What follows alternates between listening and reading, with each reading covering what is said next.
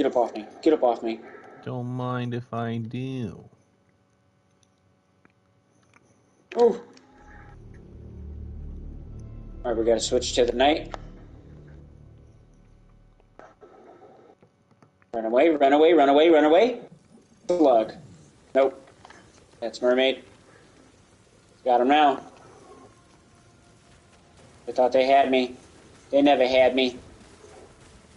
They thought they'd catch me lacking. I caught them I slacking. never lack. I never lack. Uh-oh. I am getting absolutely just bludgeoned.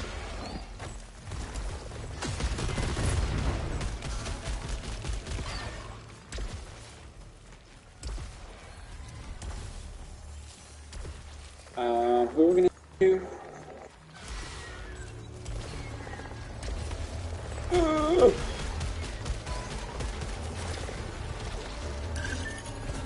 Oh my gosh. We got him. We need to get the chicken. Gotta get the chicken.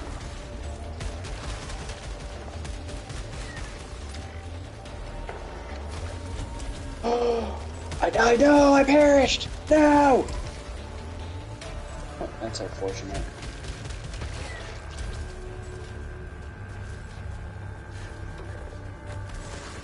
Again.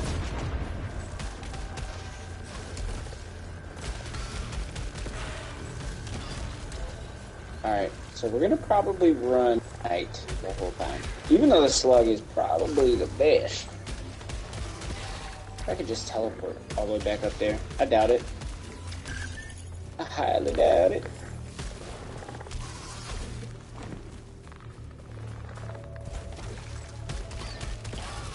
Why doesn't this guy want to be my friend? Why shoot blue orb when we could be friend?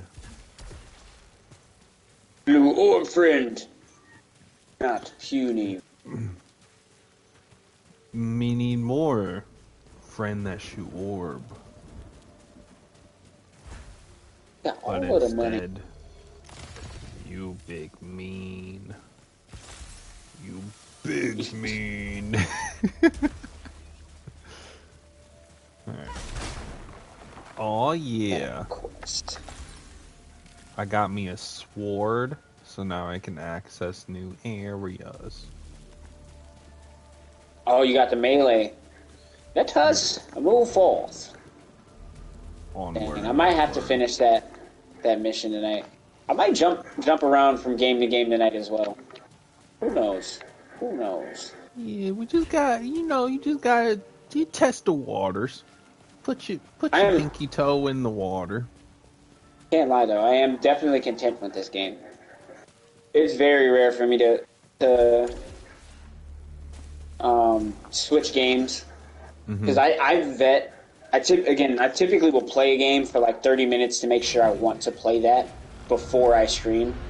And if I don't want to play it, then I'm like, yeah, I'll find something. Or sometimes I force myself to, but very rarely is that the case.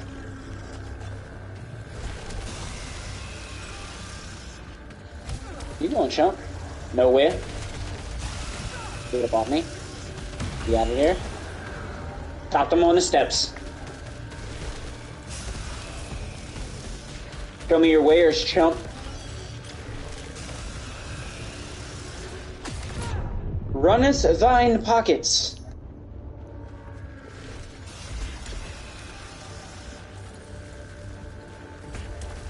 Rico, hello, God bless you.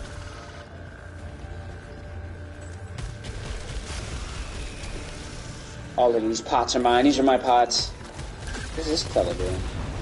Hello, sir. He didn't have any wares. Just because he didn't have pants.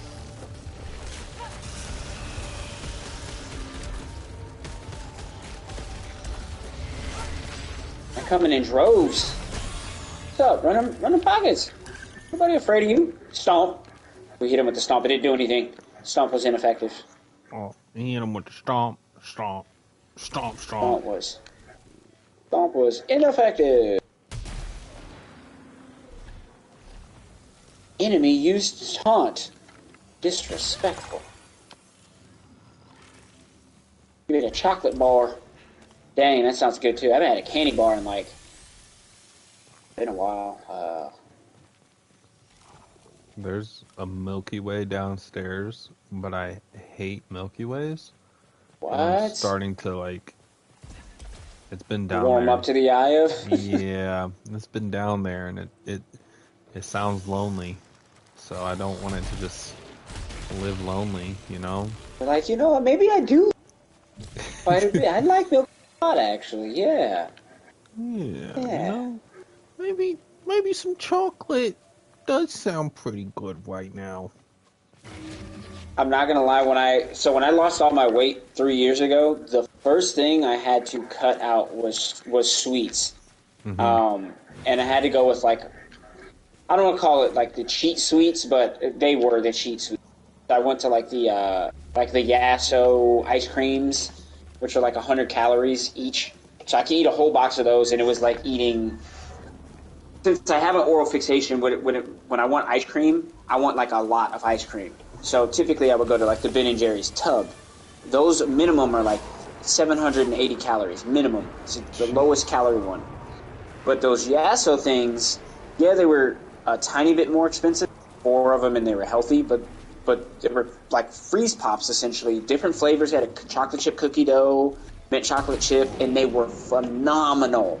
Tastes just like the real thing, like the unhealthy version. But all of them, the entire box, only 400 calories total.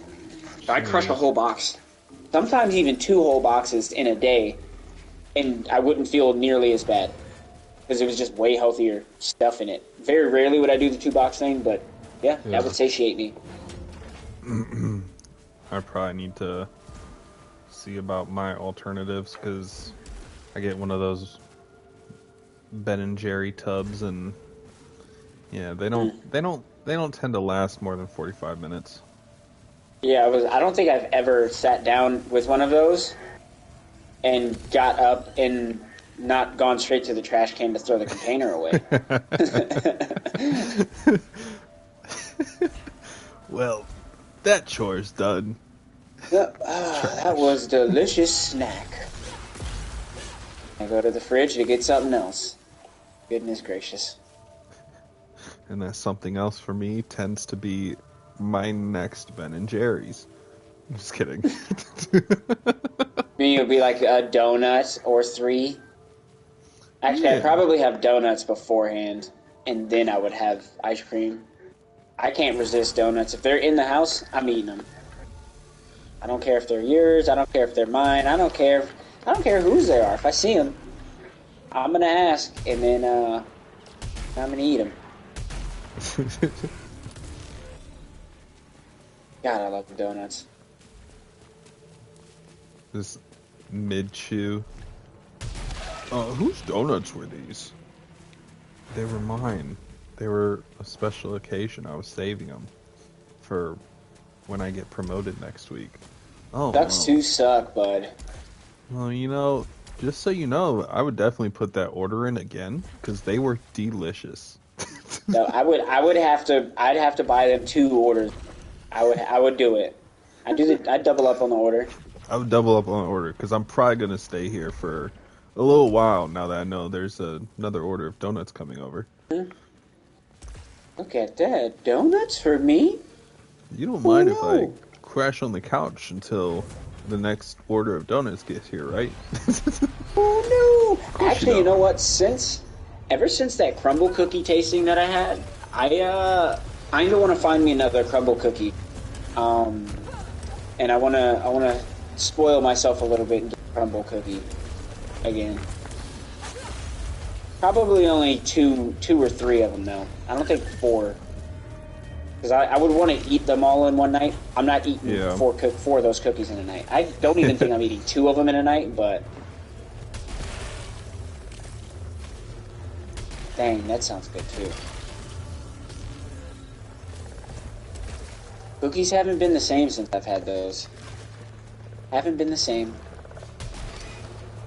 Chop, chop, chop. Let's go horse. I need to try a crumble cookie. I mean, if they wouldn't have bought them for me, shout out to my neighborhood complex. Oh, get up off me. Oh my goodness. What is going on? Why are they still spawning? I just beat you guys. And I almost deaded. I was almost deaded.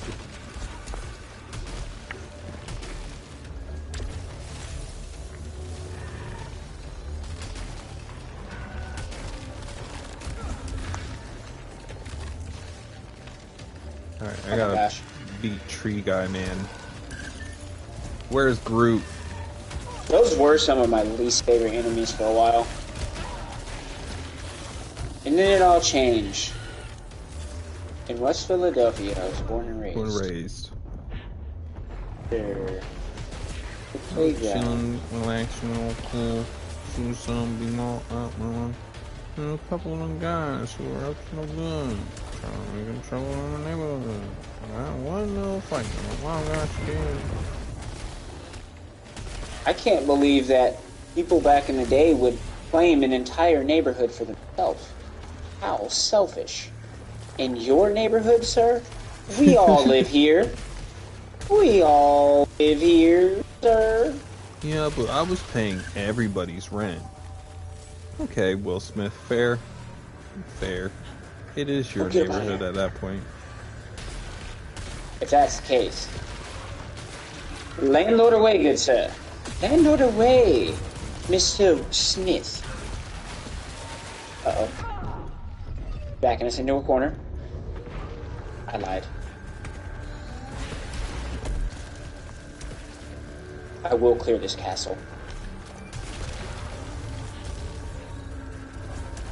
Oh my gosh, I'm getting ran down. They're raining down that hate, flying stingrays. Ah! He's done for. Stick fork in him, he's done. I need a help, I need a help. Oh, rain down no. hate. They don't know what's coming. Oh, Why do no. they have like chocolate bars and stuff, and then they show radishes? That is appetizing. I don't think I've ever had a radish before. Yikes. I've never had a radish either. Yeah, I can't think of a single time when I've had a radish. Back up off me? Yeah. You guys didn't know. Coming out swinging. I feel like anybody that eats radishes probably also eats onions like they're apples. Ugh. I'm in this phase of my life where I'm trying. I've mentioned many times. I'm trying to force myself to like things and do things I wouldn't normally do. Mm-hmm. And onions is one of them. Because I guess onions are actually really healthy for you. They're really healthy for you. Not like the healthiest thing for someone else. Yeah. So typically the only times I would have an onion anyway would be like in stuff chopped up, and that way I don't mind it. But on a burger is the only other way, like where it would be in a whole kind of a fashion, if you will. Yeah. So what was it? I think Wendy's for a long time was like the only place that had a hamburger that I liked with onions on it. So pretty much anytime I want onions, or not want onions, but am trying onions, I always go to Wendy's. Since I don't eat fast food really like that anyway, I'll go to Wendy's. I'm like, all right, I'm not making a burger. They make one that tastes good with onions on it. I'll have that. Wendy's burgers are pretty alright. I like Wendy's burgers. I prefer Burger King's burgers, but I don't know. Burger King's meat's always been suspect. Like, I just don't know. I've seen too many reports of people doing like, oh, McDonald's and Burger King burgers locked away for 30 days versus like all these other burger places. And like McDonald's and Burger King are always the only that comes back and the food's like still exactly the same 30 days from now or like from then. I'm like, how is this possible? And all the other ones are like fully decomposing and stuff like that. Yeah, my cousin that I make music with, he used to work at Burger King in high school, and Okay. I have never once seen him eat even a fry from there in his adult life. And so that just lets me know not to go to Burger King anymore. Yeah, but see, it's funny you say that because my older sister, she worked at Burger King. I don't even remember when it was. She worked at Burger King for a little bit. It's like 6 months to a year. And she ate it, but this was like years ago. This was like back when Burger King and other fast food places were still good and they were actually still kind of cheap.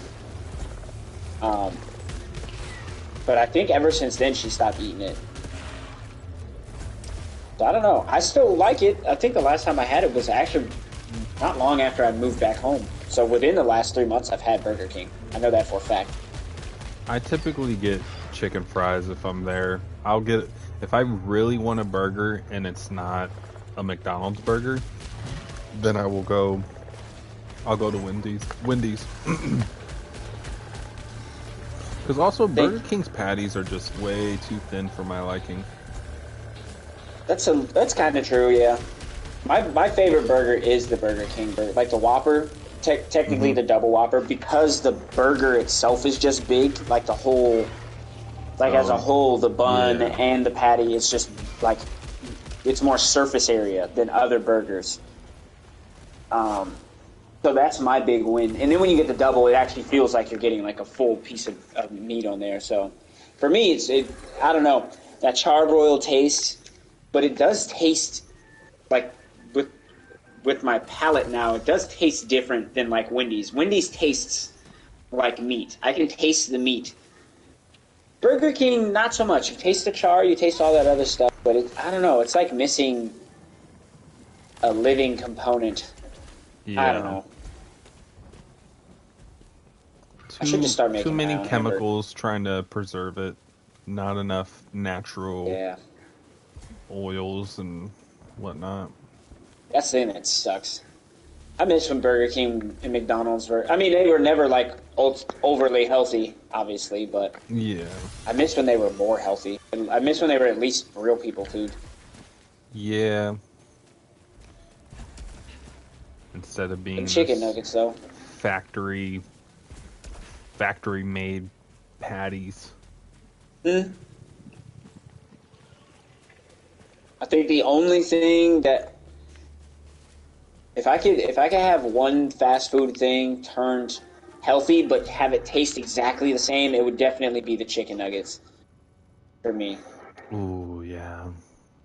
Because, I mean, I haven't had chicken nuggets in ages, but I remember chicken nuggets were always so good. I used to get the 30-piece back in my day. It was magical. Everything about it was amazing. You know they have Good old 50 30-piece. now? Wow. They have a 50 I remember it was a joke when I was in the service, when we would go through and I would order a 30-piece because the 20-piece had just come out. And I would be like, yeah, let me get a 30-piece, and it'd just be 20 and 2 10s. So it's like 3 10-piece boxes, essentially, is all it was. And that was just like the running joke. Oh, nobody's always getting a 30-piece. Because I always ate so much because I was such a glutton. Anyway, and now it's hard to believe that they're actually to the point where they have a legitimate 50-piece. Yeah. That's got to be like a family meal, though. Like, there's no one eating that regularly for like a lunch when they go to McDonald's. Oh no, some people might just be like, yo, Super Bowl's here, I'm not trying to leave the house. Give me the 50. I guess, man. I guess. That's sad but true. Yeah, it is super sad. I mean, it really is. I don't know. I would like French fries and like a McDouble and some chicken nuggets from McDonald's. However, I remember what it tastes like, or not what it tastes like. I remember what I feel like after, and that's the one thing I don't ever miss about eating McDonald's, specifically McDonald's, is the way I feel, like my body. My body always feels disgusting afterwards. Like, Yeah, I had 2 McDoubles yesterday, and I was not feeling good.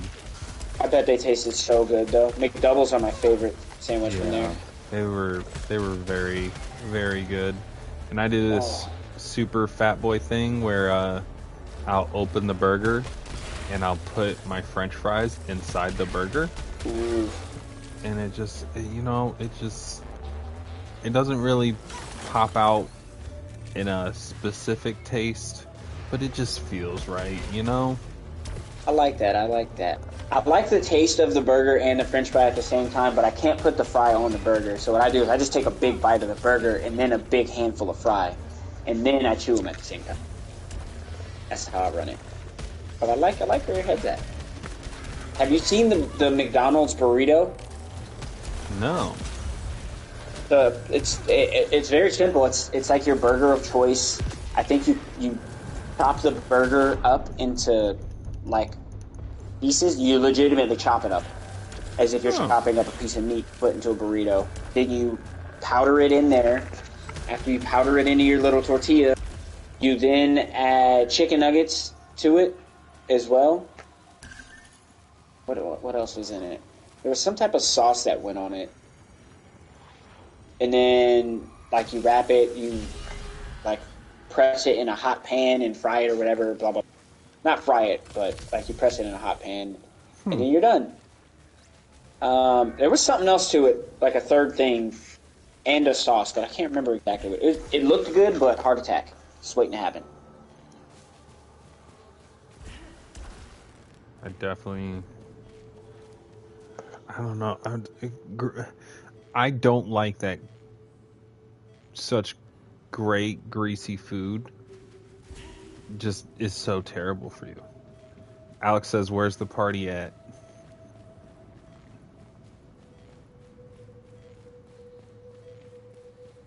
You say, what?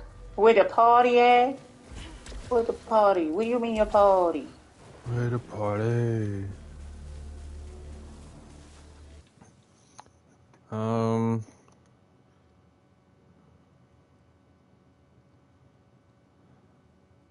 Oh, I'm stupid. I was looking for his name in my friends list. I don't have him on my friends list. I think I can add him, right? Okay, bet.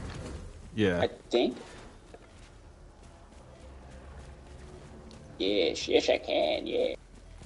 Range. Oh, no. It's me, Mario. It's me, Mario. Yeah, I'm going to run one more. I'm going to probably run this for another 30 minutes. Then I'm going to switch to Returnal or, what else? Yeah, Hello, good sir. I keep taking L's in Returnal. And, I would love to say that it's not ruining my confidence, but I also don't want to be lying. You know, you just got to get that one perfect run. That's kind of what you're waiting on. Because that's what I had yesterday.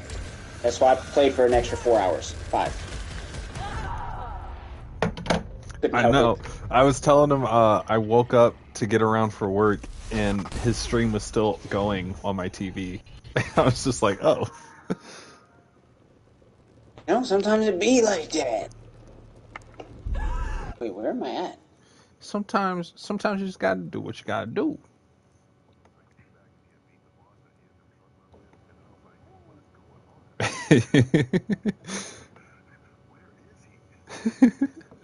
And the grind was so real.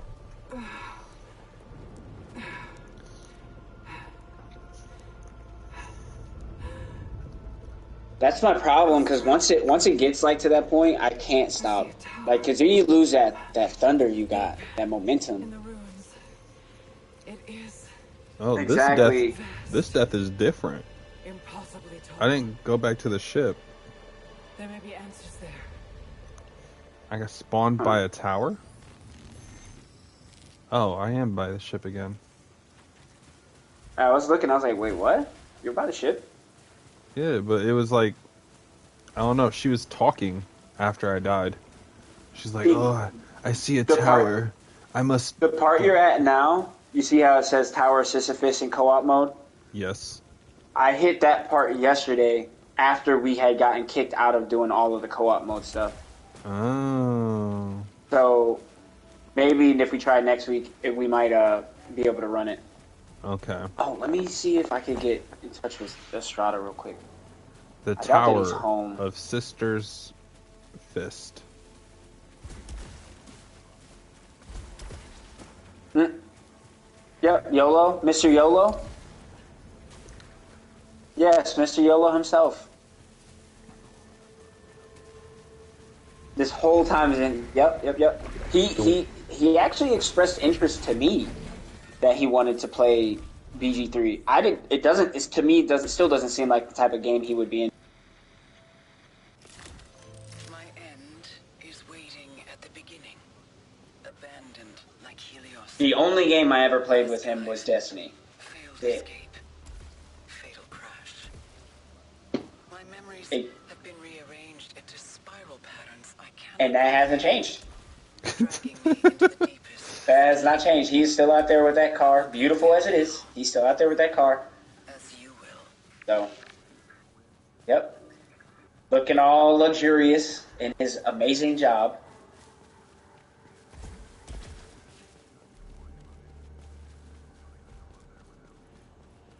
When, I think it was Carlos, she had told me about what he did.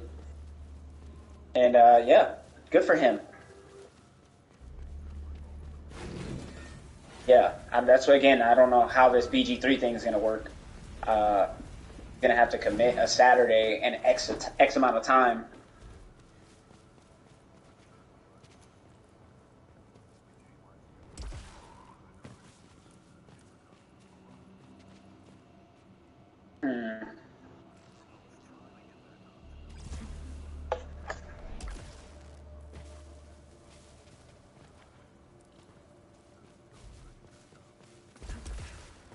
And he got it. They were looking for the YOLO.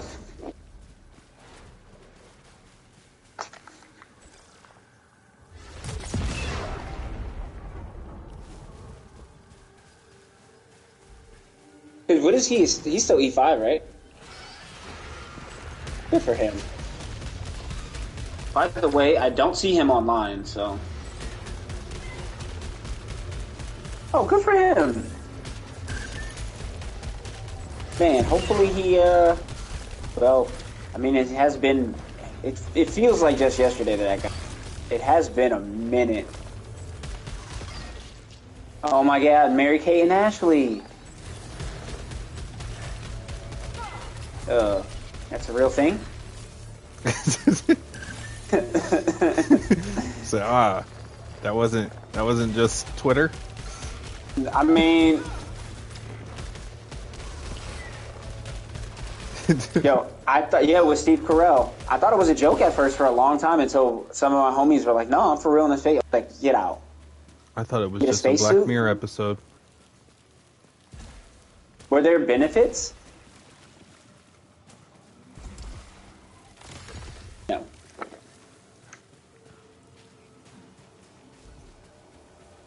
Ugh. It's such a bad idea.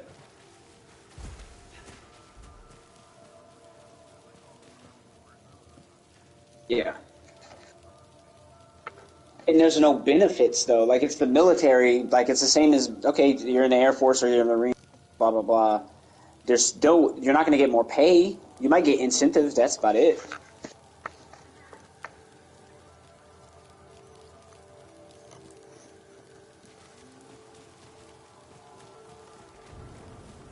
What? That sounds like something Roby wants to have at all times. Oh, yeah. What? So, oh, I thought at first, I'm not gonna lie, I thought you were gonna say they like practice floating in bodies of water just to signify floating in space, maybe. I don't know. I can't believe they don't have anything. That's crazy. So, like, I was just about to ask.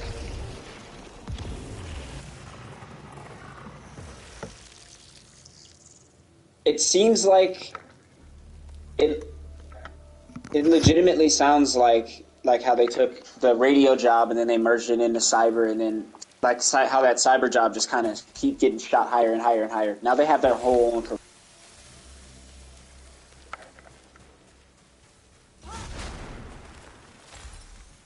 Mm-hmm. It's tough being you, buddy.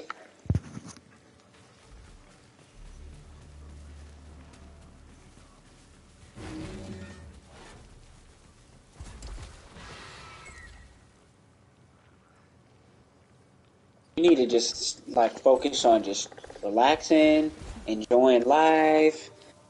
Things are crazy right now, man. In the world. Oh.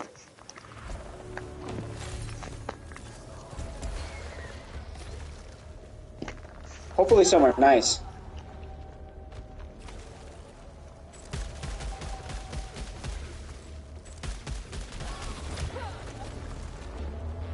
UAE's cool.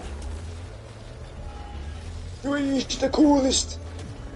I think, again, I was hoping Steve was on, but I was hoping, because I had talked to him and I think he's been there as well.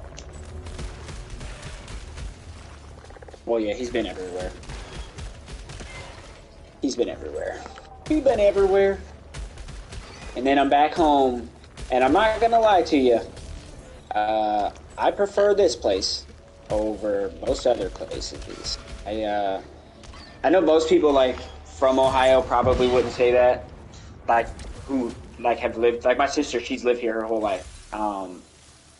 And I know she would never be like, oh yeah, I would prefer to stay in Ohio. But honestly, I think Ohio has a lot to offer, minus the winter. I don't know. Drew could probably attest more because he lives in a different area of Ohio than I do, than I've ever even visited. But the area of Ohio I have lived in, I don't know, man. It's like, even out of all the other states I've lived in, it's just different here for some reason. I think it's decent here.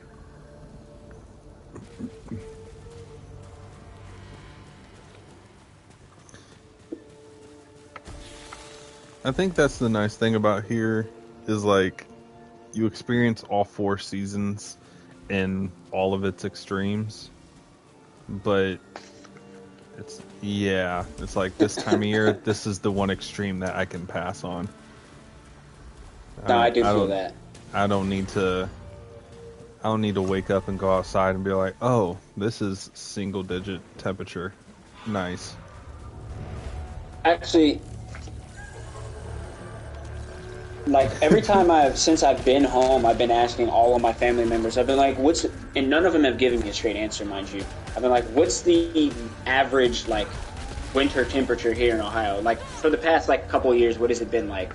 And everyone's like, yeah, it's been, like, okay. But, they've been saying it's been, like, okay, and then this happens, and they're like, oh, no, yeah, this happens. I'm like, so what is it? Does this happen all the time, or does it... Yeah, like, is this the okay? I don't remember this. What they mean by okay is that Ohio never knows when the hell it wants to be cold.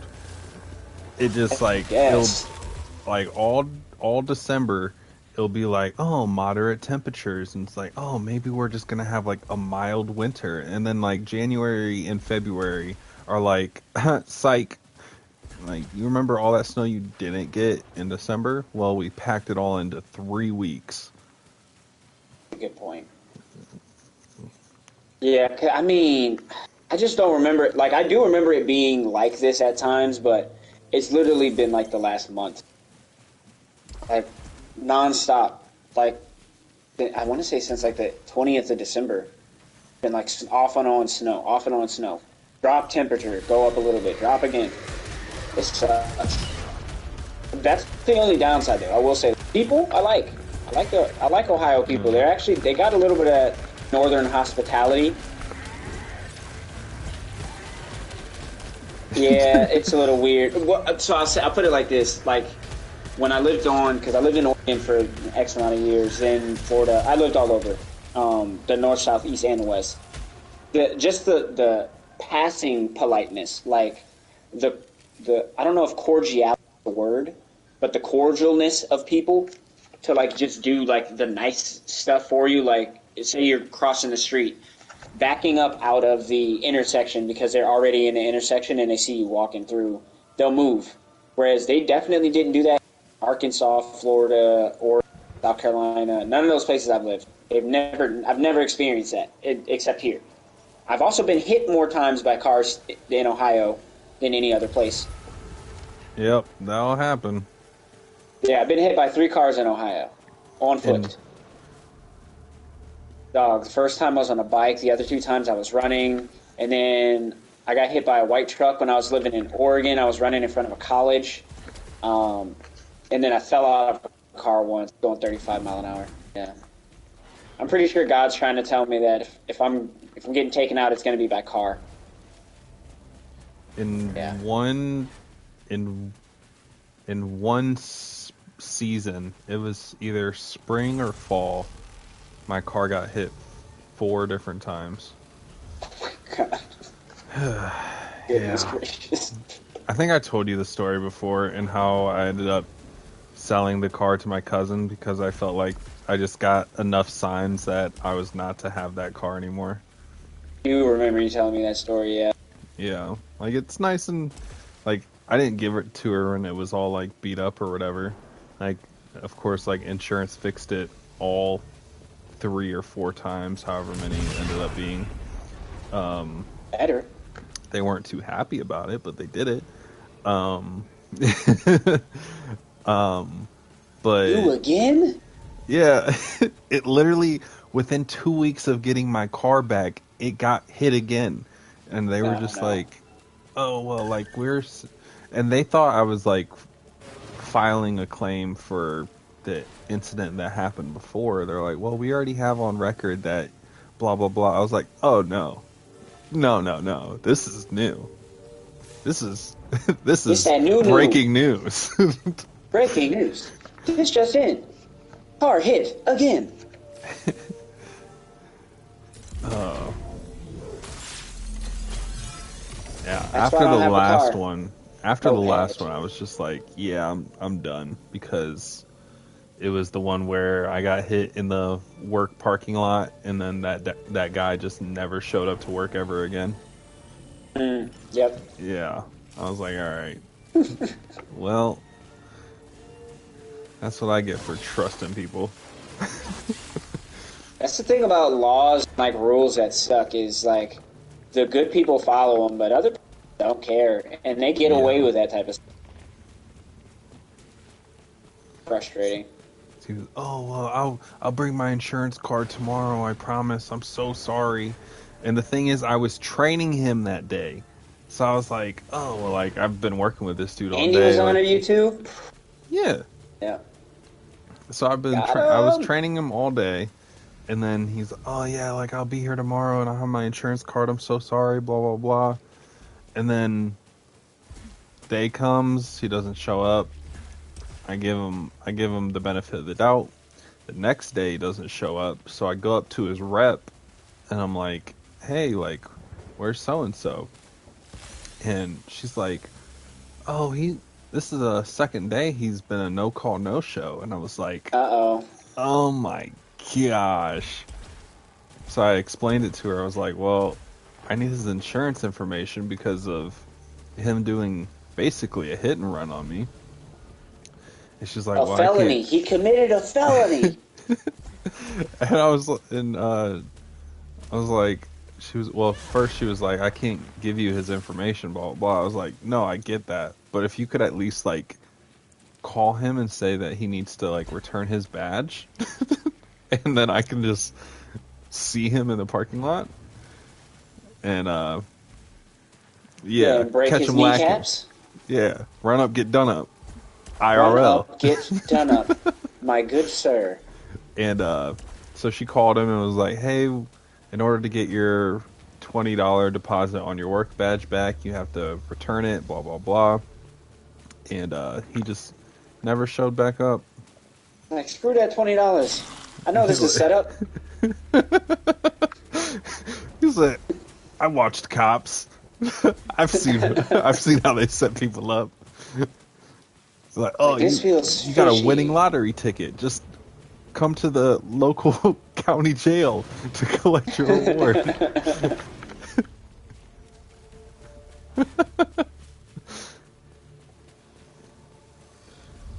I don't even know where I'm going right now. I'm just traveling and babbling. Let's back up. Oh, is that the boss? Turn me up in the headphones. So, real quick, so we don't get too distracted from the main goal with BG3. I think we all have kind of come, aside from Estrada, it's just like really hard to get in touch with him. It's like, I don't know. I could try again, I guess. Anyway, I think the day that works best for us is Saturday. I think that's a given for all of us. Even with talking to him. Mm-hmm. Oh, yeah, so it'll be Sunday for you, right? Like Sunday morning? Oh, What I didn't realize you were in time a would work different best for you? zone like that. Yeah. I think so, yeah. Because it's 2 for you, right? Yeah, 14. No, this is not pre-recorded. But no, so yeah, you're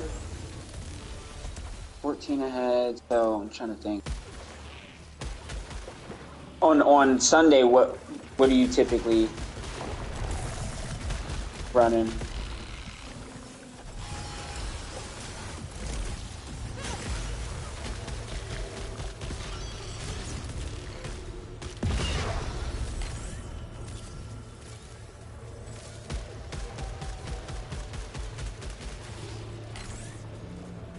In the 12. Okay, that would be. Well, 12 o'clock would be 10 here, I think.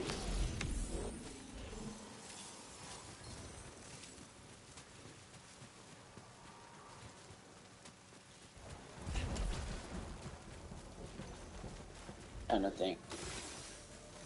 I know for Saturdays, for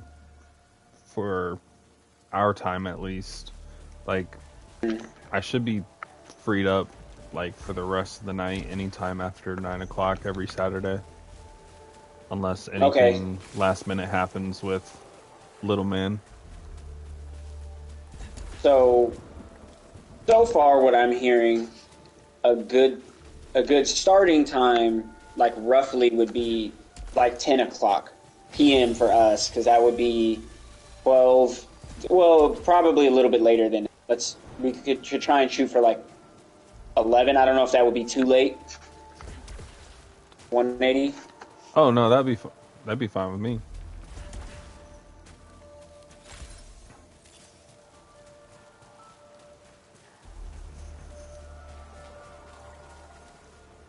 Mm-hmm. Okay. That might work. Because it would be better if we could. I guess we should talk about that first.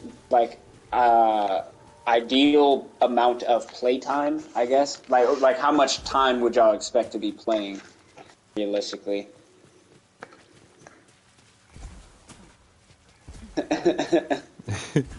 I very rarely ever have to work Sundays, and if I ever do, then I get a well advance notice.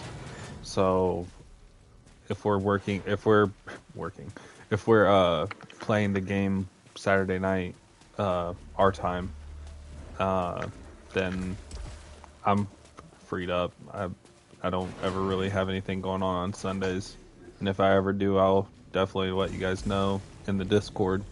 But yeah, it doesn't really matter to me. Because I'd like to have at least like a base time that we have, and then we could work off of that. Well, since 10 o'clock is more your stream slot, anyways, we could just stick with the base time of 4 hours. I mean, that works for me. I'm cool with that. All right. I don't know how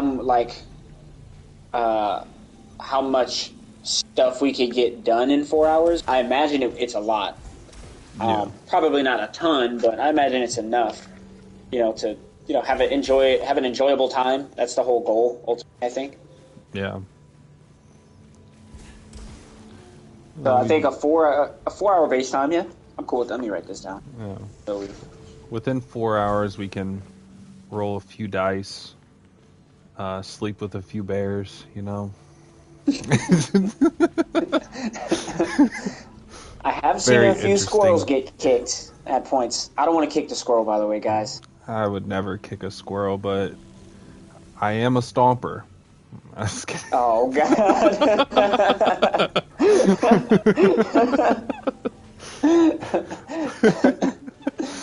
I am a stomper. It depends on the type of squirrel. I mean, if it's one of those just like regular tree squirrels, cool. But if it's the Ice Age squirrel, getting into all sorts of hijinks just to hide a nut, nah. You can't even catch him, so you're good. You can try and stomp him all you want. You don't catch him. Yeah, I don't want to catch him. Anybody in his vicinity, it's a death wish. It's dead, pretty much. Yeah, you're right. If I see him, I'm running towards the bear. Saturday at 10:30. Base play hours, 4 hours. Sweet. I was about to ask how long the game is, but we'll find that out. It'll take however long it takes. Octopus upstairs. Is it? Oh. You know me, I'm going to. I know for sure. Since we're here right now, I know at some point I'm going to want to increase the amount of time we're playing it. Because I'm kind of hitting this point in my stream schedule now where I don't have as much stuff to play in the first. Or I have a lot of stuff that I'm finishing playing. So I by February I'll have the time to play more of that. But again, that's in the hopes that we can all play together because I don't want to play a lot of it by myself. I want to play it all with you guys.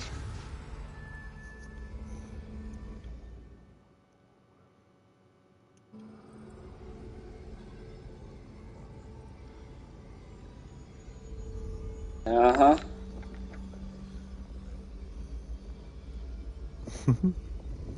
Yeah. I think, yeah, for now, for now, I think Saturdays will probably be the only day, at least until my son's like a little more out of his waking up all hours of the night stage. Totally get it. I don't expect we're going to jump into playing it very often soon. Mm-hmm. Definitely want to get used to it because like we got to make sure not make sure, but ensure the vibe is good. And like I'm sure the first couple of streams there's always going to be problems on either my end or somebody's end.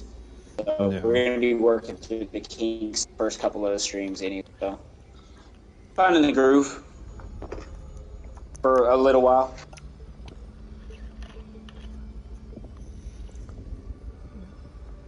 I can't wait. I'm so excited. You guys are about to see me on top tier anxiety of making decisions because I love games where like my decision impacts the rest of the story, but it stresses me out so much to know that my choice is about to affect the story.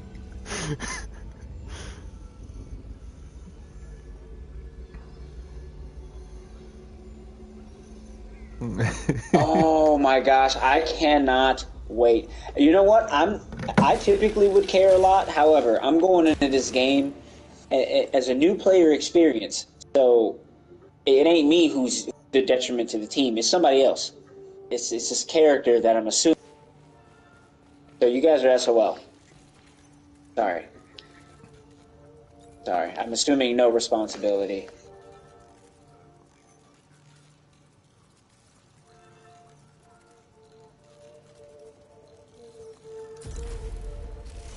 Oh my gosh, I cannot wait. Your character, I think, was the easiest one for me to write, Alex, because obviously I think I know the most about you. And then your name like just popped right in my head. I was like, oh, Pad, easy. It's his gamer tag. Like easy, and then just make him short because he's already really big.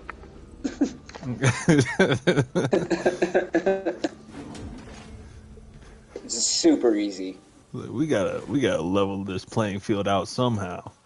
Make him a short king. Exactly. Exactly. I was like, yeah, let's make him really cool, but that's in this world, short fella. Let's make him super cool, but his face is severely 100% symmetrical. It is just off-putting.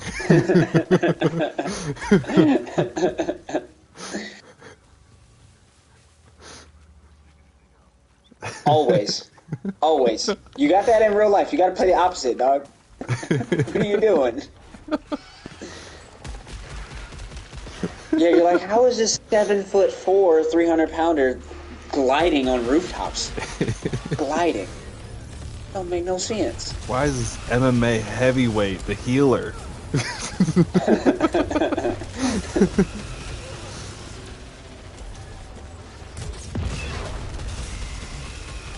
Perfect. Oh, no. That shows my level of excitement for it. I've been stoked to play it. I actually just deleted it from my PlayStation today, though, since we're waiting until February. It takes up a lot of space. Yeah, there's a high chance I will take everything off of my PlayStation except for Ragnarok and BG3 for quite some time.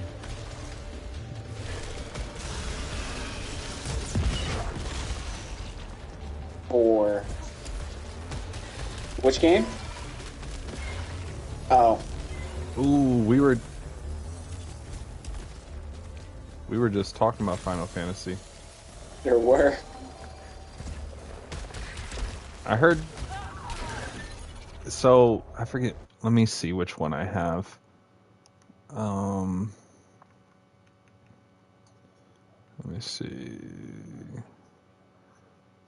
Where's that?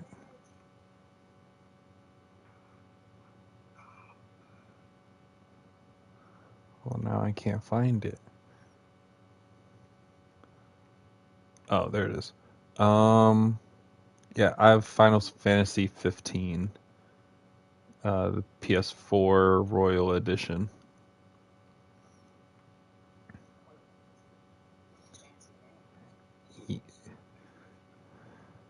I think so. I don't know. It was on the PlayStation Plus store one time, and I just downloaded it. And I never really played too much of it. I have 37 minutes clocked in.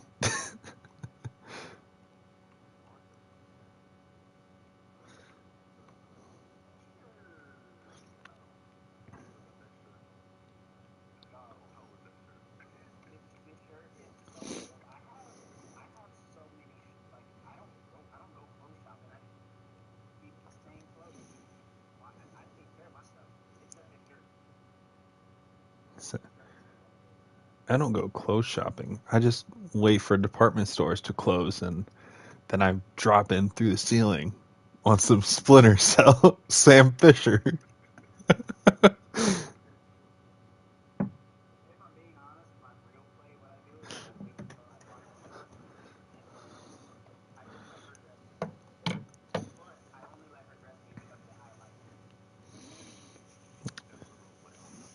Yeah, my girl's finally gotten the hint. I'll just casually be like, "Oh man, this Naruto shirt looks really cool." And I'll just, "Oh man, this Hunter x Hunter shirt, man, this really cool." And then when the holidays come around, guess what? I got Naruto socks. I got a Naruto hoodie. Got got all sorts of stuff. Yeah. All I gotta do is drop not so subtle hints.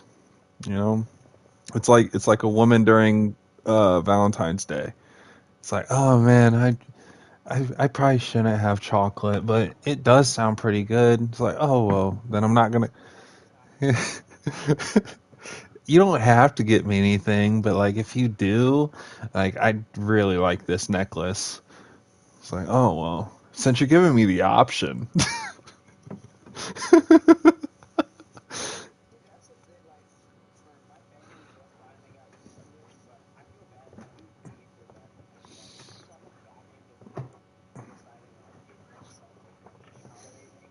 Hmm.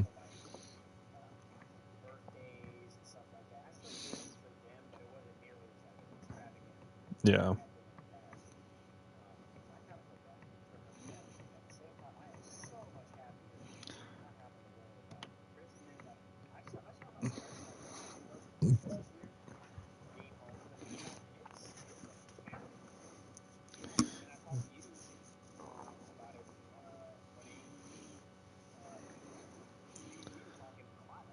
Yeah. No, not at all. I was very much wanting to hop on board with you. It'd be so nice when I'm able to just be like, just sit back and just say no. Like, just feel like, oh, like, what are we doing? What are we doing for Thanksgiving? No, nothing, nothing. We're gonna do the same thing that Buffalo Wild Wings is doing. Oh, well, they're closed. Exactly.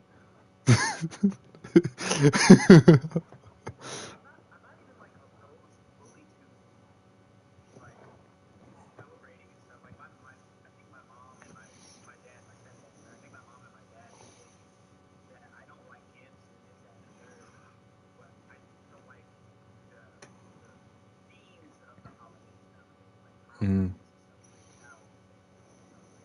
yeah.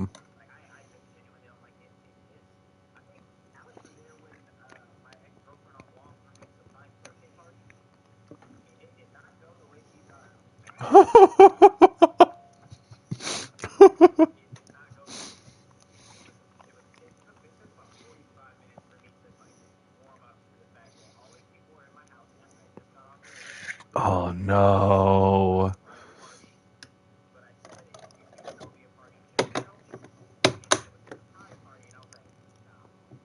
No. I would be heated coming home from work, even if it was a good day at work, because my drive home, I'm so preparing myself for just like my calm time and my just like one on one time with myself, and maybe just like turning on the TV and no questions being asked while I'm watching my show. And then I walk in and no, just a birthday surprise. I came home on Monday from work, and my mom was here to see Rome, but she never texted me saying she was here. Do you know how much that irritated me and flipped my day upside down? And that was one person. So I can only imagine how you felt with a party of people.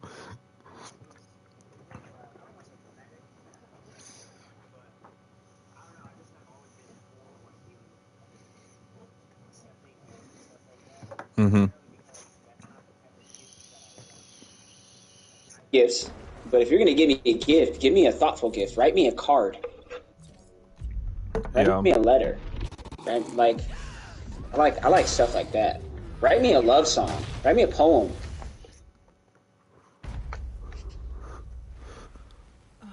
Today. I won't I'm give saying up. that's what I want somebody to do that for me. Like, come on, come on. One day, one day. What is taking? What a terrible combo this is. What I thought was what threw me off, which like not in a bad way, but what threw me off is the fact that like you were like, oh well, like I don't really I don't really celebrate holidays or birthdays or anything. And then my birthday rolled around, and on stream you sang me happy birthday, and I was like, oh no. So the thing is I like celebrating birthdays. I don't like how people go about celebrating birthdays. That's the thing. I feel like people make this the person, the self, not others, the self, typically propagate as the birthday for themselves as if like people should be celebrating your birthday as if, and I don't think that it's a bad view to have. However, I think it's an entitled view to have. I think there's like billions, not millions. I think there's billions of people who spend every single year where they go, you know, they don't have anyone singing happy birthday to them. They don't have anyone giving them gifts. They don't have anyone, you know, making them dinner. They just literally go about their day another day. And I don't know. I kind of just adopted that view. Whereas, you know, if I have a connection with someone, I would like to celebrate that birthday for them.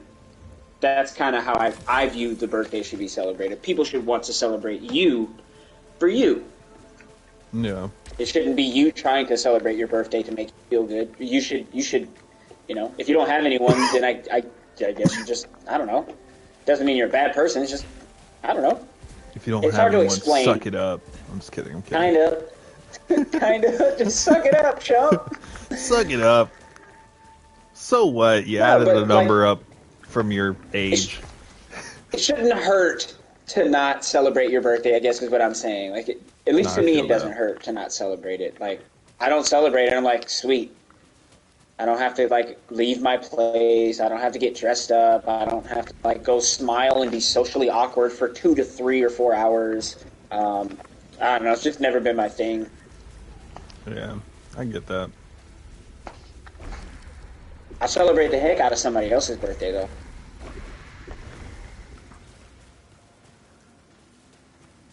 When'd you stop doing that?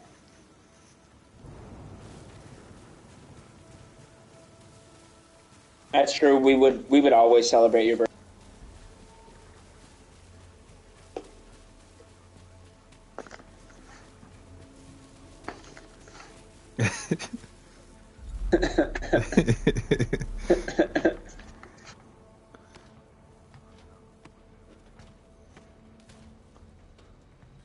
Yeah.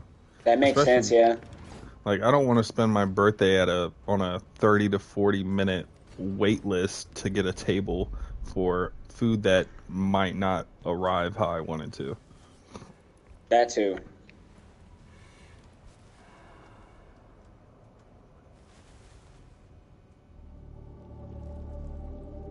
Facts. We should definitely share similar. You express it much better than I did. We share very similar viewpoints on it. That's how I feel about it. Like I'm more than blessed to wake. My birthday is every day. Every day Jesus makes me anew. Every single day. So, you know.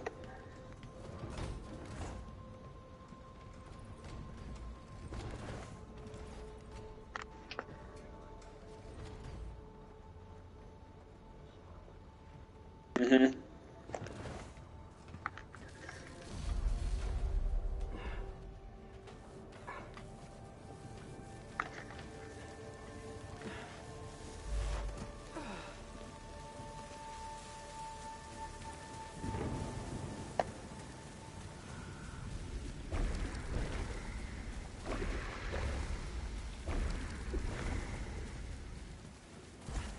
Like a good individual. Oh my gosh.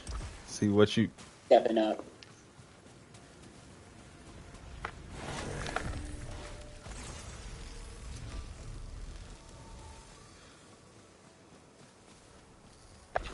It does. And I don't think it shouldn't. Yeah. What you should have done is give her the Yes. family experience and be like, oh, your family's not around, well we'll make you feel at home, and then you just get a bunch of people around and everybody starts an argument about some drama from 3 years ago, and auntie owes uncle money and we're not gonna speak about why, and Be like, oh god, this is what real people go through.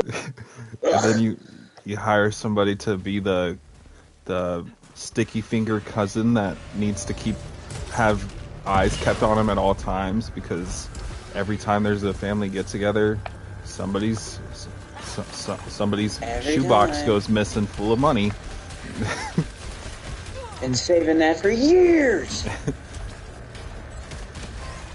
I Man. feel that.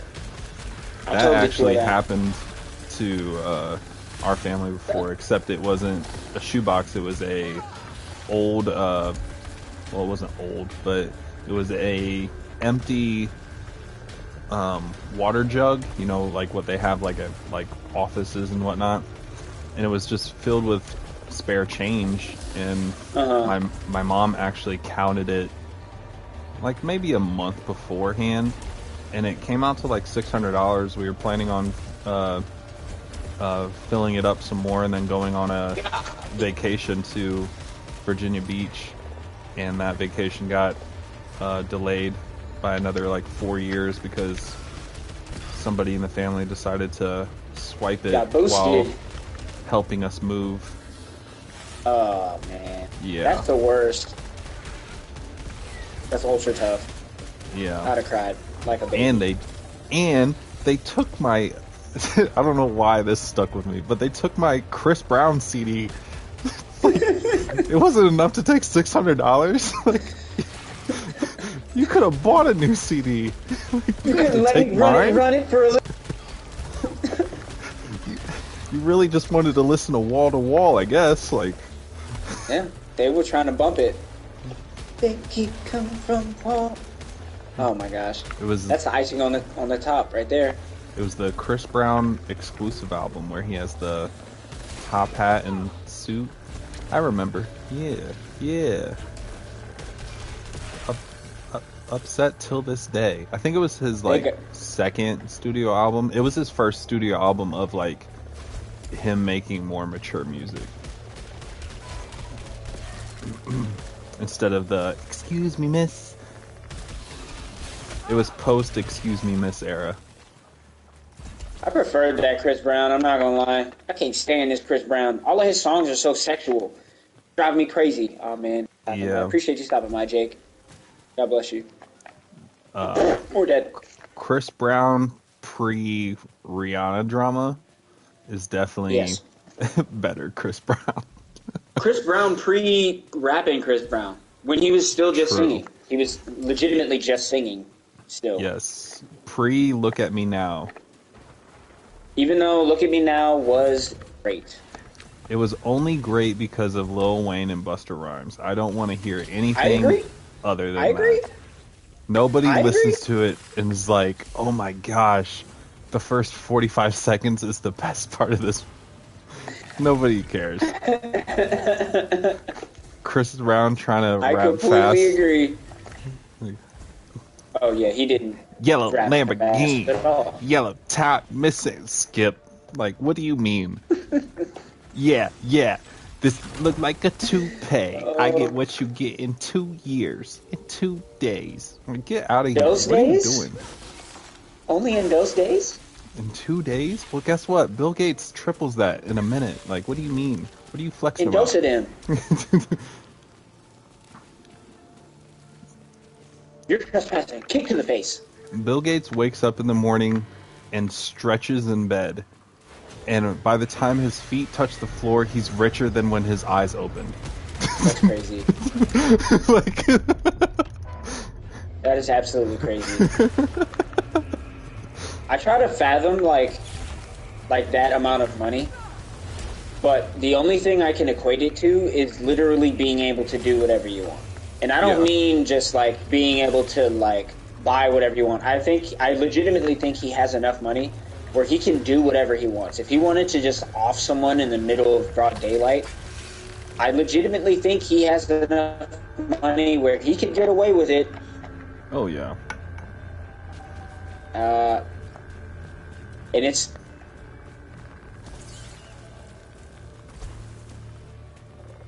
I think Bill Gates has enough money where he can and it's spend... just like however much money he has, you can just stuff virtually.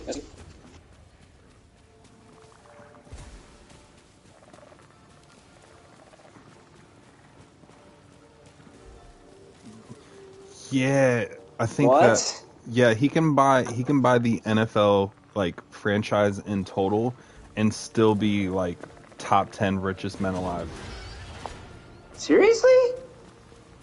What is he on the Forbes list? Um, He's up there, and there's even richer people than him that just aren't like pop culturally rich. yeah, Like there's Bill people Gates in is Saudi like Arabia that are just rich and quiet. Like got that. They got that oil money. That's that, yeah. from what I heard. The money you want. Yep, and I'm just over here, just poor, like the other 90% of us. Yeah, I'm just over here Nice. like, oh, should I get a burger or should I put $5 in my gas tank? Decisions.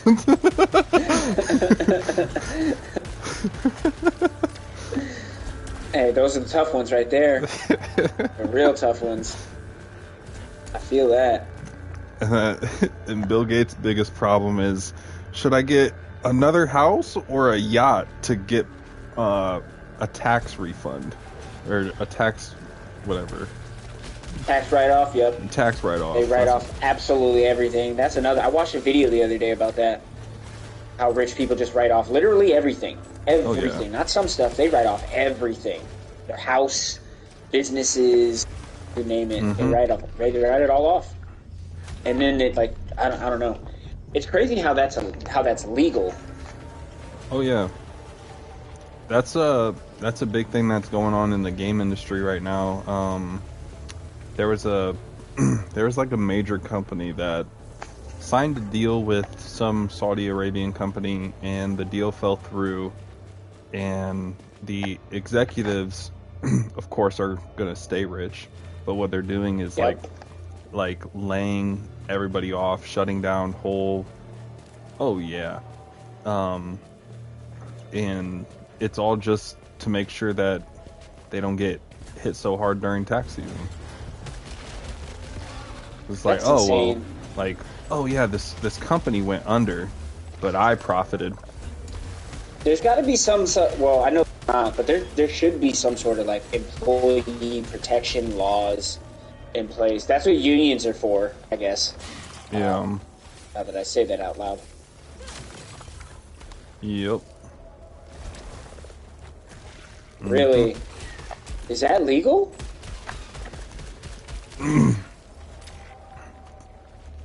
Yeah. That's the problem. Is it's the little guy trying to prove this in court against the big guy. Yep. And then you got some game companies that they'll have employees, but they're not officially employees. They're just contracted. Yep.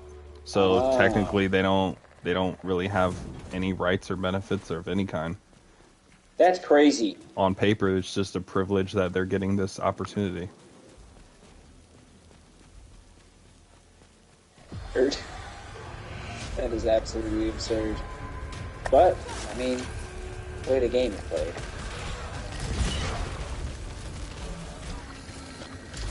I don't like. Yeah, again, the parkour in this game, solid. Don't know what the story is about. Parkour, exactly what I'm saying. It's a pretty game. I wish I would have kept up with this game series. What is going on? I'm dead.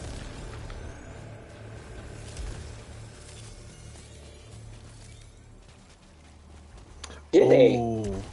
I didn't know they were the same. There's a lot of controversy on the finals yet. right now because of the yup.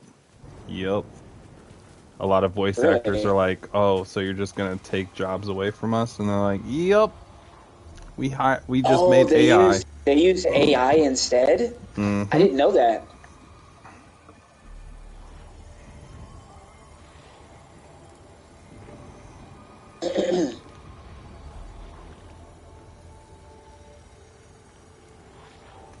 Oh my gosh. They signed off on it. Dang, that's crazy. I hate to say it, but I kind of saw it coming. So I have a Like, question. more of this is gonna start happening. So I have an opinion, or I have a Huh? question for your guys' opinion on this. Thanks. So Let's go. for like iconic voice actors, when would you say, or I should preface it like this, for iconic voice actors that are either no longer here anymore or basically their voice is shot out, how long would you say would be a respectful amount of time to AI their voice?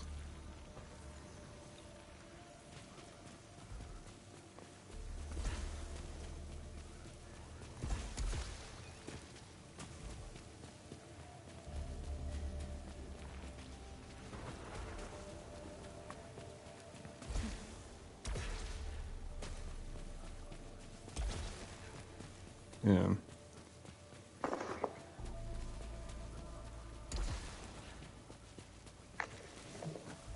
Yeah.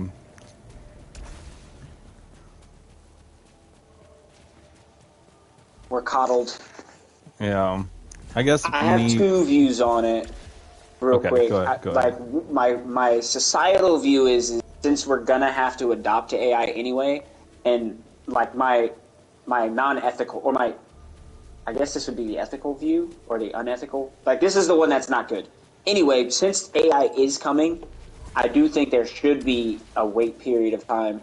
But I think all rights and royalties of that voice actor and their likeness should be used or should go to the voice actor's family. But I Oh, do for think there sure. should be a wait period of 3 to 5 years, and they have to get approval from the family. But my other opinion would be exactly what Alex said. Under if I could actually choose, and it would not be any way of them, forcing the agenda anyway, I would go. Hmm. I think just find a new voice actor, adapt as they've done. They've better voice actors have come along, decent ones close to have come along as well for Yeah. different roles and different things. So that's the other flip of the coin. Yeah. Cause like you said, I agree that it should be something that um should kind of just be put to rest. But I know with how greedy the companies are and how much how how dedicated some fans are to quote unquote their voice actor for said character, like it's gonna happen because even stand up comedians, there's some stand up comedians right now like Robin Williams and whatnot. Mm-hmm. Somebody's already made like a full stand up special using his AI, and like so there's a new Robin Williams special out there on the internet that is not his material at all, but it's his voice, and the Crazy. AI captured his sense of humor and his comedy likeness, and it's very similar to how I would assume he did his stand up.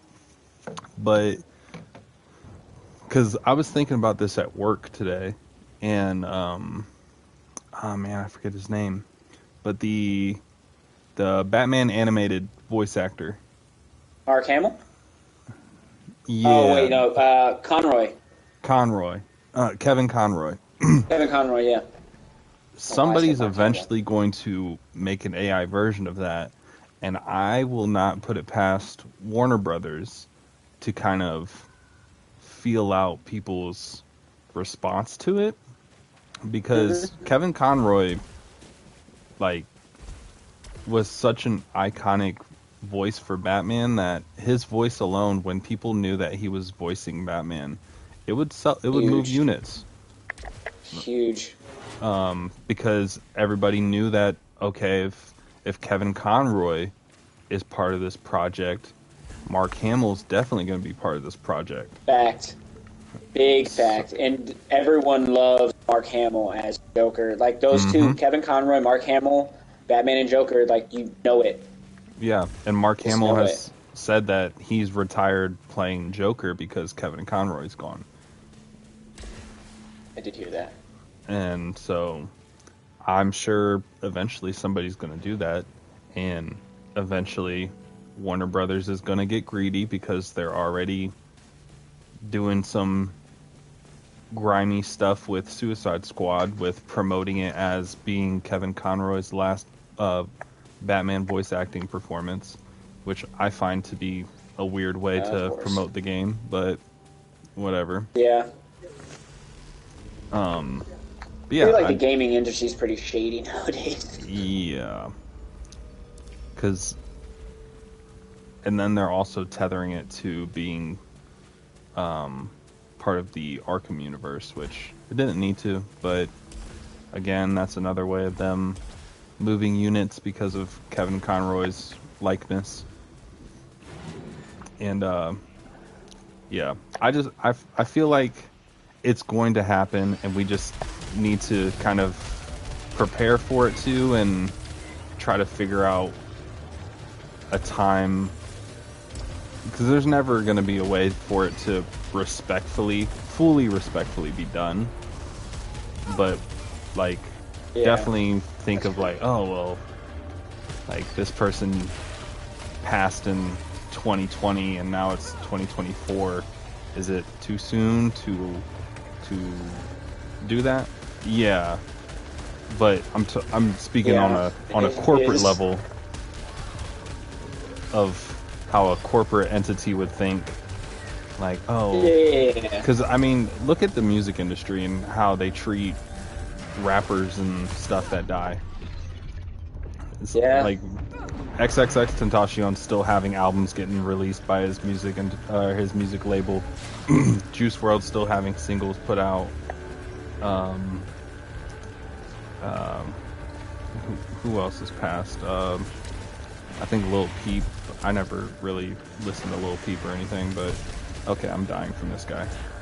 I don't think I've listened to any of those rappers that you just mentioned. I knew them, but I never listened to them. I really liked XXX Tentacion. I remember I was listening to his album before work one day, and it was like I was really like in a weird space mentally because I was with somebody that I shouldn't be with, but I also had nowhere else to go.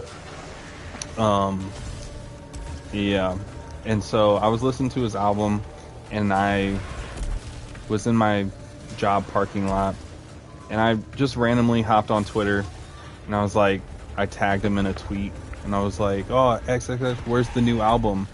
And I kid you not, 2 hours later, I go back to my car on break, and I get a news notification saying he was shot and killed. What?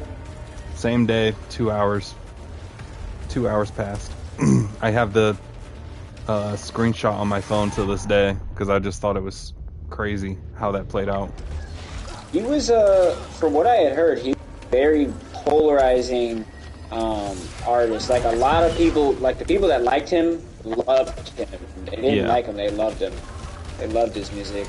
And again, I had never heard any of his music, so I could never really judge. But judging based off of his fan base, he made good music, or at least music that his fans liked. That's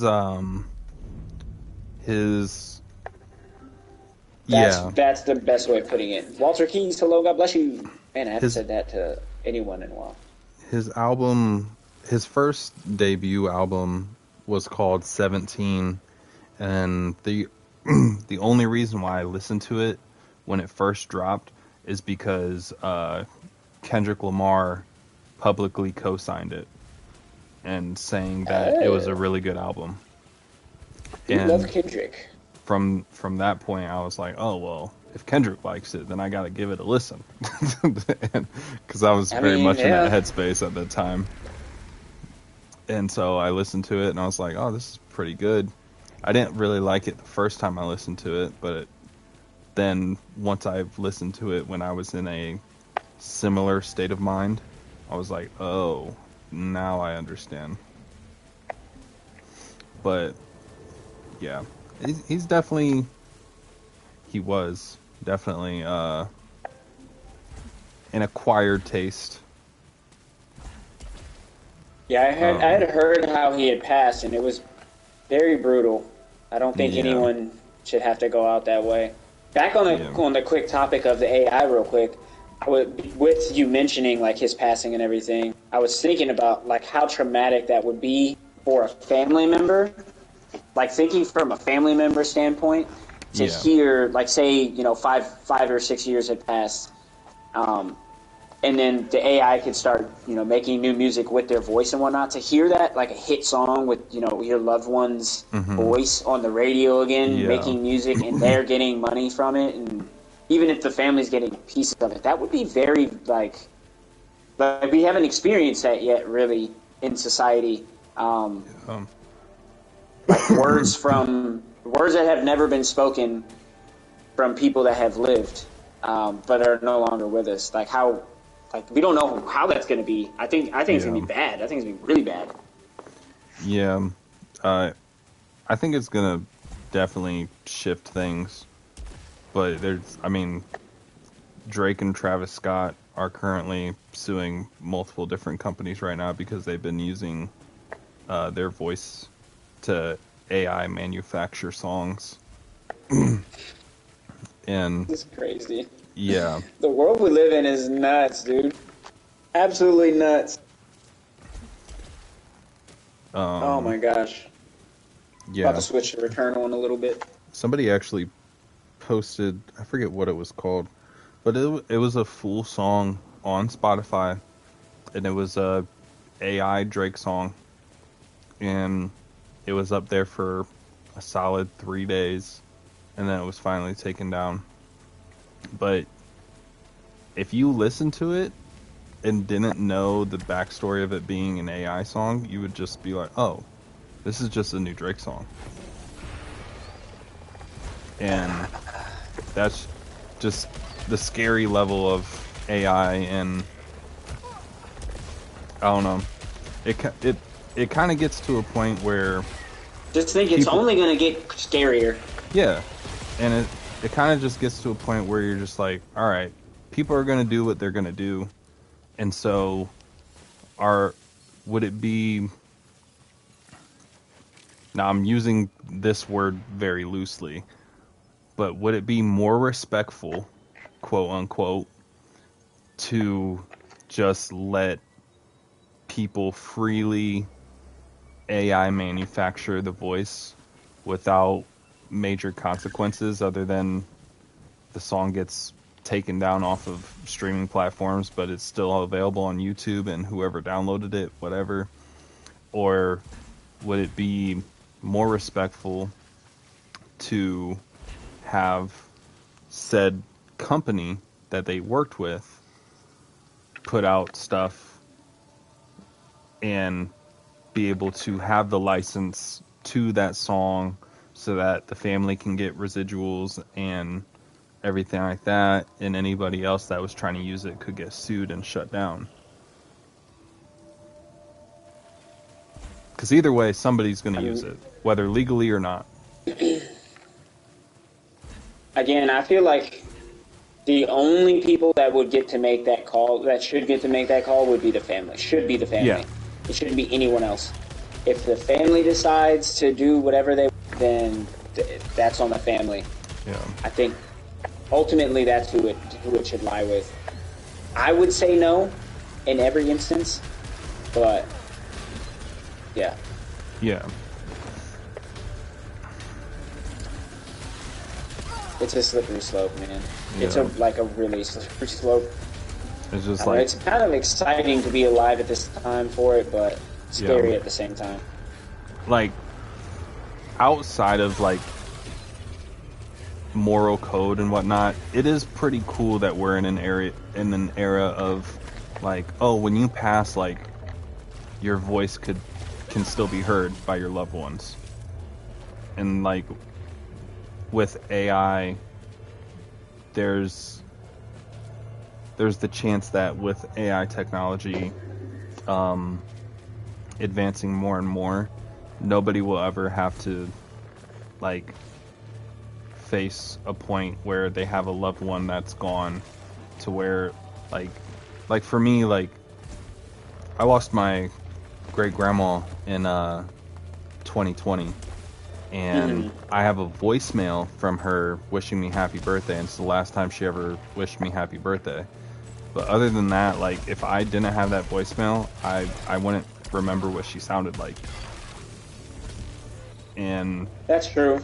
I think with AI, like, outside of the famous people and whatnot, just people using it purely for their own personal use, like, I think it's cool that we're in an era where we're really close to, you'll never have to be scared of the fact that, like, oh, like, I don't want to get dark, but like if my mom passes, like, yes, I'll still always be able to hear her voice. I totally get that sentiment. And it makes sense. I think I feel like that's a more practical, like, non-harmful use of AI. Mm-hmm. Again, I do still think it would, like, could blur lines, again, with the whole, like, how would it know what they sound, not how would they know what it sounds like, but how would it creating phrases and words that haven't been said? That would be the only thing for me that would just be difficult. But no, I mean, I attribute it to the times. Like, I look at the people who before us who didn't have phones and any voice recording, they just had pictures. They had paintings, and I kind of just view it that way. I'm like, hopefully a lot of people have pictures of me when I go, and I'm fortunate that we live in the era we do, but I don't want anyone. I'm gonna tell my family, don't use any AI voice. I sounded dumb enough while I was dead, or I was alive. I don't need to sound dumber while I'm dead. So no, that's what they need to do. They need to make us fill out our wills. We need to be able to sign off on that stuff now, like before we pass. Yeah, I don't need anybody. No on everything. I don't need anybody using my voice as AI to say some off the wall stuff and be like, "See, he was a bad guy." Like, he was a horrible human. I have voice recorded evidence that he supported Nazis. And it's like, what? It says here that he flew the plane for 9/11. Wait, how is that possible? How was that possible? He would have been but a boy.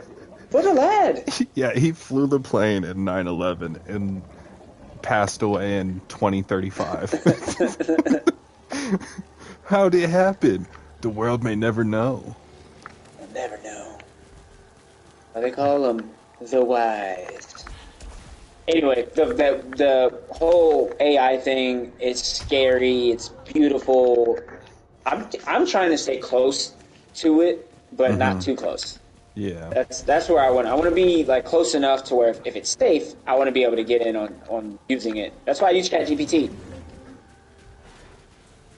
But if it gets scary, then I'm out. I want to be able to quickly detach and, like, not have to worry about assuming my identity.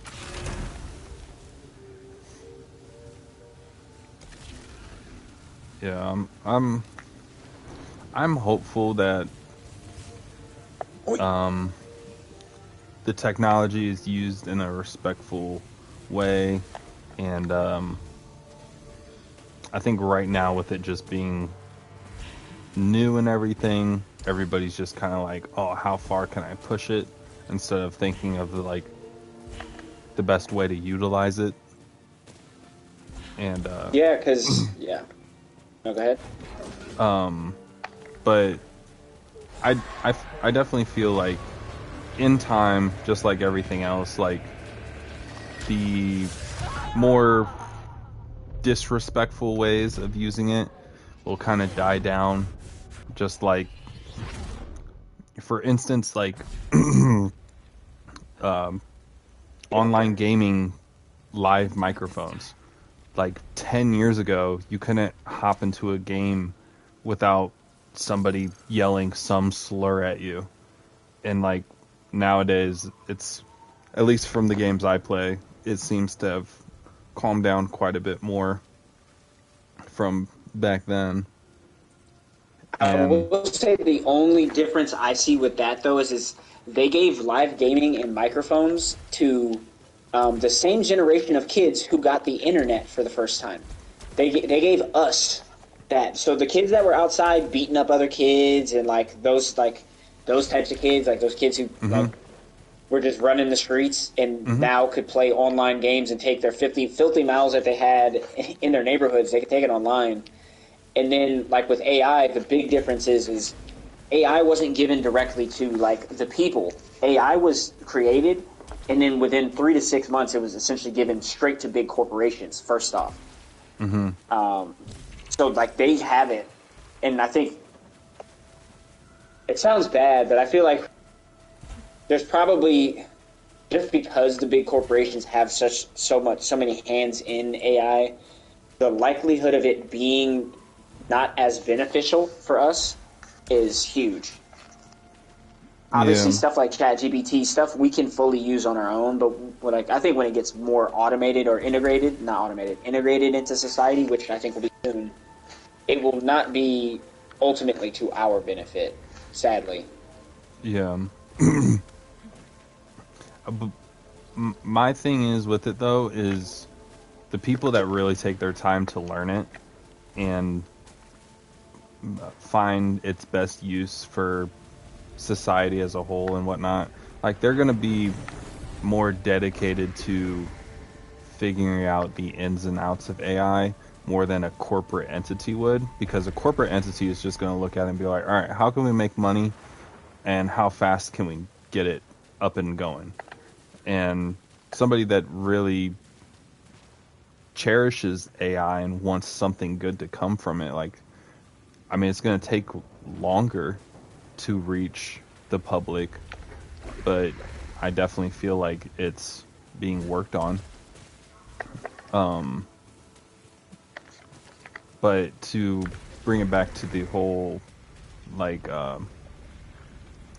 gaming chat, it's I know, like, for us it was like, oh, like the internet is like being brought to us, and so everybody's just kind of anonymous with a microphone. But like for AI for this generation is like tier 2 internet being introduced to them, because we had just a sandbox of things that we could do with the internet, and not to say it's less of a sandbox, but people go online and they know what they're going online for. They're not really looking for anything new to discover or whatever. But AI has now brought that back into play, of it being a sandbox of like, oh, what can I do? How can I do this? Can I do that? Can it say this back to me? Is it going to say this to somebody else? Is it going to remember this conversation tomorrow? And I feel like that is going to, like, I forget what I was getting at, but it's like, I just feel in time it will definitely be,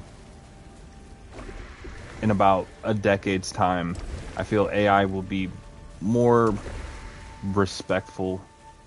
It just needs to go through its rebellious phase, just like I hope you're right. Xbox Live and PlayStation did.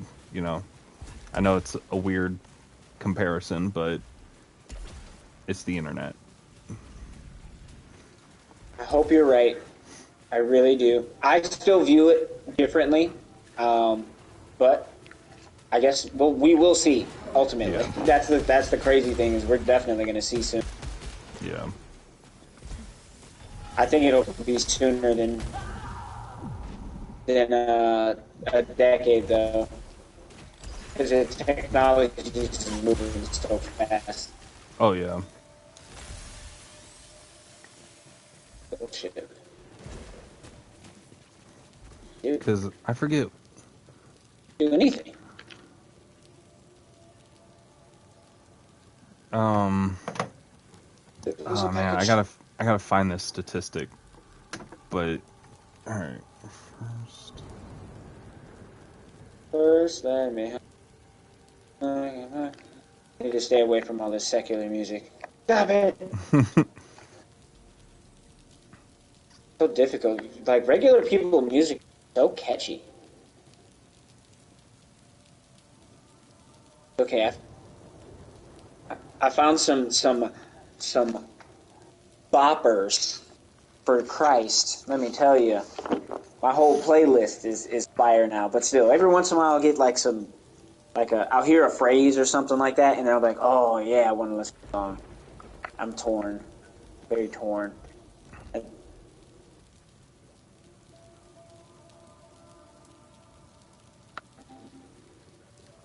Doja Cat.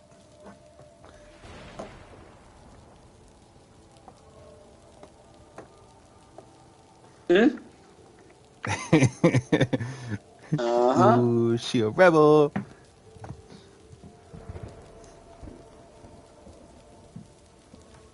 Yep. Yeah. They're crazy. So I don't know any of her music. So I know who she is. Obviously, she's like really world renowned. But the first time I ever heard of her, I was at my boy's house in Vegas, and they were talking to her, and they were like, "Oh yeah, like what do you think about her? This and that." And I was like, "I mean, she's cool. She seems like she makes music for the masses, not specific music, like good type of music that I would listen to." Blah blah blah. And that was the first thing I'd ever heard about her. And she like cut off her hair, and then I found out she's making like devil worshiping music, and oh god, I have heard that her music is very popular. So the theory that is going around within her fan base is that she's doing all of this to breach her contract, so she's no longer signed to the label and being forced to make music that she doesn't want to make anymore. I That hope is that's the just a case. theory. That is just a theory, though. I mean, it sounds like a cool theory. I mean, if they haven't let her out of her contract, maybe it's not working. Maybe she should think of something else. Yeah. But to each their own. To each their own. So I wanted to. I think a lot of music has gotten a little off base lately. Like I like NF's music, especially since 180 had put me onto it. Have you Like listened he to makes any of music his with other content, music? like purpose behind it. I listen to. I've still listened. The only song I've really listened to is "Mansion." I really like that song a lot. Yeah.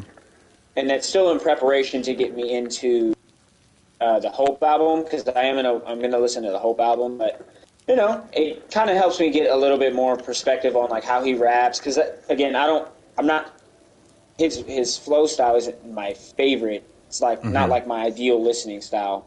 But the more I listen to it and I listen to the themes in his music, I'm listening to like what he's talking about more than how he's delivering the message. So I'm trying to get comfortable with that before I go listen to the album. And I just want to be comfortable with his voice so I know I can fully listen to the message without being like, oh, I don't like the way he said that, or I don't like the way he's rapping this, and this. Anyway. Yeah. I don't want to be too hypercritical. No, I get that. And Mansion, which is also the name of the album that the song Mansion is on, that was his like debut album. So he's very still like working out the kinks. Okay. He's infantile in his flow there. Yeah, so I definitely think oh crap. I definitely think that his more current music, he's definitely worked out the whole like, oh, the delivery at this point was kind of weird and off, blah blah blah. But the message has definitely stayed. I did not know he was a Christian rapper. Did not know that. Didn't know he didn't cuss either. That's good. Yep. He's never cursed in any of his songs. For me, that is huge. What song was it I listened to today? Oh, the Gone song. The one I rated 10 out of 10 on my review. Like, man, every time I listen to that song, it's like I can feel like a tear forming in my eye. And then I'm just like, oh no, I'm cool. I'm good. This song's not affecting I me. got this. There is no Then you go trauma check in in the me. bathroom, like sobbing. Oh God. That's why I cry with the shower on, so no one can tell.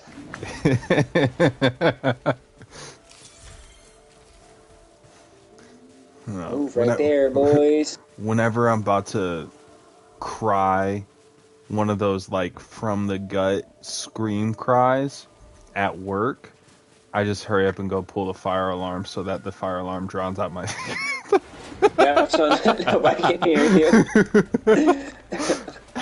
They're like, where's Drew? And I'm just in the middle of the hallway. Shoulders just like going up and down, just Absolutely keeled over. No, that's it. I love it. curled in fetal position in the corner. And sometimes it be like that. You got to get it out. You got to get it out. Yeah. I remember one time. It just be like that. I remember one time I went to. We have 2 reservoirs here in the city I live in. I went to one of them, and it kind of is just kind of my escape because it's just outside of town, and like no street lights, no heavy traffic to where like you just hear cars left and right. It's just you just hear the water. And I went there one time. Well, I go there regularly whenever I'm having like an off day or whatever. But one time I went, and I was just there, and it was around the time that my great grandma was on hospice, and I kind of just needed to like let it out. And I was just crying, and next thing I know, there's a bright flashlight coming through my window, and it's a police officer. And he's like, "Hey, are you good?" And I was like, "Yeah." He's like, "Well, I'm just making sure because typically people that are parked here aren't really having the best of thoughts." And I was like, well, yeah, I'm not okay, but I'm not at that level right now. Should have started singing some Green Day. I'm not. Wake me up. I should have just. Oh, this is dark. I should have just told him like, wake me up when September ends. Wake me up. Man, they need to come back. Actually, real quick note, I saw a TikTok earlier about Green Day and Jimmy Fallon were in a subway tunnel doing a surprise concert in New York the other day. Oh, really? Yeah. Yeah. You know how awesome that would be? Because I heard Jimmy Fallon? They don't really... Jimmy Fallon was there. He was just there. And Green Day. Like in the video, you see Jimmy Fallon and Green Day. That's so random. I wasn't even like a gigantic Green Day fan, but they had some songs that I loved. Absolutely loved. Yeah, I definitely wasn't a Green Day fan, but I mean, when it would pop up, whenever their hits would pop up, I would, oh yeah, I'll listen to this. Well, my high school was when the whole like emo ska phase came about. I was in high school, and I went to a pretty much every person in my high school was white, except me, my sisters, and the other black family. Yeah, that was it. And everyone listened to it. Granted, I've always listened to like multiple types of music anyway, but it like all anyone was listening to, like Blink 182, Green Day, all those types of bands. Yeah, Alex knows. It was absolutely crazy, and that's all I heard in high school. That's it. Can't forget about Fall Out Boy. Oh my God, Fall Out Boy was crazy. Panic at the Disco too. Panic at the Disco, let's go.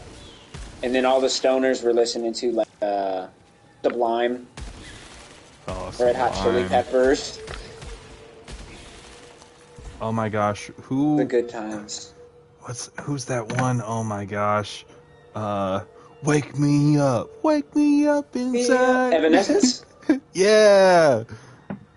Evanescence. Yeah, Evanescence. Oh my gosh. Paramore also Paramore was crazy. They still perform though. Like they're still really good, and I still love the lead singer. I would marry her. You know, Evanescence She just could be married. had their reunion, and they're working on a new album. Really? Europe. Their lead singer's got like some pipes, man. She can sing. Let me tell you. Yeah. Goodness. Every time I hear, God, I forgot how good they were. every time I hear that "Wake Me Up" song, I just think of the Ben Affleck Daredevil movie. 'Cause it was I don't know on if the that's a good thing soundtrack. or a bad thing. I mean, it's not. I remember. It's That movie a terrible sucked, movie, dude. It was That a terrible movie. sucked. But that was an era where terrible movies had just way too well of soundtracks for their terrible movie. And I'm not gonna lie. So the movie sucked, and I fully agree. It's probably a 3 out of 10. But anytime even now, if that movie comes on TV, I'm watching the whole thing. Especially if they started from the beginning, I'm watching the whole thing. That and what was the other one? What was it Hellboy 2? Hellboy was good, but Hellboy 2 sucked. Hellboy Like, 1 was dope. I loved Hellboy 1. Hellboy 2 I did not like as much. Personally, I thought it sucked. You see the rebooted one? I did not. Was it good or was it not good? Actually, I don't know if it ever released, but it was supposed to be rated R. It had a trailer for it and everything. Really? Hellboy, you don't say. But it was. I might have to check that out. Yeah. You don't say. It actually might have been canceled because I think it came out.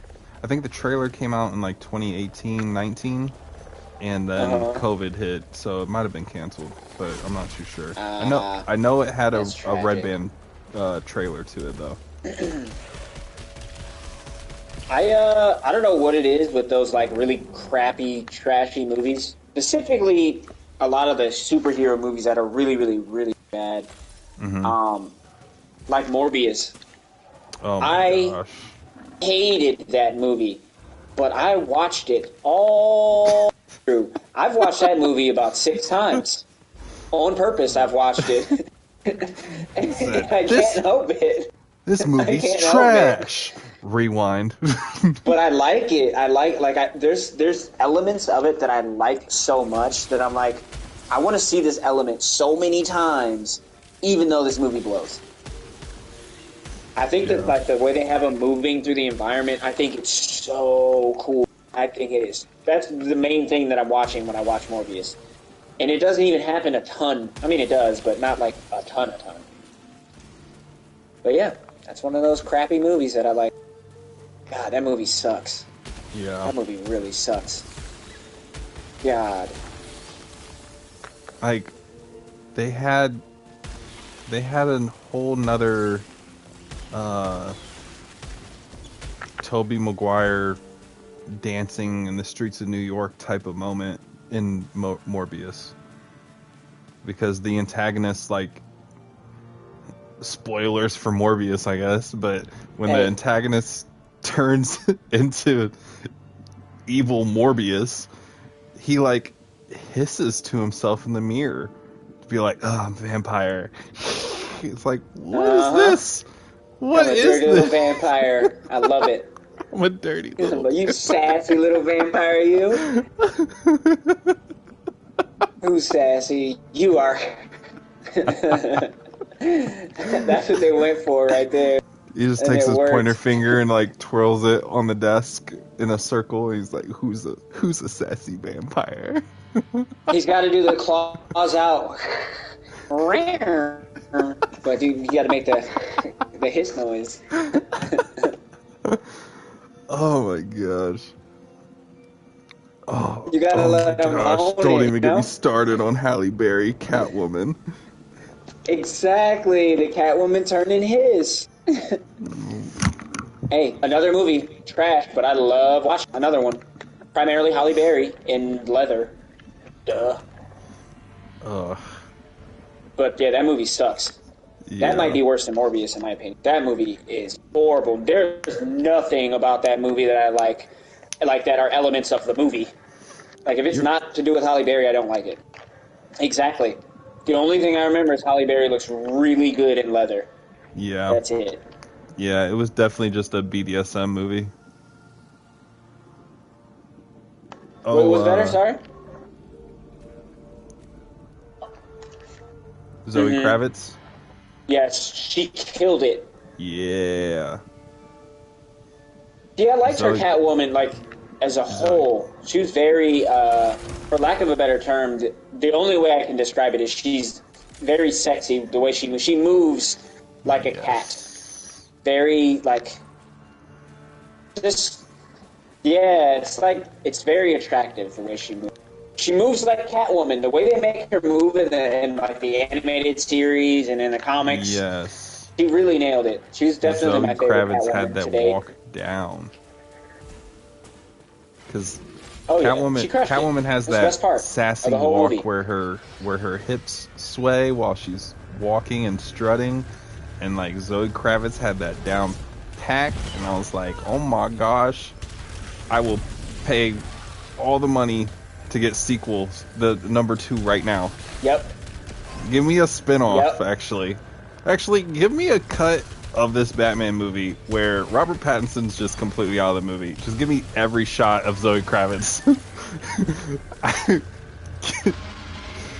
can't let that slide. Batman needs to be there. He is the best Batman we have ever had, in my opinion. I definitely... Batman. Him and Zoe Kravitz have to go together. I love that Batman and Catwoman dynamic. He is my favorite Batman. His interpretation of Batman is probably my favorite because it's the first time it ever shows like Bruce does not completely have the balance of being Batman and Bruce all together yet. Like the darkness that he carries at night. Batman kind of feel. Yeah, the darkness that he carries at night still is with him when he's supposed to be playing the billionaire playboy I can never say that word. Philanthropist. It's a tough one. It gets me every time too. I practice it in the mirror sometimes before I go to sleep. You're a billionaire playboy philanthropist. Car was You're a billionaire playboy philanthropist. I say that in the morning too because that's my way of speaking it into existence. He used the most gadgets out of any Batman in any movie that I've seen. Yes. In one single movie, it was great. I think I have a list on my phone. I think it's 11 gadgets total, which is nuts. Yes, which I very much appreciated. It wasn't so glad they brought that back. Like in Dark Knight, where he like scans a brick and like, a bullet shot this brick. Now to find what bullet the brick was hit by, and then he just gets this Gatling gun, basically, and just like puts it in front of a bunch of bricks and shoots it. It's like, okay, Christian Bale, let's get a real detective in here. Yeah, he was doing like technology detective-y type of stuff. Batman's a legitimate detective. He is out there doing this. In the creepy, the Batman version was great. Yeah, the creepy nature of getting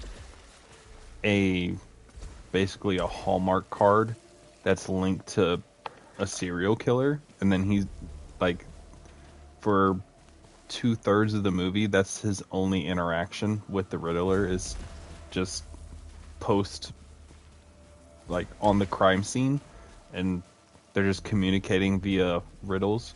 It's like, oh man, they got, like, it's so comic, so comic-y, in the best way.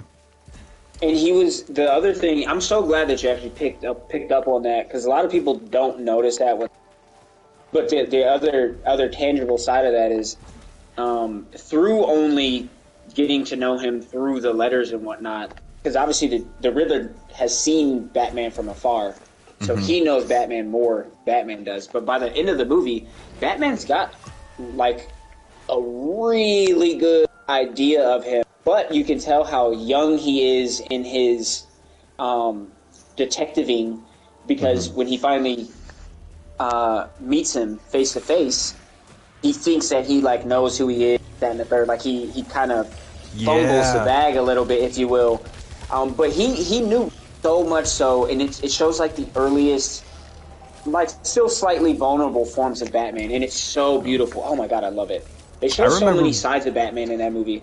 Yeah, I remember being in the theater, and that little moment happened where Riddler's just like Bruce Wayne, and I was like, no freaking way, they're just going for it, and then it was just like I don't want to say cop out, but it was just a plot twist. Yeah, I was like, oh my gosh, this movie had me by the collar. Oh, I loved it. Absolutely loved it. I think the story was good. The cast was phenomenal. I was surprised at how good the cast was.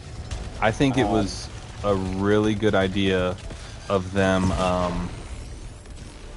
finally showing us like year one Batman does not know how to glide with his cape that well. Because like in Christian Bale's, it was just like Morgan Freeman's like, oh yes, you can jump from tall buildings and open this up, and now you fly, fly, fly. And He was just doing it. he was just doing it. And Robert Pattinson was like, yeah. Yes. Because they gave you that part where he was like stumbling, walking away, in pain, grunting. Oh yeah. They did the same thing with Spider-Man in Spider-Man 1, Tobey Maguire, when I think it was the first one. I know it was the second one when he lost his powers, I think. Anyway. Oh yeah. Sorry. I think it was I also think that even in that moment, it was a really cool look, because I think that's the first time on screen we've ever seen Batman without a cape. Because when Bat Pat is like walking away after failing to glide, he's like wobbling away, and his cape was what turned into a parachute, and then it got caught on that bridge, and then he had to walk away without a cape. I think usually Batman's cape and his cowl are together. Well, yeah. In the comic books for a long time they were one and the same, and then they finally separated them to some extent. Like they were detachable. Yeah, that's which point, I think in number 2 it will be attached, because that's just like year one first edition of his suit. So he probably just has a lot of unnecessary stuff that's separated. I can't wait to see the development of the utility belt. I can't wait for that to get better. Yeah. And hopefully they make it yellow. So, I don't know if it was adrenaline or venom at the end of the movie when he's adrenaline? like it was adrenaline. The thing he shot in his leg? Okay. Because Yeah, I heard a adrenaline. lot of people were saying like, oh, he's already fought Bane, because that's a dose of venom. And I was like, oh my gosh, it's such a crazy world. But no, I'm pretty sure it's like thanks for epinephrine, debunking my fan brain, guys. Really appreciate it. Hey man, kidding. it's just an epinephrine shot, dog. Haven't you seen that movie with Jason Statham? Crank. Yeah. Epinephrine. I'm gonna take my fan theory to fans that will believe me. Hey man, we can't let none of that nonsensical stuff fly around here. I only like talking to people that hang on my every word as law. I'm just kidding. I can't do this anymore. It's not working. Oh my gosh, how are we ever going to be friends if you have counterpoints to my statements? You have differing opinions? You guys are allowed to think on your own? Whoa, get up off me! Wasn't expecting that. You're your own independent human being? Oh, I can throw up right now. I'm so mad I just died. I ended that long run from last night in 20 minutes. Dang. That's such good. I was flying too. I was flying. Did you guys see that Penguin is getting his own HBO show for Oh, in between the two Batman movies. So before Batman 2 gets released, HBO will be coming out with I think it's like 6 episode series of Penguin to basically show how he uses Gotham's state of being flooded to his advantage to gain control over the city. really? Yep. You know the Because thing I like that they're doing about with DC, primarily Batman stuff, they're explaining and going more in depth on the characters aside from, like, we know Batman's story enough at this mhm, point that they're actively starting to go more in depth into the other characters. So, like, yeah, people who absorb the media, like the TV shows and the movies, then they can get the same type of knowledge and backstory to some extent that the comic book guys get, comic book hmm nerds get. So I like that. That's really cool. You nerds!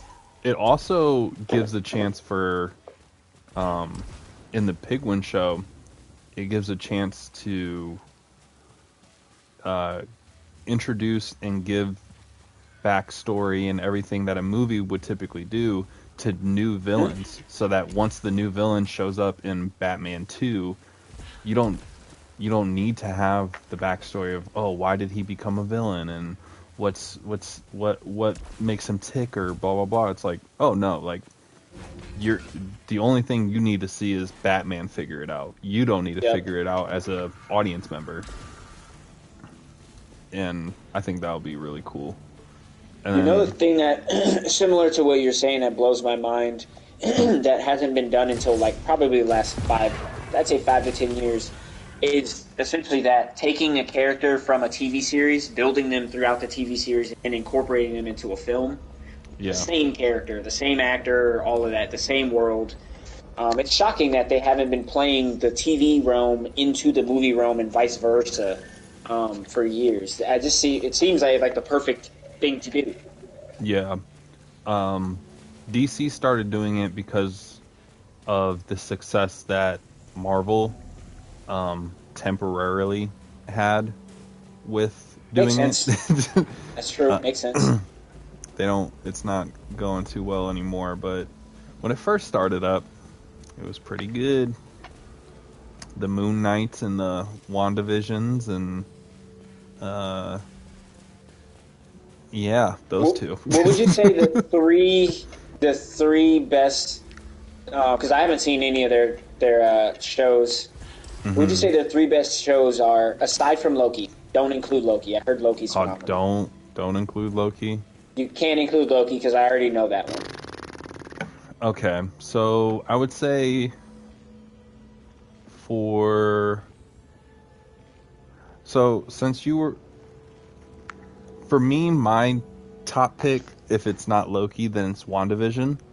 But Hmm. I feel like WandaVision for you would be less of an entry level thing because a lot of the plot and what makes you care about the characters is it it drives on the fact that you've already watched the previous movies. So, um, I think I would recommend for you to start with my number two, which is Moon Knight, because of how interested you were in the plot and everything of Hellblade. And I know Moon Knight as well. That's one Yeah, good thing. I do have the comic book background, so I do know I prefer Moon Knight over Scarlet Witch, even though yeah. stronger. I think uh, WandaVision for the concept of a TV show is super cool because it messes with it messes with reality in a really cool way. And yeah, I'll just leave it there. But Moon Knight's super cool because it dives into mental health and uh, it dives into what's it called? Repressed memories and what it would look like on a physical level of unlocking those repressed memories. And then also just Egyptian mythology. Just seeing, hearing Egyptian gods and them explaining like what they are, what they're the god of, and what that entails. It's just super cool. Okay. So Moon Knight number 1, WandaVision number 2, and number 3, I would say, let me open up my Disney Plus. 'Cause at this point, there's been so many. There's been too many. Or it's just sent. I was going to say, I know there's tons and tons of Disney shows at this point. Tons of them.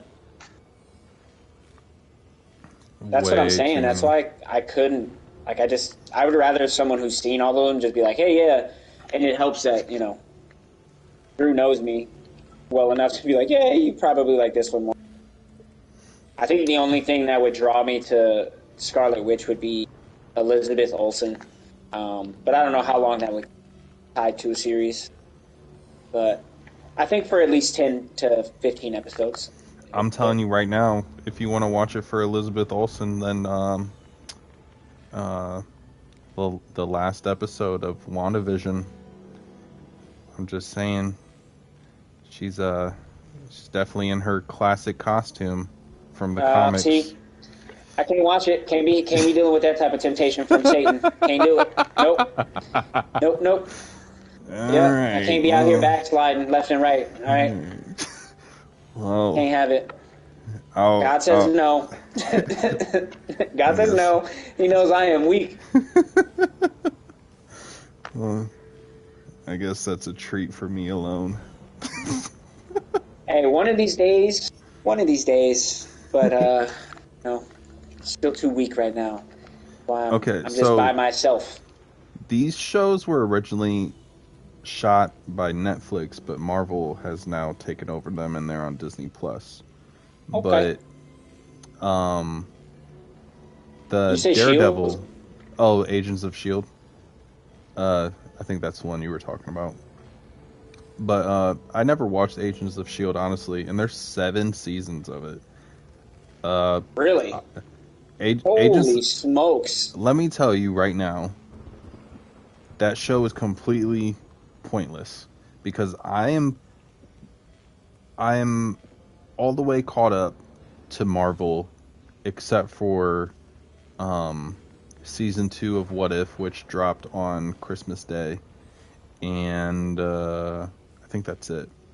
Oh, and Echo, which dropped on yeah. It's called Echo, you said? Yes, and it was okay.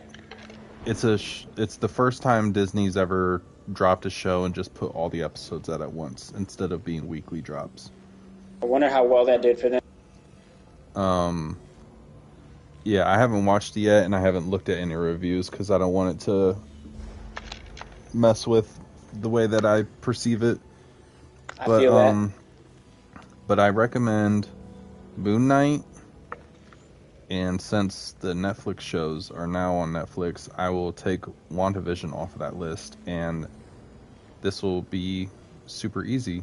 So Moon Knight, Daredevil, and Punisher. Oh, well, yeah, if that's the case, I've already seen the ones on Netflix, because Daredevil, I thought was great. And then, I don't know who the woman is in that show, in Daredevil, the lawyer. Oh, Karen Page. She plays Faye in God of War. I love her, too. I think she is beautiful. And I don't know if you know this, but she's 5'10". I love me a tall woman. Yes, ma'am. Yes, she's Yes, 5'10", and I think the guy who played Daredevil, that guy, thought he was amazing. So yeah, and then Punisher. Come on now, Punisher was phenomenal. A lot of blood, but obviously that's what you sign up for when you watch Punisher. Like, you're expecting that. A lot of gore. So I love those two series. I know Iron Fist sucked. Daredevil is going to be connected to Echo. Well, Echo's going to be connected to Daredevil, I should say, because that's the newer one. Which Echo is also... This is the thing about Marvel. It's so bad. But, so, Echo is connected to Daredevil, but the Disney Plus Hawkeye show is connected to Echo. So, in turn, you need to watch the Hawkeye show to understand the plot of Echo, and then the Echo is intertwined with Daredevil. And Daredevil season 4 is coming next year. Yep, I don't like it. That's too much. It's like you're forced at that point. Like, if you don't understand what's going on. And you know what? I started my Marvel journey when Iron Man 1 came out. So, you know, if you don't want to watch it, I can give you the plot summaries. We can make segments, Marvel segments. I think we'll have to do that, or I'm gonna just be content with, because I think what happened is like there was a huge, not a huge, but there's a divide. So like there's people like me who are, because I'm slightly older than you, not like a lot older than you, but I'm a little, and I would consider we're in the same generation, but since I'm slightly older, some of us that are slightly older, like me, I didn't have a computer until I was in high school. So all of my enjoyment was, like, my media was through comic books and stuff like that. So I got my comic books and, like, my fill of it through that. And I thought that the Marvel Cinematic were going to do it justice, but for me, they don't, because they deviate too much. Like, they deviate way. So the crazy thing is I actually prefer the animated DC and Marvel movies to both of the live-action components of each. I prefer them both over the live-action. I prefer DC animated, but I definitely think that Marvel does their live-action way better than animated. Marvel's live-action is not nearly as good, for sure. But there's just too much action in there. I don't know. I feel like if you actually read a Marvel comic book, yes, there's a lot of action in them, but Marvel typically is known very for political. Having really. They're political, but they usually have really good, well-written stories as well. Yeah, I'm like Old Man Logan. Yeah, it's amazing. It's so good. I don't know. I don't get it. I don't get how they can deviate so much from the movies and from the comics. I guess when I say political, I more mean like the political undertones, where it's like, oh, the story itself in the comics isn't like blatantly political, but if you look really deep into it, it is. Like, because like, for instance, X-Men, Professor Xavier is a metaphor for Martin Luther King, while Magneto is a metaphor for Malcolm X.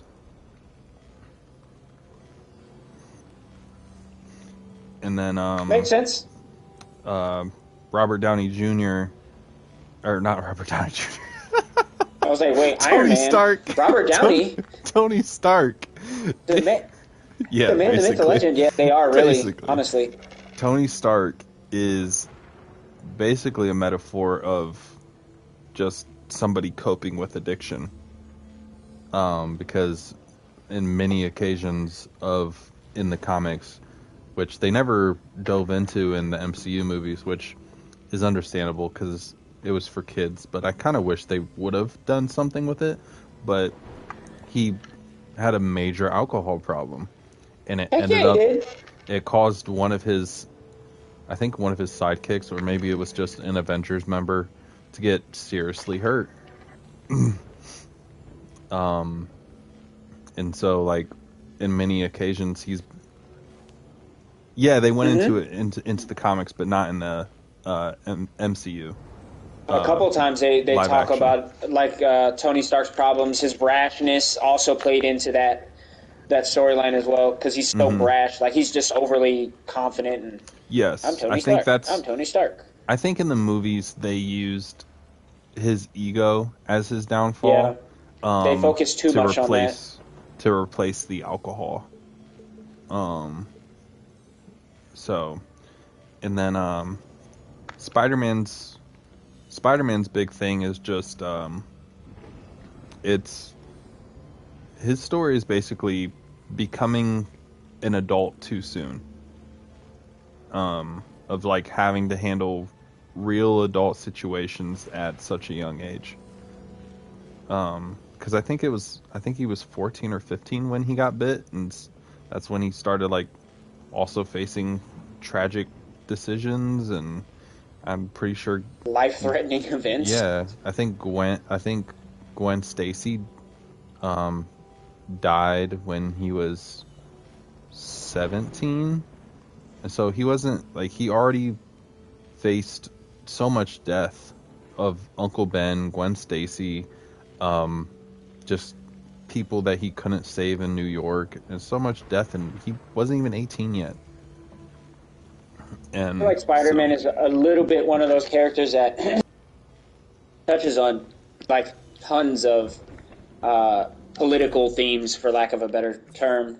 Yeah. Because there's that, and then there's also the fact that like anyone can be a hero, and doesn't matter the size of your hero, like doing the right thing, that whole type of jazz. Mm-hmm. The whole like once they switch to Miles, like all of the Spider-Men have their own like I guess socio-political themes would be a good word. Like Ben Reilly's got his own, Peter Parker, Amazing Spider-Man has his own, Spectacular Spider-Man has his. Like they all have their own socio-political themes that they kind of I guess conform to. Yeah, because Ben Reilly's big thing is just finding his self-identity, because he's just a clone of Peter Parker. Self. Yeah, he's a clone of Peter Parker, and then once he in the comic run, once Peter Parker's cloned, Ben Reilly convinces himself that he is the real Peter Parker. And then once it's revealed Imagine how crazy that would be. Yeah. And then once it's revealed to him that he isn't the real Peter Parker, he just goes into a complete identity crisis. I would. Yeah. I'll lose my freaking mind, dude. Like, who do you be? Who are you? Who am I?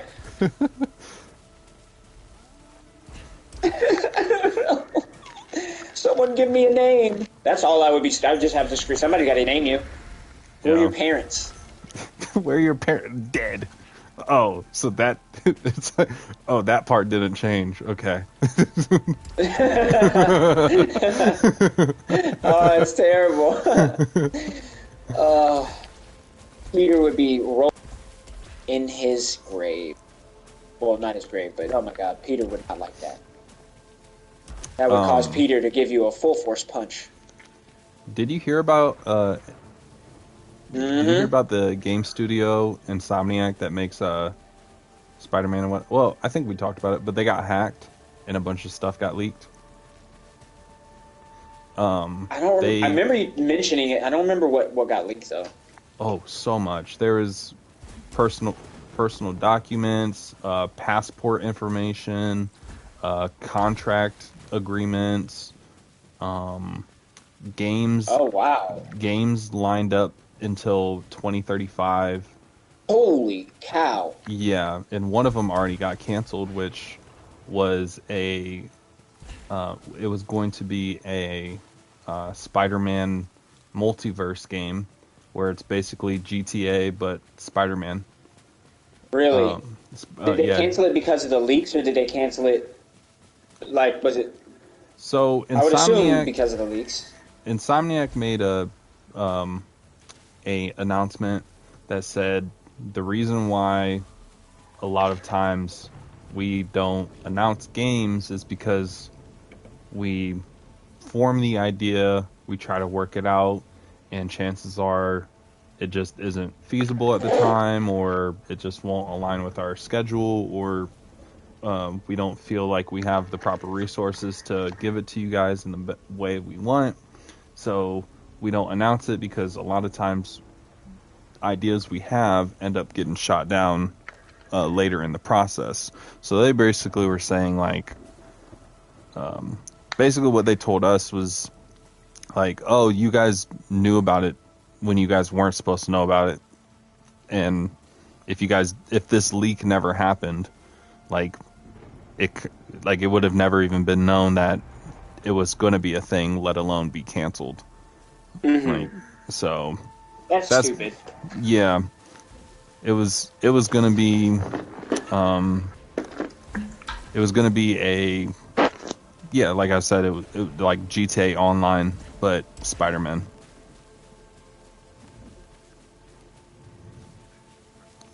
Yeah. Side note, real quick. Go ahead.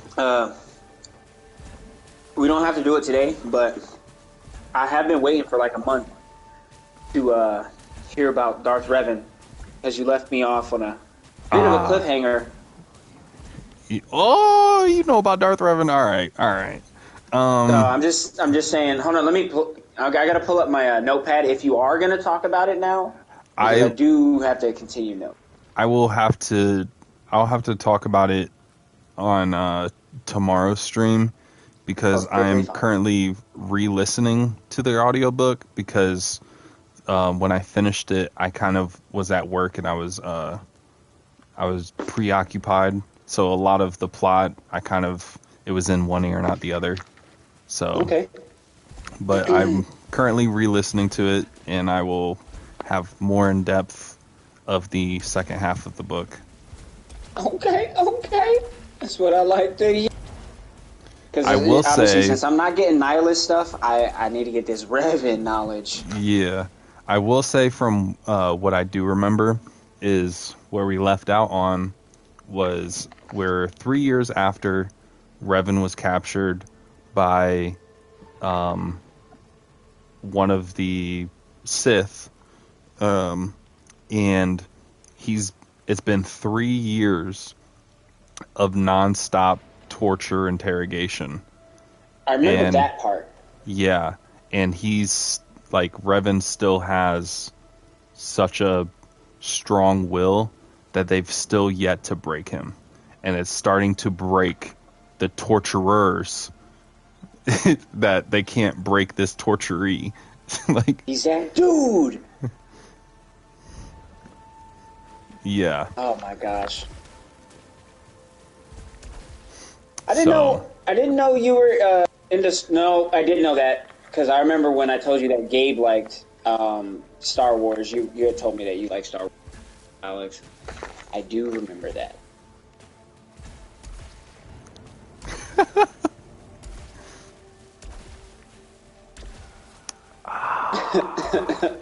No. The Galaxy Heroes? Oh, no. I downloaded it. I downloaded it for like a month, and I was like, oh, this is dangerous, and I deleted it.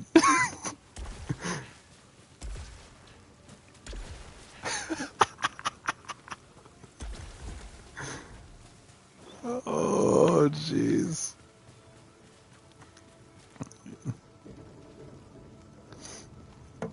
Okay.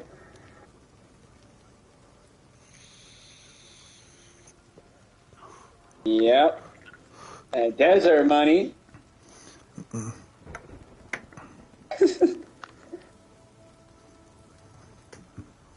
Yeah. That's how they get you. There was one stream I was playing Jedi Survivor, and I was just like listing. I forget what Roby asked. He said something. Oh, he asked me about like, he asked me if there's ever been anybody that had a power to fly and not just like levitate with the Force, but to actually fly. And I was like, I don't know about that. And I was like, oh, actually, like, Nihilus would like travel to planets and just devour them. And he was like, he was like, from that point on, Roby's just been like, give me more Nihilus. And I'm like, Nihilus is my favorite character. I was like, well, yep, he's the most interesting Sith, but guess what? He's one of the few Sith that have 0 novels focused on him. Sucks, dude. It sucks. They gave us pictures of him, but we don't. Is he in the games too? He is. Yeah, he's in Knights of the Old Republic. Yeah, That might Him, be the thing that gets me in there because I'm like a lukewarm Star Wars fan. I don't know enough, but I mhm, know enough. Like yeah, I don't, but I do. yeah, because Nihilus is in um, Knights of the Old Republic. Scion is also in there.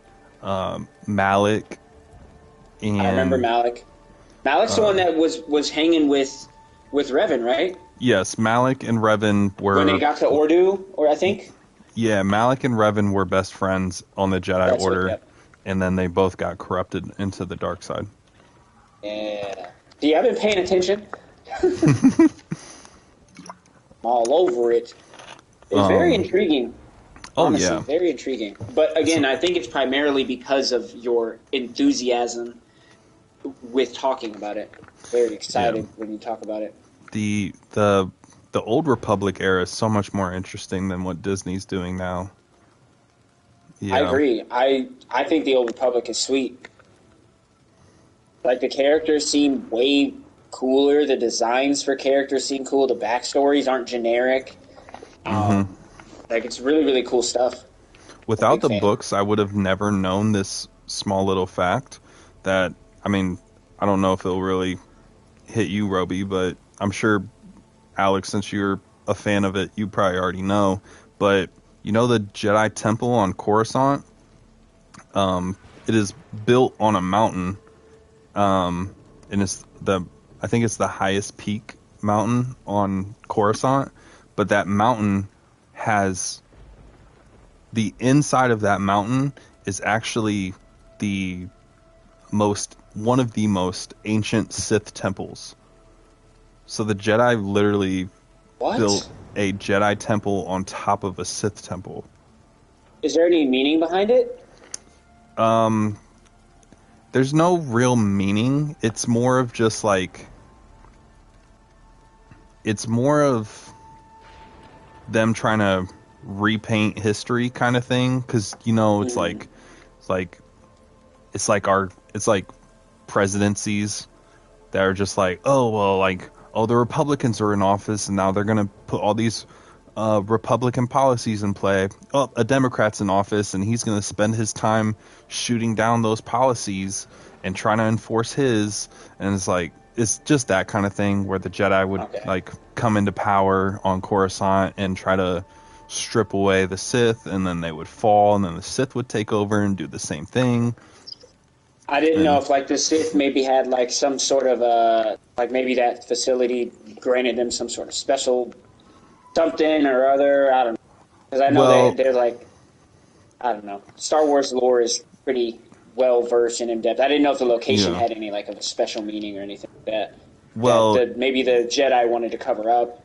That's why they. mm, I don't know.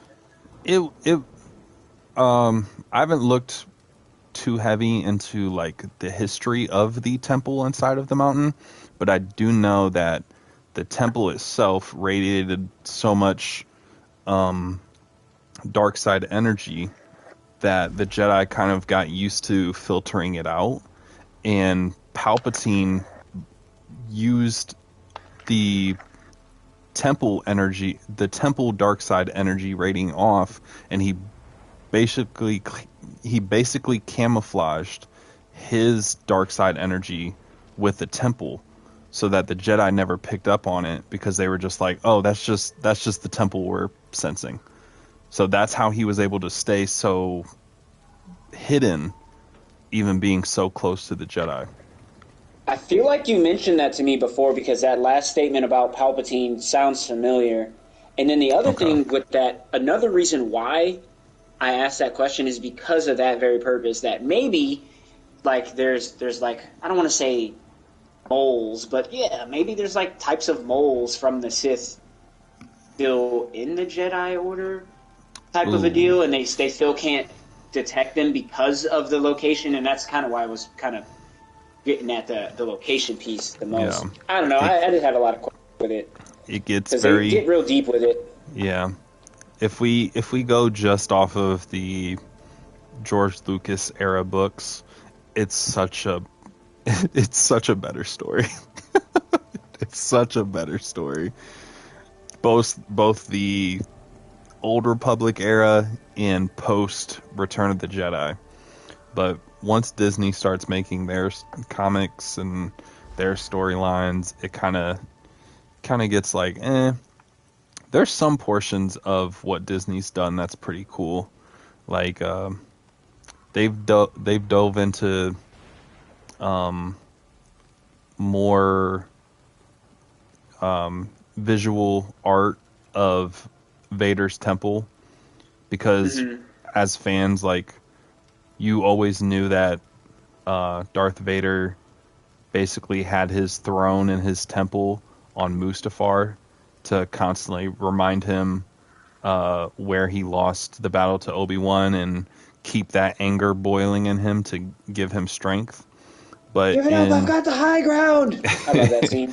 But in, like, Disney had a comic book run for Darth Vader, and it actually and it went into more detail of like what the throne looked like, and the mental battle that Vader was having with himself, trying to fight off his inner Anakin choices and whatnot. And I think I actually mentioned this to you, Roby, before, of he actually went on a mission and discovered Darth Revan's helmet, and he had a chance to switch out his helmet for Darth Revan's helmet, and he decided against it and actually crushed it in his hand instead of putting it on himself. I don't remember you telling me that. Oh, that's sick. He came across Revan's helmet, and it was radiating with dark side energy, and he could sense that if he put it on, it basically would have given him a stat boost, and he thought that was the cheap way to get power with the dark side, so he crushed it in his hand. Absolutely ridiculous. He should have took that stat boost. Should have took it. Fiend. Right. I need all of it. Where's my sleight of hand? I need my sleight of hand. Golly. What a fool. I would have never. That's coming from the guy who likes to adjust the difficulty slider when needed. But yeah, that was one of the cool moments. And then it also kind of showed there was a moment that it showed they did like an X-ray type of scene of the Force flowing through Anakin's body, and it showed like all of his limbs that have been cut off, and how his limbs being gone has depleted like 45% of his true potential. So that's so crazy to think about. Yeah, and so he'll never, no matter how strong he becomes as Darth Vader, he still could have been 45% stronger.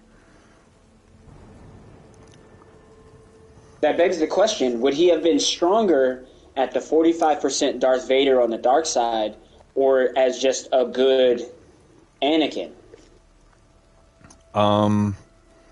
So, like, would it have been possible for Anakin? Obviously, he was still strong and he had that potential still, but I don't know. I mean, obviously, it's a guess, really, but I don't know. I feel like it's a fun thing, especially for you guys, because you guys know more about it than I do. So George Lucas actually did it was never like a printed novel or anything, but he did talk on it, where, so no matter what Anakin decided to do, if he had all of his limbs, he would have eventually become like an unstoppable force, whether on the Jedi side or the dark side. Heck yeah, brother. And on the dark side, how it would have went is that his ego would have gotten so high that once he struck down Obi-Wan Kenobi, when Palpatine came to retrieve him from Mustafar, Anakin would have cut down Palpatine right then and there, and then became the Emperor, and then What? And then used Jedi mind trick to make Padme okay with him being the Emperor, and then they would raise Luke and Leia together to become like prince and princess of the galaxy, and basically start an empire of Anakin ruling the galaxy until he had to pass it down to Luke. All right, so when AI gets a little bit better, we're totally gonna we're gonna get this drawn up in anime form or something like that. That storyline sounds sick. I'd like to hear the Jedi turnout as well. The dark side turnout is cool, but I'd like to hear the Jedi turnout as well, if there is one. George Lucas actually had concept art drawn up for the what was supposed to be, I think it was like 2010, the 2010 Battlefront 3 game, because it was going to deal with it was going to deal with a lot of what if scenarios. Yeah. There was a version of Mace Windu that was what if he survived being thrown from the tower in Coruscant. There was a what if Luke convinced Vader to come back to the light side before the events of Return of the Jedi. What? Yep. And his Why suit, didn't any of this get made? Because the game didn't get finished? it didn't get funded or properly. Something? Oh, okay. Yeah. And Vader, like Jedi suit Vader, actually looks pretty dope. Like he doesn't have the full helmet. He doesn't have the full helmet. He just has the like it cuts off at like his cheekbone, like right under his nose, and it's just like an apparatus that helps him breathe. But the rest of his head and stuff is exposed, and I think he's in like white and gold cloaks. I don't remember. Hold on, so from the chin up is you can see? No, everything down you can't? So everything under up you can't. Everything under the nose is covered by a device that helps him breathe. Because his lungs have too much ash in them to where if he breathes just regular oxygen without assistance, he'll just die. Yeah. I remember that. I was just trying to get a picture for the mask to see if if his hair was showing, not showing, like what part of Anakin did you get to see? Did you ever look up a picture of Darth Malak? I'm not sure. Yeah. I'm gonna check it in a second, right when I get done with this. Let me see if I can pull up Jedi Vader. Yeah, if I can type Jedi Vader in, I'll just Google that here in a second. Battlefront 3. You guys got a laser. Not anymore. Get the laser out of here. Oh, no, actually, I don't know if anybody's watching my stream, but I can pull it up right here. I'm on your stream right now. Actually, this is the... I was confused by... I must have been thinking about Malak, but this is actually the Vader concept art.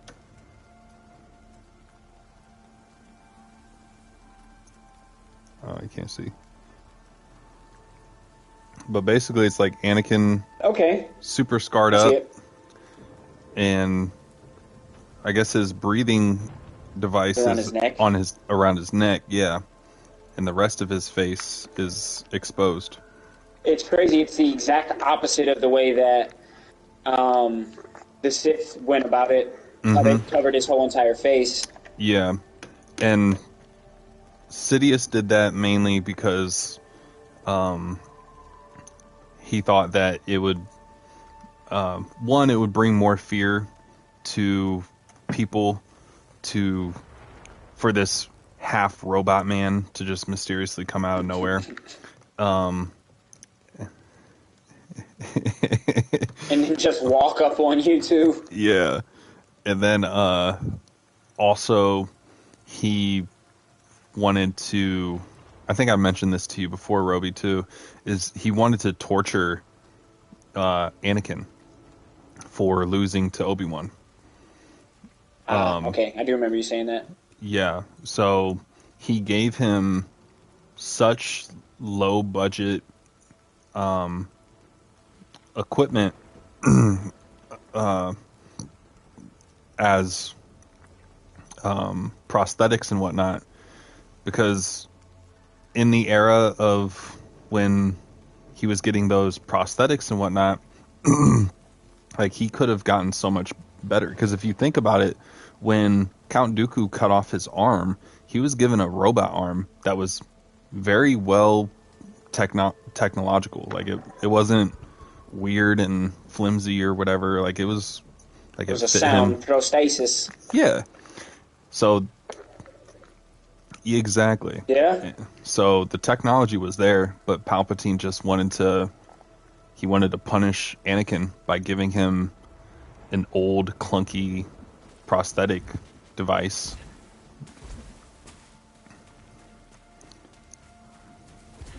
Yup. And there was needles on the inside of the suit that would constantly poke and prod him with every move he made. And that was another I do form remember of that. That's so. Yep. And that was another form of Sidious torturing him. See, the thing that for me that like I'm not gonna say it sucks about Star Wars, but it does. It sucks. Like we don't get to see super powerful characters like that. Again, like going back to somebody said, and then I agreed that the Old Republic is the better era. Like it seems like the characters were even stronger back then. And then 180 had mentioned before that not only were the Sith super strong back in the day, like you have Nihilus who was absorbing planets and Revan and Malak, and you got all these super strong Sith, but you also had super strong Jedi as well. I feel like we got like the cookie cutter. We got like they're doing like the most basic stuff, which again it's cool, yes, but thematically we need to just reset to the Old Republic so we can get like really cool abilities and stuff. Yeah. I don't know. Everyone seemed more unique. Yeah. Like it seemed like everyone had more unique Force abilities, like tailored to them specifically, kind of at times. Where now everyone's got the same stuff. Yeah, and not to like give an excuse for it or whatnot, but just how the plot went down is when those cool Force abilities were being created and discovered and whatnot, there was constant Jedi Sith wars. But once the Sith went into hiding and installed the rule of two, the Jedi started to slack on their training, and they believed that the Sith were gone, so there was no need to have that level of Force anymore. So the trainings of those cool techniques and whatnot began to stop. And then Eric. And then in terms of the Sith, like a lot of cool Sith people had a lot of cool abilities. A lot of the Sith that had really cool abilities ended up getting taken out either by a Jedi or a Sith that most of the time wasn't even stronger than them, but was just smarter than them. More conniving, deceitful. More cunning. Gotcha. So, so a lot of those, like, Scion's ability to channel his anger into basically making him immortal. Yeah. That was no longer a thing once he was actually cut down. Nihilus's ability to absorb a planet's energy and dark side Force energy, that became extinct. Man. Sucks, man. Is it like so can these Force abilities never come back, or do they just have to be trained in like a proper way and acquired again? Is that all it is? So they can come back as long as the master of said ability left a holocron to let it be known how to do it, which a holocron is basically like a history textbook for Jedi and Sith. And basically like that. So, like Darth Bane was searching how to make a Sith holocron because he wanted to make sure that all of his knowings and teachings were passed down to the next generation that followed him, so that way the Sith weren't weakened in any way. But he struggled to find a proper way to make a holocron. So he found different ways to pass down his teaching. But yeah, and then I think one of the lesser known abilities that Palpatine had was Force cloaking. So you go invincible? No. It was, so when you use the dark side, your physical, you become stronger, but your physical body, it takes a toll. So you start to look ugly, your eyes become yellow. Like Palpatine? Yeah. But, so when he was fighting Mace Windu, and he went from being like regular looking Palpatine to old weird Palpatine, he dropped the cloak, and made it look like to Anakin that, so he slowly lifted the cloak so that Anakin, from Anakin's perspective, Mace Windu reflecting the lightning was what was making Palpatine look like that. I did not know that. And then I didn't notice that. Yeah, and then Palpatine went to the Senate and was like, "Oh, look what the Jedi did to me. They're betraying the Senate. Blah blah blah. We need to do something. They're betraying the Republic." And then Order 66. I did not know that. But he always looked like that. He just used a cloak. Makes sense. That's pretty sweet, man. I like that. I would imagine that more Sith would have that ability, though. Like, you would think that they'd be able to do that. So, well, no, because it's not like they're just walking around in everyday society. Yeah. Also, Sidious was very. He didn't have a plan to die. Like, his plan was not to pass down the lineage to Darth Vader at all. Like, he was planning on being around for quite some time. So he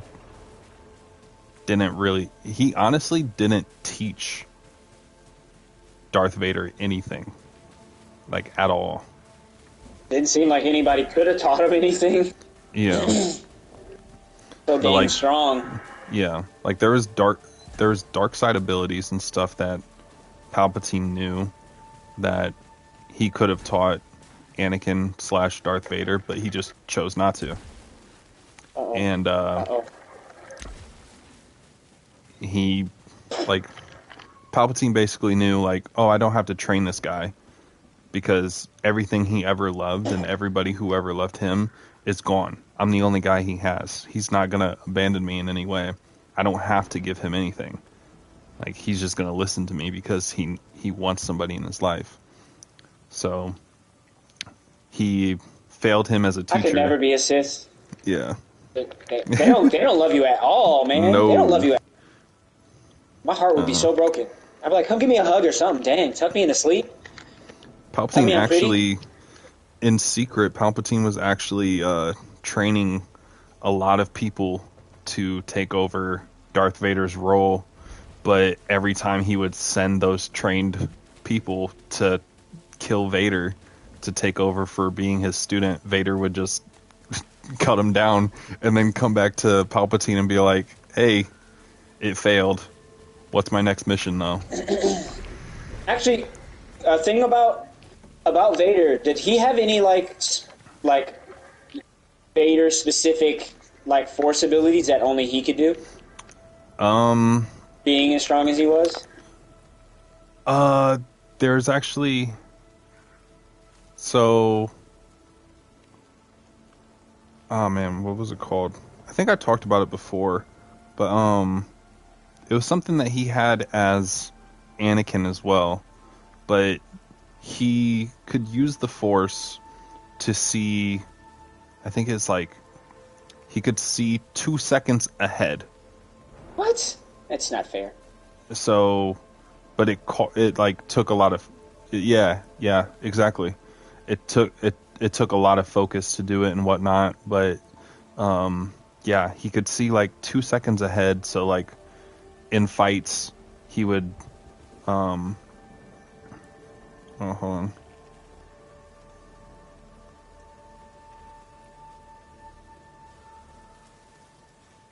I wonder if that would be an ability. Like, is that a Sith only ability? Like, okay. 'Cause I was gonna say, I would imagine that Jedi could get that ability too. What was the thing I was just talking about? Sorry. You were talking about how had the ability to slow down time for about 2 seconds. So in fights, and then that's what you cut off. Yeah. Well, so he wouldn't slow down time. He would just see ahead of it. Or see ahead. That's what it was. Yeah. Yeah. Future sight, kind of. Yeah. I forget what exactly he called it, but yeah, it was like a future sight in a way. And he, as Darth Vader, he could really like focus in and push it.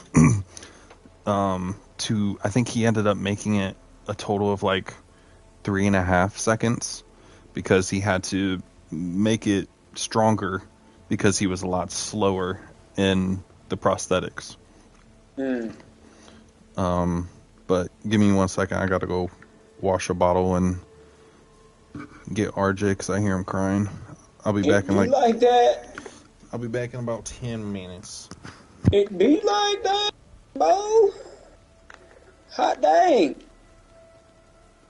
Oh, let me check and see where you're playing, Alex. I didn't even see. I a gander. Final Fantasy. Oh, you did mention you were playing Final Fantasy VII.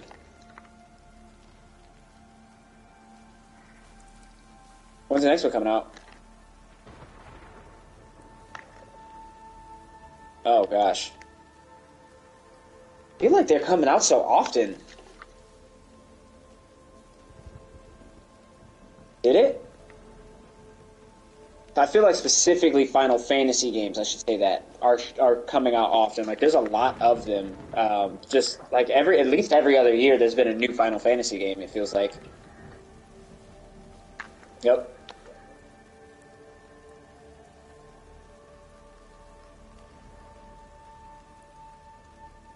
I might have to get them or get one. If you had to recommend a Final Fantasy game for someone to get into the series, would it be 14? That works.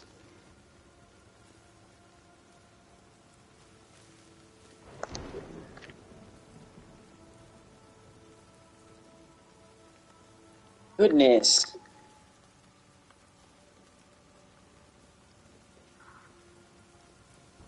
Those are big for me. If the story and the music is good, I'm in it. I'm in it. I might have to. Dang. Mm-hmm.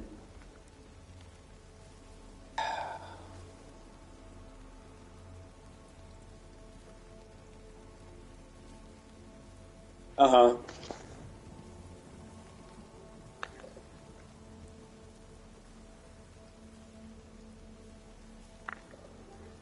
That's the problem. There's so much. So see, I'm gonna try 14.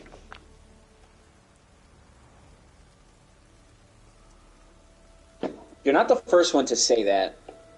definitely not. I've heard it numerous times. People say, "Oh my god, Final Fantasy 14." I'm like, "But is it really that good?" And they're like, "Yes, it's really that good."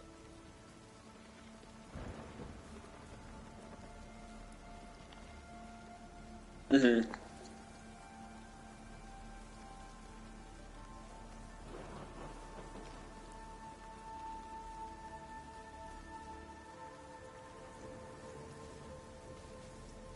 Uh-huh.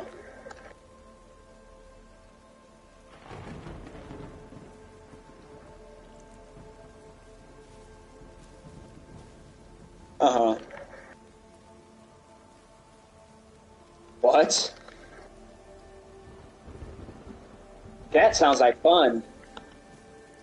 Holy, and when did this came out? What year? 14?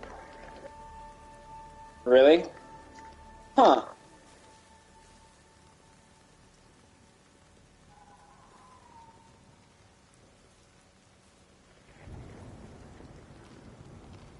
Oh my gosh. Oh my gosh, that sounds like a lot of fun. It sounds like something that I'd be really excited to get into. That might be the one. I've always wanted to get into Final Fantasy, but I've never known where to start, honestly. There's so much.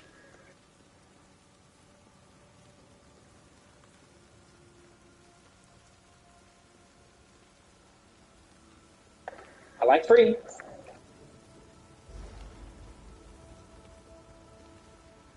Oh, they have like a demo.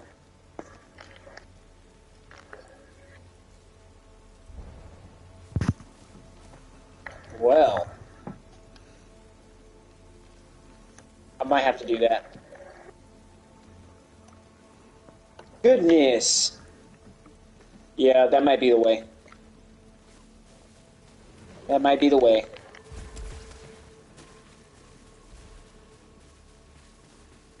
Had you played Final Fantasy before 14, or had you been in the series?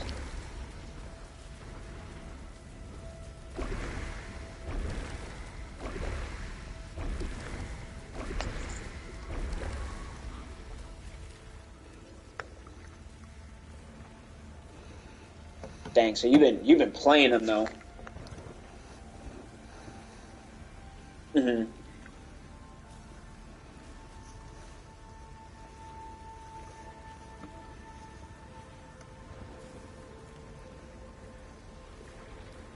That's the one where you start off as Cloud in like the train station, right?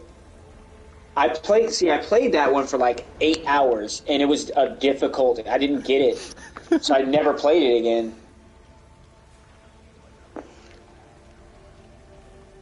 Hmm?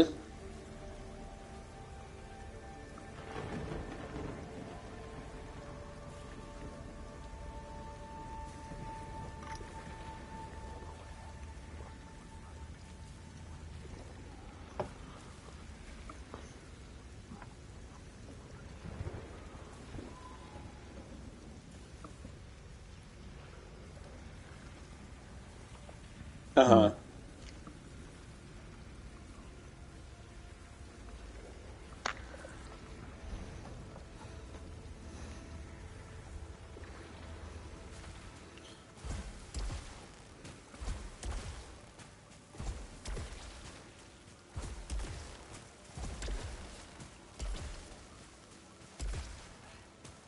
I think I remember that, like hearing that. I never played it, but I remember people talking about that. Oh my gosh, sounds like it's gonna be Gwent all over again.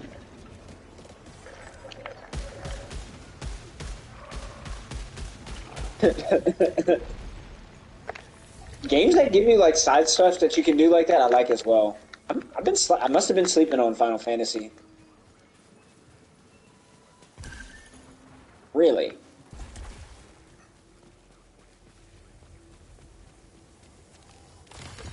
Now, do you prefer Uh, the turn-based oh, or there you go. the? Oh, my bad. No, you're good. I was Do like, you where? Who's that? do you prefer the turn-based of Final Fantasy, or do you like the remakes of the more third-person like uh, action gameplay of modern day? Okay.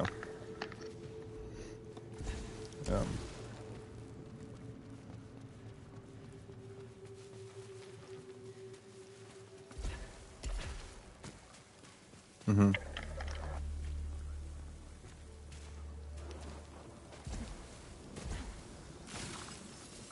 Yeah. So what would your reasoning be for liking the turn-based over what it is now? I'd like to actually hear your take on that.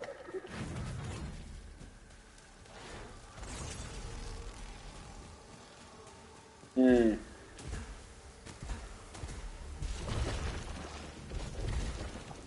Oh, okay.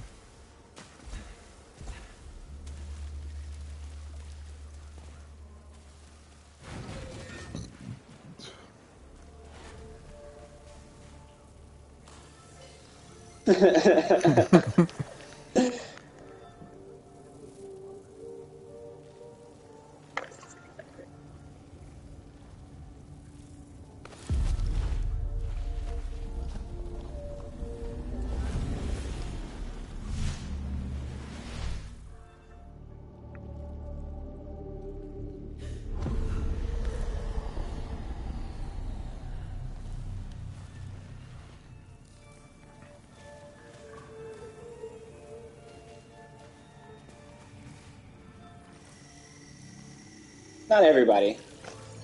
It kind of makes me a little, because again, the last turn-based, I think that was, no, I played a couple turn-based games since then, but most of which were when I was younger. I think if I were to try a turn-based game now, I don't know. I think I'll at least be more open, for sure. Hmm.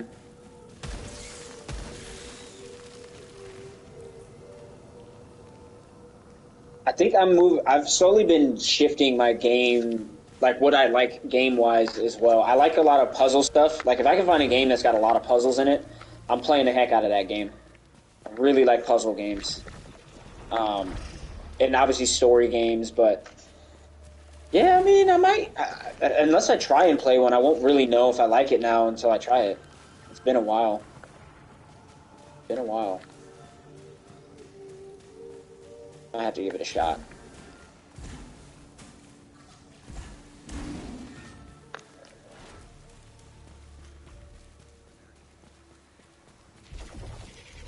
Uh-huh. Gator Kings. That sounds familiar. I don't think I played it, but it does sound familiar. Outlaw.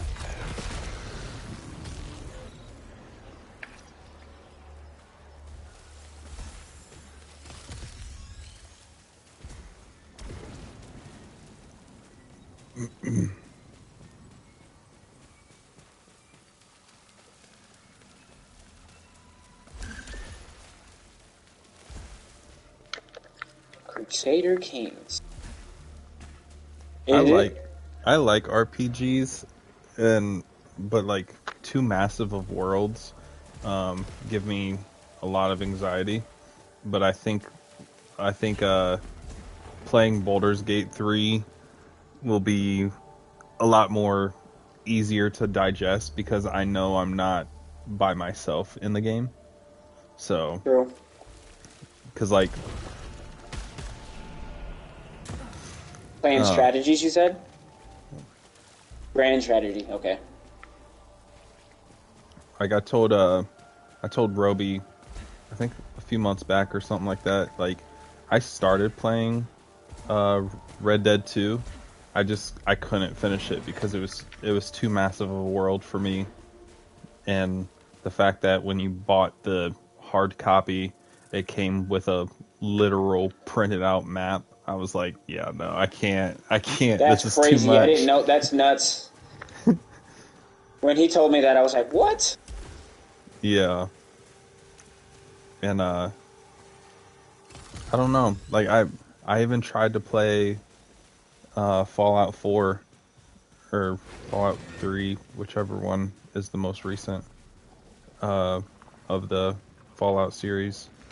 But it came out. I think it's the one that came out around the same time as Red Dead 2. But yeah, Ooh, I don't know like which one. Yeah, I tried to play it, but it was another instance of the the world's too big. And I think I think the world being big only bothers me when it's not when it's like desert wasteland big. For 'Cause me, it bothers me when it's a big world, but the big for no reason. It's just filled with nothing. Like exactly.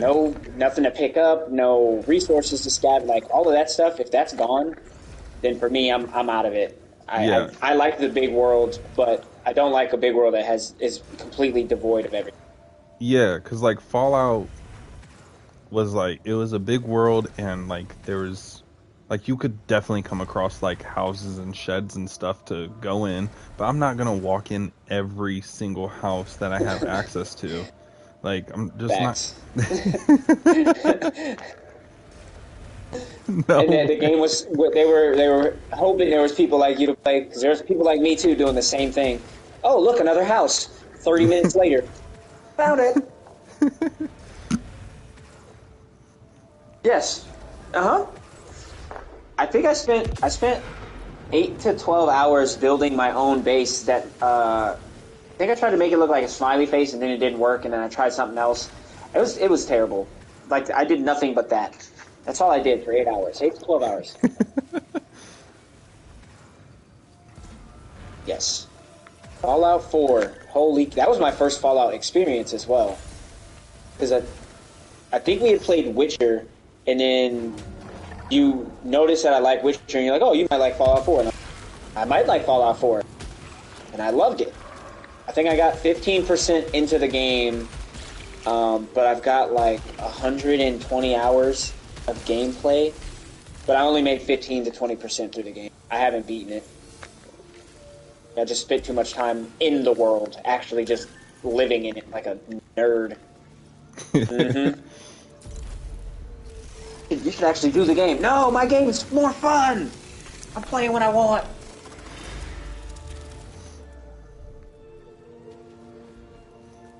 Phone just said it's 4 degrees is what it feels like outside right now. Suck it, Ohio. Suck it. I'm waiting for that cold air to rise up here, but pretty sure she just cranked up the heat. What? Yeah. Yo, my house heat has been set to 65 until today when the temperature dropped back down. Now it's at 66. Last I checked, she had it on 70. And I'm like, can I get a little bit of cold air? 70? Just enough. Yeah, it's on 70. Dang, right? That's what I'm talking about. Like, there's no reason at all at any point in the year it should get above 68. I'm saying. Oh my gosh. Late. I could Somebody sleep is in shooting 70. me. 70 in a house, I'm not sleeping. That ain't happening. Yes, you're cooking. You're cooking. Oh my gosh. It was like 24, 25 the other night, and I actually I didn't open my window all the way because that gigantic window in my room, but I did crack my window open, and I turned the heat off in my house because it was like I think I set it to 65, and the heat just didn't turn on anymore at night. Jeez. Like not one more time, and I was like, it's not hot. It's actually, or it's not cold, is what I was thinking. I was like, it's actually kind of warm for no reason. And then had to open that window. Cool it off. Probably he's going through menopause or something though. Just randomly heating up. That's what happens. Oh no, we're gonna go upstairs. Upstairs. Where are these orbs coming from? I need you guys to chill on me. Chill on me. Chill on me. Wrong decision. Safety tree. Magical tree. Y'all know how much a telescope is? I always wanted a telescope. I've always wanted one. Literally every time. So I saw one in the game. Let me put some some context I was behind that. wondering. Yeah. I was like, y'all know how much a telescope is?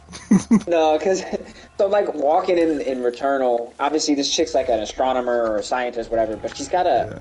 a telescope. And literally every time I see a telescope, I think to myself, man, I wonder how much a telescope would be if I wanted to buy one. Because I like to stargaze. Yeah. But I always figure telescopes are like at least 250, and like a decent one, not like an amazing one, but like a decent one, so I can see some actual stuff. Yeah, I'm not paying 250 for that's a lot of money. I know Maybe someday. I can my do grandpa 100. has one. I can ask him how much he paid for his. I can do 100. Also, I probably should look up the metrics for what makes a telescope good versus what doesn't make it good. And then that way I could probably find a cheaper one that's got good metrics. Yeah. You're gonna do no research and then buy a telescope, and all it is a toilet paper tube with a picture of the moon taped to the end of it. When you turn it off, it'll glow in the dark. How much?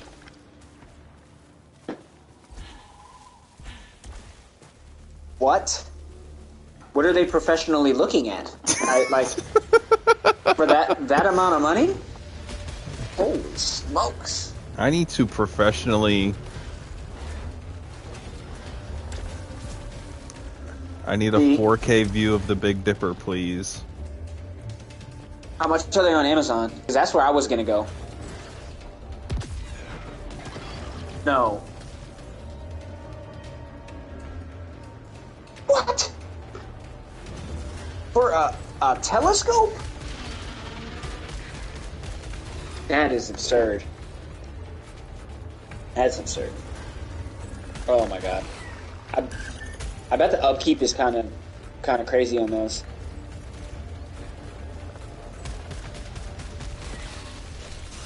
Yeah, I might have to get the little one you pull out of the pocket and then you extend it out, the one the pirates have. I might have to just get one of those. That's nuts. Oh, I got locked in. Oh, that's awesome. You're done for, kid. I can never win against the mini boss. Okay. Not to creep anybody out or anything, but there's an astronaut at the door. Should we let him in? In the game, this astronaut dude is just chilling at the door. He's just staring at me. In real life, I would go give him hands, but I don't know what to do. No. So this looks like what we know astronaut suits would look like the one with the big circle helmet and stuff like that. But she's got like a new and improved, sleek astronaut suit. Like it's body fitting and forming and stuff. He got one of them old crappy ones, Soviet era astronaut suits. I've been seeing astronauts when I let her lay down to go to sleep, so that's probably connected. Mm-hmm. Ooh, side note about the game actually. Anytime you can buy an astronaut figurine with the Obolites, do it. It's a resurrect. That's what it'll do. It'll revive you. Yeah, I learned that out. Oh my god, I learned that out the other day. Yeah, I done did learn that out.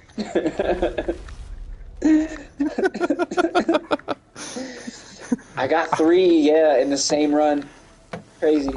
I kept getting them NASA agents all night long. That's what we might have to call them. Mm-hmm. Music was so much better back in the day. They took their time. Not in all aspects, but they took their time. Oh, no. One song I need to pray to God and ask if I can listen to it. I don't think there's anything wrong with it. We've all heard the song by Tevin Campbell, Can We Talk? One of my favorite songs of all time. Mm-hmm. For a minute, girl, your name. That's it. Oh my gosh. Whoo, I love that song.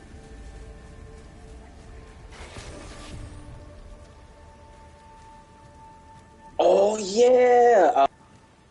I always just call it the Goofy song. The seeing it eye to eye. I don't even know the words, but it's groovy. Oh, yeah, I'm trying to remember the lyrics too.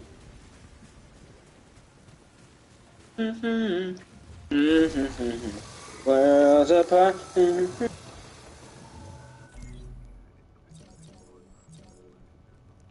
It blew up on TikTok. I think what happened was I think there was a guy who wore a Powerline costume to like a Comic-Con. Yes, he memorized the dance and he was doing it. It was crazy. Killed the cosplay, by the way. Absolutely crushed it. I was like, man, I'm surprised I didn't think. I wish I'd have thought of that. Hit. A hit. Uh-oh. No, and now I can't do it because I don't celebrate Halloween. Sucks. Actually, yeah, I could just go cosplay. Yeah, I was going to say, I could still cosplay. I need to... Actually, I went to my first... I had mentioned, I think on stream, how I went to the Guam. Yeah, that was terrible. But I did the Arkansas one, and it was amazing. It was a lot of fun. They had activities. They had a game tournament, like 3 days in a row, different games. It was a lot of fun. And that's kind of what I've expected from a anime convention or that type of a deal. I'm definitely on the lookout to go to more in the future. Definitely want to go to more. That Guam one was terrible, though. One of the worst experiences of my life. Yes. I got a picture with the discount bin barrel version of Goku. Disheartening. I still took it proudly, but still, his cosplay sucks. I could just put on a t-shirt and had a better cosplay than him. I think he was even wearing slippers. No effort. No effort. I've been trying to wash that experience out of my mind for years. I'm not even going to lie. I've been trying to get it out. It's such a crappy... I tried to make the best of it while I was there, to just be grateful. But it sucked. Man. Yeah, it was so bad. There were still, like, regular people walking around the mall buying stuff. Mm-hmm. There were more mall goers for the actual event. Ugh. God. Art. Somebody show me the monies. Oh, no. Ooh. You're at the part where you gotta defeat Frike? That's his name. His name is Frike. Phrike. He's a douchebag. I can't stand that guy. He's so difficult to beat. You talking to me? Yeah, I'm talking to you. You're fighting Frike. It says up in the upper right-hand corner. Oh, defeat my gosh. Frike. I didn't even look. I'm getting up to get a snack. I just saw that I just spawned somewhere and I was about to get shot, so I paused it. Now I'm stressed out to unpause it. Well, I don't know if you're at the boss yet. You'll know when you get there. You'll definitely know. Like, you can't miss it. Or maybe. Yep. Mm-hmm. You'll also hear me laughing just a little, as a friend. As a friend. For encouragement. For encouragement. It's a you can do this laugh. You can do this. One of those. We'll see.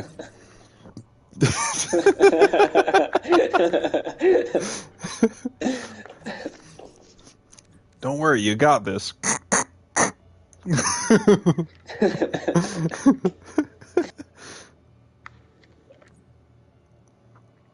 If you do get there before, hopefully you fight him before the end of the stream. I'm going to definitely pause my stream so I can watch you enjoy the fight. I'd like to see your tactics. Yeah, you handle it. I did not do well the first 8 hours I fought him. I think I went up against the boss yesterday. I beat only the first wave of him. Oh yeah, because he's got the 3 bars. Remember, Yeah, You're because right, you did. I beat the first one. And I was like, yeah, and you're like, oh, you still got two more, and I was like, what? Yeah. You're like, what do you think the other two bars mean? And I was like, Yeah. no. Frank. Yeah. Frank is coming to town. He's such a jerk. But once you get his moveset down, it's so hard. Don't worry. What? I think at that moment you were supposed to be encouraging. Nope. Oh, okay. Keep it real over here, son. Once you get his movesets down, he's difficult as heck. Don't worry about it. Man, it gets slightly easier, but not much. Don't worry. Oh, There's a sir. method to his attacks, and once you get it, you have a chance. But not a big one. Got a slight chance. We're gonna go ahead and give you a +3 stat boost to maybe success, but it is not guaranteed. Who are you shooting at? You see how strong I am? I'm the strongest. I am so strong that I am the captain. I'm the captain now. Yes, I am the captain. Don't want it.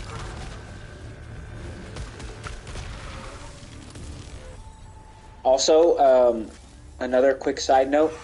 This is 180's fault. Yesterday, while we were streaming, he had mentioned Stomp the Yard. During his mentioning of this, he was the main part in the movie that I like to recite. We rap it, Deja. We rap it. That I've been singing that in my head all day.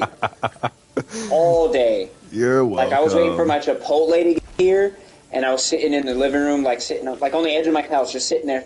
Didn't even have my projector on or nothing. And then they ring the doorbell shortly after. So I had to do it a little bit. Had to do it again to hype me up for getting the. Anyway, thank you. Appreciate that. No problem. Yeah. Really set up the day nicely. Data Squad. I love that movie. It's a good movie. It's a really good movie. Ooh, what is Kill Site? I'd say it's one of the few dancing movies I actually like. I didn't like You Just Got Served. It was way too cheesy for me. Nah. But I did like... Yes. That's the one with Omarion, right? Yeah. Yes. Yeah. It just was like the acting was bad. Like a lot of it was bad. Dancing was cool. Like that was the best part about it. But like everything else sucked. Yeah. Oh. They're horrible now. Yeah. That's why I'm not watching Stomp the Yard. Because I want to keep Stomp the Yard is still good now. I want to keep that to myself. I watched Stomp the Yard like 5 or 6 years ago. I still think that movie holds... Yes! I still think that movie holds up. Personally. But again, you got Columbus Short in that movie. You also have Megan Good. Like, she's alone. Yeah. Yeah. Yep. Yerp. She alone. Megan Great, if you ask me.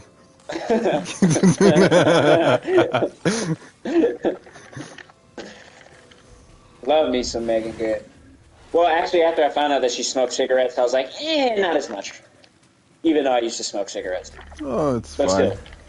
Still, I'll secondhand smoke Megan Good.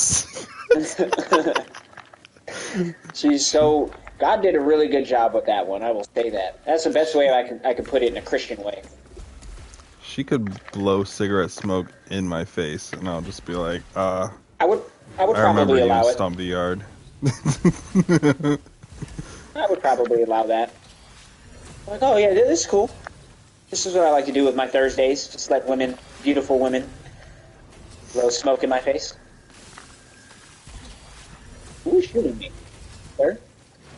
It is up for thee. Yes. Yes. Scoundrel. Prepare thyself. figure out what this does. About 20. Nope. Not doing that. Some of these side effects on these weapon things suck. They are really terrible. They're like, oh, you get 3 extra bullets. However, every time you shoot half of your magazine, you die instantly. You don't come back. What? Doesn't make any sense. Give me a good perk. Stop trying to make it so difficult all the time. Not all of them, but it's a lot. It's like Yes, those. like, it doesn't make sense. It's like those Valhalla perks that, like, for the Yes. sword. It's like, oh yeah, you'll get this blah blah blah strength, but every time you dodge, you're poisoned. Yeah. It's so terrible. And granted, this game is a lot better because they have. It's not all of them that are bad. Valhalla, like 90% of the picks were terrible. Like 90%. Yeah. This one does have some pretty egregious picks, though. Like, it doesn't make any... Like, no one would, in their right mind, pick that. No one. I don't know. All I know is we repping Thetas out here. Repping Thetas. Thetas. I can't, We're I can't repping. stop thinking about it. I was doing a little lean with it, too. Oh, yeah. Oh, Theta, so you. Theta squad. You know. Oh my goodness. That's such a good movie. I don't care what nobody says. You go back and watch it again nowadays. I'll back you up. I'll tell people that movie's good. I think it's good nowadays still. There's an astronaut outside my window. Oh, you're done for. You're done for. Where's this gonna take me? Just around the river bend. What? Remember the game ever doing that before? The game tells you when there's secrets nearby? This is new to me. That's not too secretive. I've just never seen that prompt pop up before. Secrets nearby. This game's Very strange. The game's snitching. It probably like got tired of you walking past it and was like, all right, here you go. We'll give him a bone. Here you go. We Got a already lost gave him player 3 mechanic? music cues and a glimmer in the bush, and he has not walked this direction. Here's just an icon. Here you go. It's funny because the music did queue up when I came over here. It did. It most certainly did. Oh, we didn't get it! Oh, we got it. Oh, that was almost bad. This laser grid, we don't want no parts. Titan Ops. These are the ops of Attack on Titan.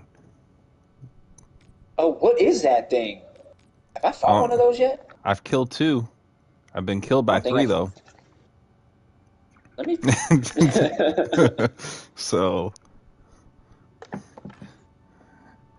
Yeah. How did I get killed by this? Oh, I have. Okay. We've done well.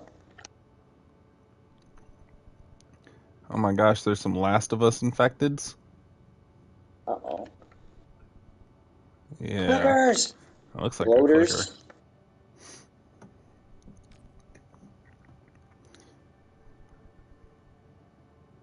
Broken The second one? tripod. You haven't finished it? Holy cow! I mean, have you seen the show or no? Oh my gosh. It is good, but like I'd say the first Hot one take, is Roby. phenomenal. No, nothing crazy, nothing crazy. The first one is phenomenal. I would say that's really the only one you need to finish. Like if you were really dead set on playing a Last of Us title game. Other than that, like the second one is a great game, but it's not a great story, so it's not really as like if I could go back. Oh, okay. If I could go back and never play The Last of Us 2, I'd be okay with that. It sounds bad. It sounds said, bad. he said nothing crazy, It's, nothing crazy. it's The Last of Us 2 is a great game. It's just it's a bad legacy to Last of Us 1. It really is, story wise. Gameplay wise, no, but story wise, it's awful as a follow up, I think. I don't know. Like, they just dump all over the characters, all of the characters, all three of them, all of them. I don't have any crazy hot takes about it. I just wish it never existed, and I'm sad to say that it was a part of my life. Okay, yeah, you're right. But other than that, Other than that, other than nothing that, crazy. 8 out of 10. Phenomenal game. We'll play again. The crazy thing, I played it twice. I played it through twice. Again, because the gameplay is great, but the story blows. The story sucks. The story itself is like 36 hours, and that's if you just pure beeline it straight to the end. Yeah. Again, there's parts of the story that are good, but I've said this numerous times on the stream. The way something ends for me matters so much. I can play a 40-hour game. I can have 35 hours of amazing gameplay and the story's great and amazing, but if that last 5 to 10 hours or 5 hours of that game sucks and that ending blows, like, for me, it takes the game down so much. I'm so big on the way you end a game. And The Last of Us 2, again, the story was like okay in parts. It's like a regular, that type of a story. I don't want to spoil it, but it's a regular version of that type of a story. But the ending, horrible, hot garbage, even for that type of a story. Horrible. I didn't like it. And great gameplay, but bad. Okay, let me think about that. What if Baldur's Gate 3 ends with the camera panning out and then it transitions to just 3 kids playing D&D in the basement of their mom's house? And that's just if the they did it, if they did it tactfully, I might be there for it. But I don't know. For me, it's tough because this. Ooh, I don't know if I should say this one. Ooh, I don't know if I should say it. It's a hot take primarily because I'm gonna say it anyway. Anyway. The game that I would say I don't like the ending of. Yeah, I don't like the ending of it. It's still a great game, and I still love the story. The ending. If I disagree, I'm leaving. Nope, you haven't played it yet. The ending of it is polarizing. It's not a great ending. It's a good ending. It's a decent ending. I'm not going to say it's good. Mm-hmm. The decent ending, but the story was so good that it didn't ruin the game. Mass Effect 3. I just said it.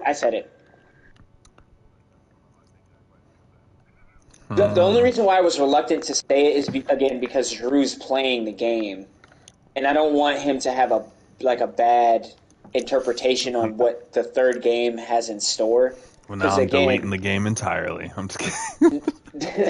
It's an amazing game. Mm-hmm. I wouldn't doubt it. I was kind of there. A little. I was kind of there.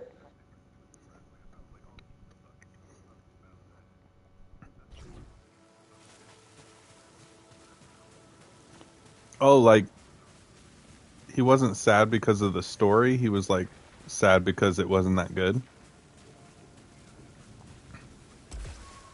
Yeah. The ending, yeah.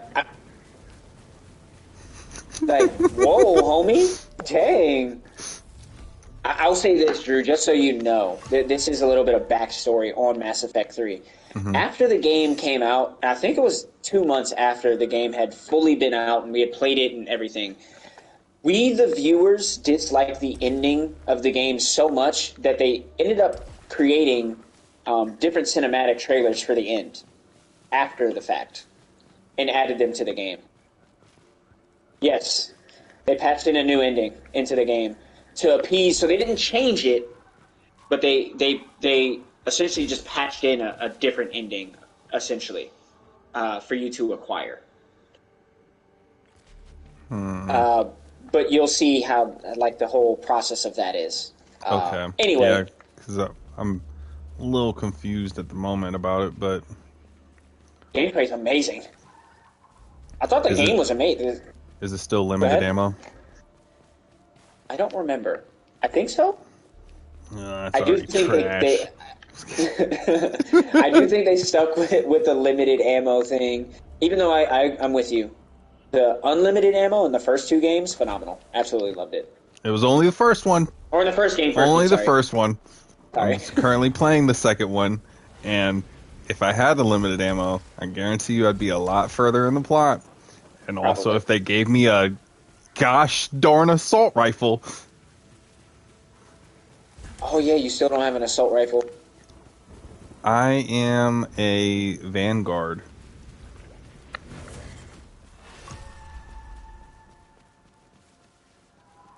Yeah, but in the first one I was a Vanguard, and they still gave me an assault rifle first off the rip.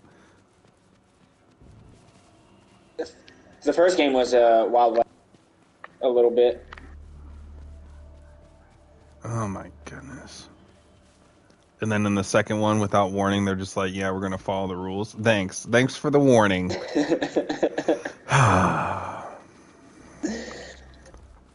Yeah, I looked it up on Reddit.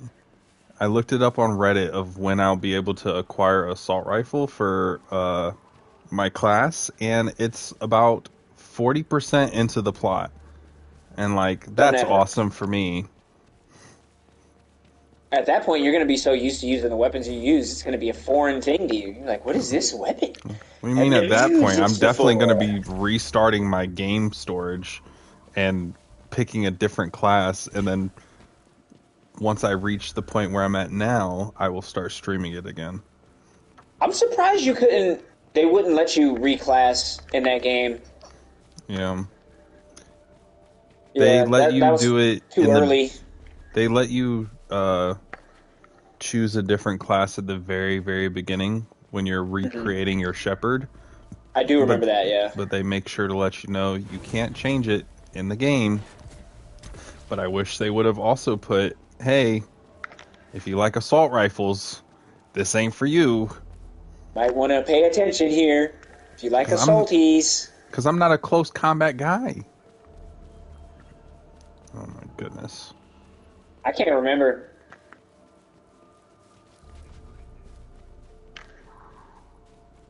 Oh, okay. Because of the collection? Fair. Andromeda sucks.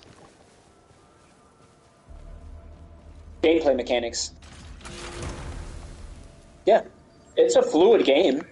Everything about it sucks, but the mechanics are fun, and yeah, I agree. I've played it for like 12 hours now. Have no clue what the story is about. No clue. Also, and Andromeda is not connected to 1 through 3? No. Yes. So Sheppy's gone. R.I.P. Sheppy. Rip to the homie. Rip to the homie. Had a good run, though. You know what I'm saying? Well, obviously not, because he got caught lacking. He wasn't running fast enough. I mean, you could be right. You might be right. You might be right. I like the idea of doing like games in serialization, but not always using the same main character. I don't think any game has really perfected that yet, but I do like the idea of it. I think it's a really cool idea. Devil May Cry did it a little bit when they switched from Dante to Near. No, that's not his name. No. What's the new guy's name? Whatever the new fella's name is. When they switched to that, they tried it, and it's okay. From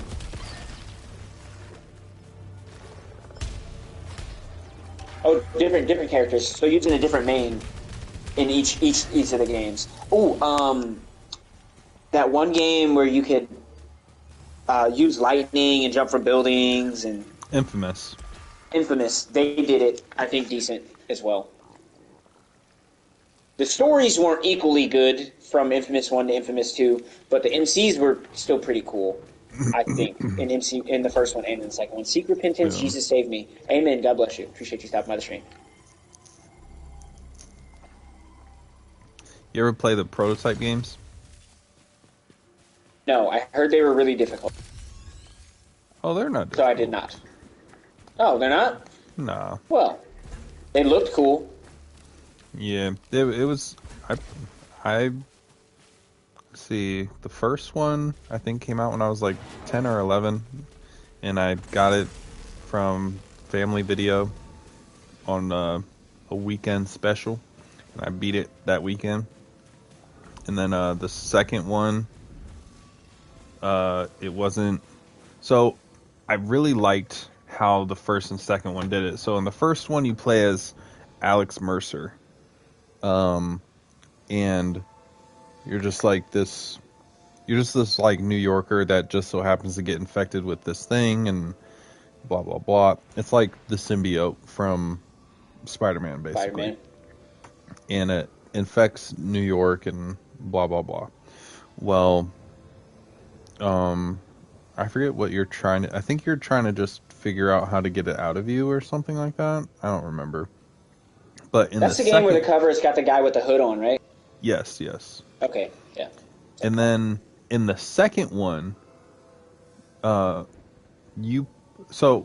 the first one, it ends up getting to the point where the military is coming after you.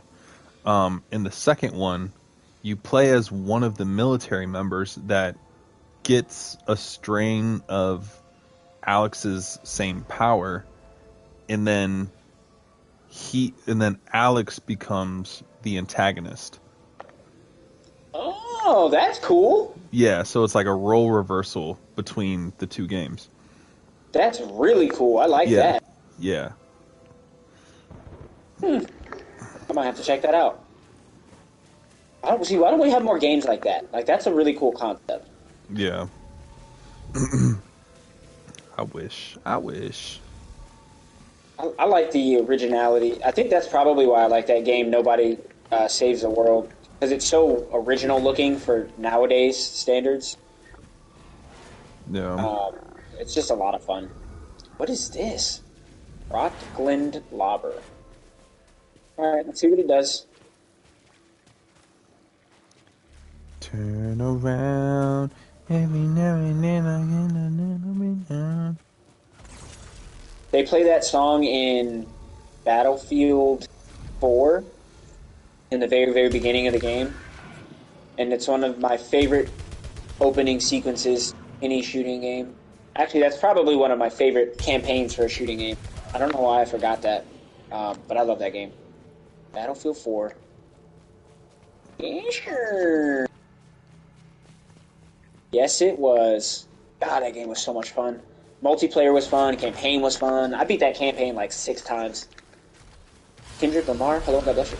I always wanted to play Battlefield Hardline because it looked a lot easier, a lot more easily accessible to me, rather than the like 40 plus minute matches on Battlefield. Yeah.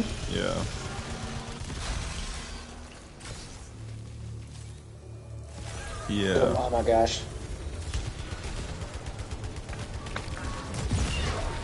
See, Battlefield's the only game that had, like, only shooting game that if there's vehicles, I'm okay with there being vehicles. Halo, I hate.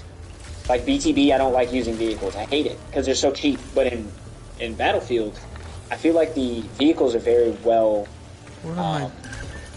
leveled on? against the players. Why? That doesn't always happen. Why do more things keep spawning around me? Because they said so. I'm an innocent child. Oh, she's like 60. I'm talking about me. That's what I'm saying. Oh, my bad. He's a darling child. Leave him be. Oh my gosh, can this thing stop targeting me? Oh, get up there. Not looking like the move. Need that health, baby. Oh, you're making me want to go heat up this pizza I got in the fridge. Who? Alex, because I can hear him eating chips. Oh. Yep, you're killing me. You're killing me. I want some. You're killing me. I fast on Sundays.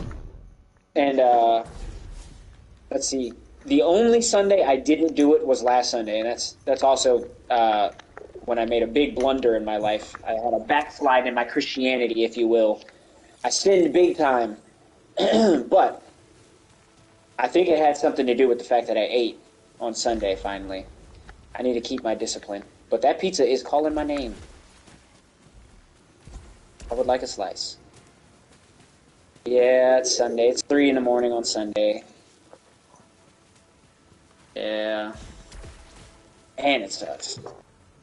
And I do it because I hold Sunday as my Sabbath, if you will. So I try not to eat on Sundays, but I really for some reason, I like eating on Sundays. My favorite day of the week to eat on. It's the best day. I don't know what it is, but something about Sunday, man. And food Sunday, grubbing out on breakfast food. Dog. Oof. Oh my god. Especially breakfast. I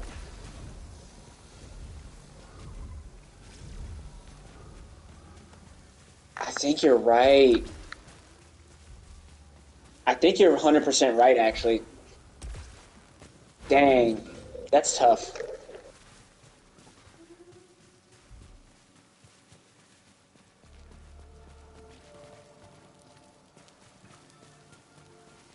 Mm-hmm.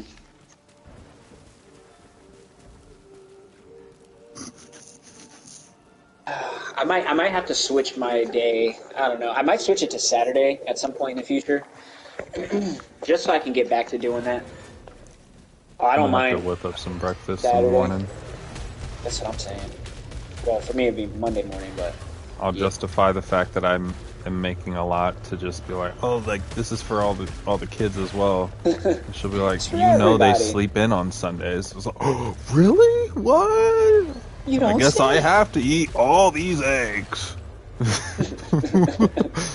And what? 8 slices of French toast? Jeez. No. Crazy. Yes. Is that bacon I smell? Is my thing. I love French toast. I love French toast. Oh. That was a key for me losing a whole bunch of weight, honestly. If I'm being completely honest, that was the #1 thing that I always attributed my rapid weight loss to was French toast, yeah. French toast? Because I have such a bad sweet tooth, yes.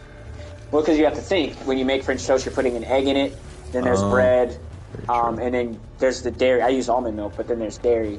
And then what you pair with it matters as well. Yes, it is. So for me, it was good protein, and then it's low calories. So I'd make like 6 to 8 pieces of French toast, and then I would put not a lot, just a little bit of. I would say like half a handful. I got big hands, so half a handful of chocolate chips. I would put them every 2 pieces of French toast from the same handful, not handful every 2. So like little bits of chocolate chips every 2. All the way to the top, and then I put syrup, and that would kill any sweet tooth cravings that I had every single time. Every time. And then it wouldn't sit in my stomach like ridiculously heavy, and this, that, and the third, and yeah. Because usually when I go for sweets in the past, it would be like half a dozen donuts, some ice cream, and then chips and a candy bar. That was like a normal snack. Yeah.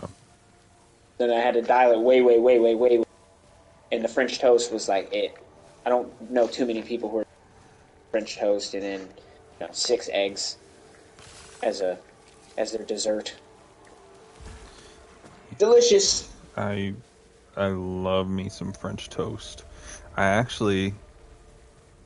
probably be a little extra and make some French toast, cut up some apples, and get some granola oats, put it on top. That's it.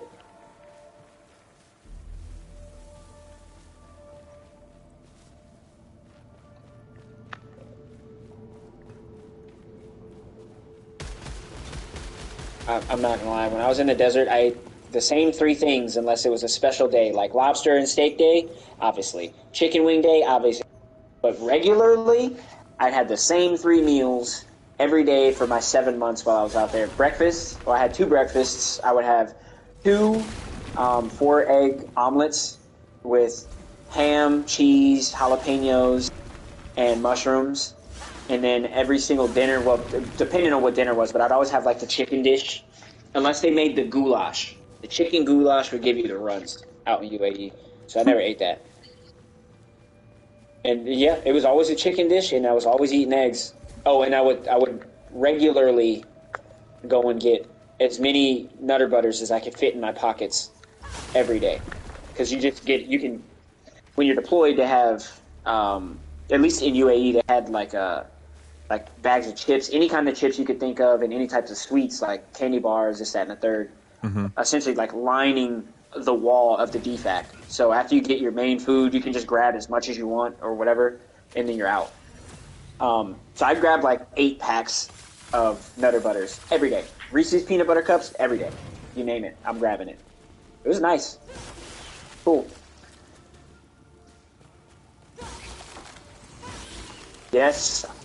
Yes. Frosted Flakes as well. I would do that as well. Those were so clutch. So clutch. I do miss the simplicity of that type of a lifestyle. That I do miss. That's the thing about the military I like. Like at times they really do just plan your whole day for you. All right, yeah, this is what you're doing. This is what you're eating. This is when you're going to work. This is when you're coming home from work. Have a good day. It's all planned out. Enjoy. Kind of nice sometimes. Read you Lima Charlie, Papa Bear. Good times, good times. Of course. Of course. It's a dying field, radio. When I was at my last job in Oregon, they, like some of the stuff that we knew, oh my god. Oh, I don't know if I ever told you. So, obviously, I couldn't stand Meredith. The previous job I worked at, the Meredith supervisor I worked with him. He was in my company. I worked with him. I worked with Meredith's supervisor. What are the chances of that? Absolutely blew my mind. When he was like, wait, Aaron Meredith? And I was like, yes, I know Aaron Meredith. I almost fought him, and I almost got kicked out of the military because... And the crazy thing is I liked him at first. We used to go swimming all the time together in the ocean before PT. And then I did one TDY with this fella, and I couldn't stand his guts. Couldn't stand his guts. Ugh. Hopefully he's doing well. I've let go of those feelings. Get up off me. I have matured as a human being. Oh yeah, I agree.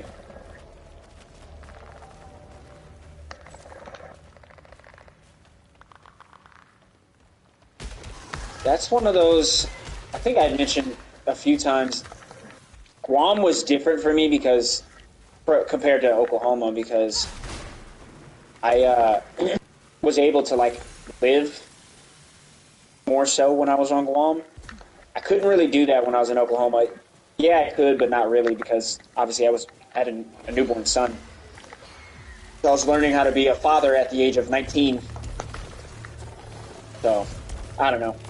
Guam, I just had like no responsibilities whatsoever, so it made it real easy to just, okay, have fun, do what you like. Oh yeah, most definitely. I don't think I've ever lived any other location in like just more in tune with what I'm doing. Likewise, like I just did so much. Just did. I don't think I've ever done that much in my life ever, and I've done a lot in life. I've ever done that much in 2 years time of my life. That much going out, that much like socializing, that much. That's probably why I hate people. Let me not say hate. Probably why I don't like being around people now. Because, I don't know, I did too much of it, I think. Literally all the time. I think about that regularly. Like, it was all the time we were around people. Holy smokes. And it wasn't like it wasn't like only a couple of people, it was a lot of people. Never again, I say. Never again. Never again. Our brethren Bardist from Citadel and Sealed. Oh no. Oh, I heard that. Was that your music or my music? What? My music. I don't think my music's on. I'm not too sure. No, I couldn't. I at times I'll pull up your stream, and when I pull up your stream, the audio will just start playing. Ah. I don't know why, but it still does that. So I always have to check, like, is that your audio or is that mine? A wee bit alarming. Okay, we got this. We out here. I don't know exactly where I'm going, but we're gonna figure it out. I still am not quite sure what exactly this lady is, because she aims way too well to just be a scientist. But she's way too smart to be a soldier. Ooh.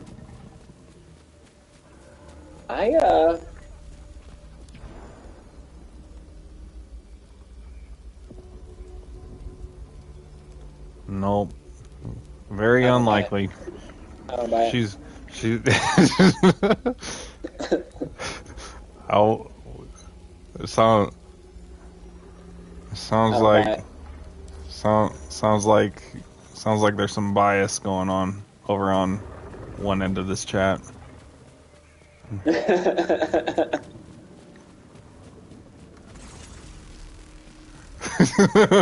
is. Sometimes. Oh, I don't know. Sometimes she got it. She got it. I don't understand. Something must have been funny. Not calculating it. I'll have to Do let not it buffer. compute. Does not compute.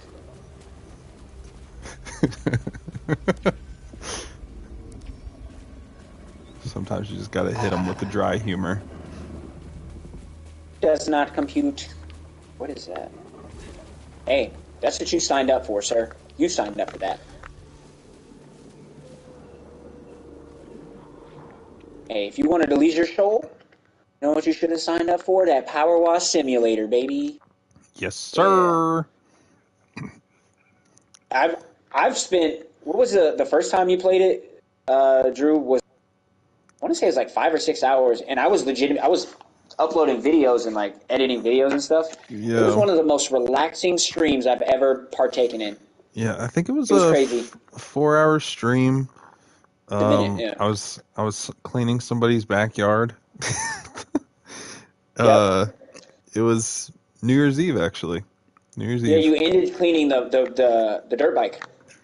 Yeah. The orange dirt bike. Yep. Yeah. We were listening to lo-fi. Yes, sir. That was a very chill night. I think needed that. That was probably one of my favorite nights of streaming. I would have to agree. That's one of my favorite nights of your streaming as well. I would say that's in my top 2 or 3 favorite streams of yours that I've been. I'll say it that way. Yeah. That way it sounds better. Because I was vibing that night. I think a couple of times I like tuned into the music and I was like, man, what is this song? Oh yeah. Yeah, YouTube was asking me that too. They hit me with a Oh yeah, copyright. good point. Like, oh, you think you can play music here, buddy? Nope. No sir. Shut up. Roby said, Hello, Woody. My top 5 of your streams are when you shut up and clean. I'm kidding. Quit cleaning! They killed me. They got me.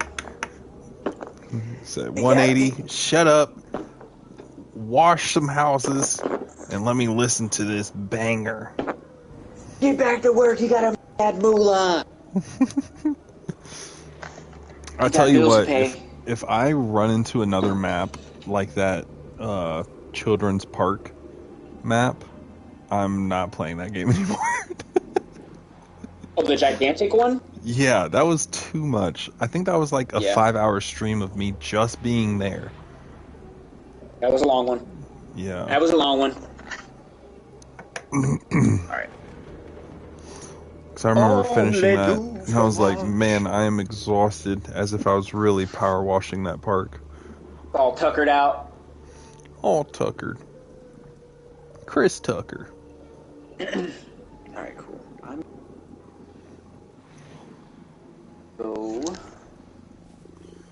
I'm not going to heat up this pizza. What I'm going to do, though, is throw this pizza away. Because it is old, and that will keep me from eating it. What kind of pizza is it? So the other good thing about the pizza is it's not very good. So what I like doing is I like getting pizza that has a lot of fat on it, so cheese.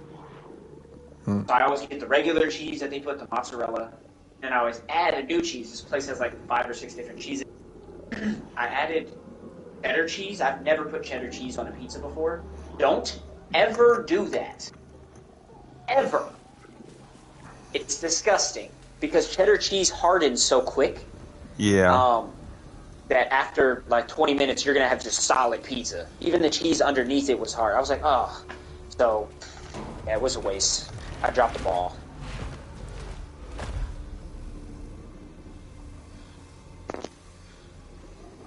I'm not ready for this.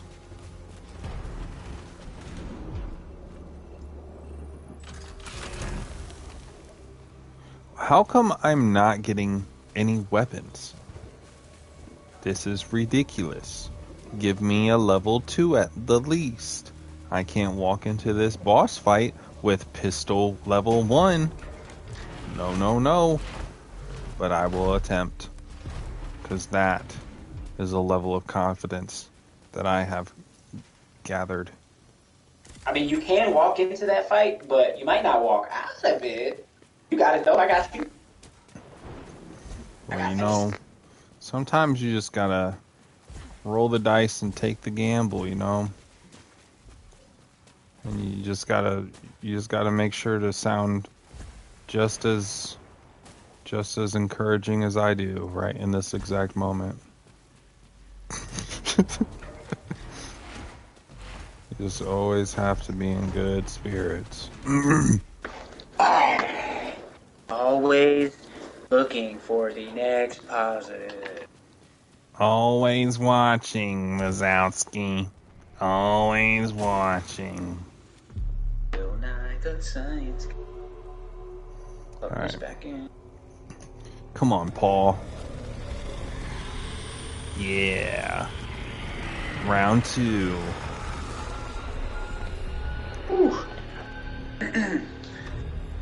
Alex, I don't know if you're at your thing right now, but I had a question about the church your dad and them go to. Do they do online services? Like online Sunday church services there?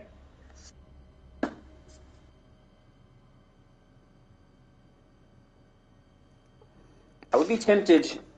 I'd be not tempted. Because I'm so conflicted with the church that I am currently going to. Not that it's a bad church or anything like that. It's just that I don't resonate well with. I talked to you about it. I don't resonate well with the way the pastor preaches. But I feel like I would like who your dad's going through. I don't really know anyone else who's in church that might have any online Sunday services. Really? Okay.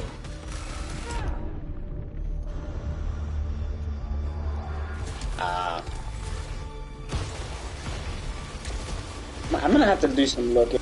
I don't want to go with like someone who's like super, like, I don't want to say famous, but someone who's like everyone uses. But I do want to, make sure I find a pastor that I at least resonate with, just in case I can't make it to church, because obviously living in Ohio, it's not always a given that I'll be able to go.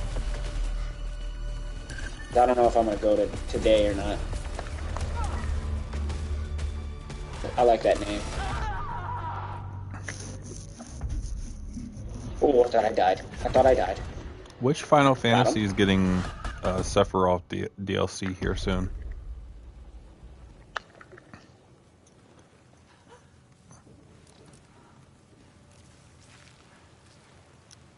Oh. Oh, okay.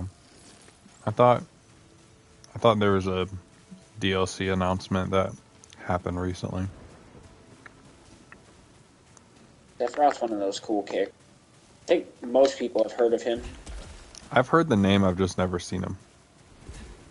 I think I've only seen in one game, and that would be Kingdom Hearts, the first one. I think that was him at the end of it.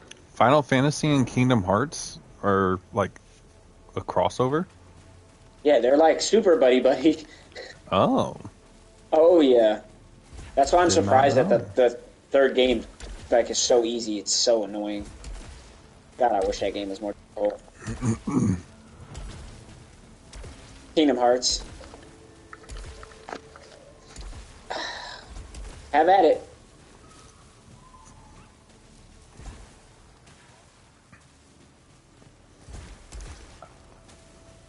Yeah. Mm-hmm.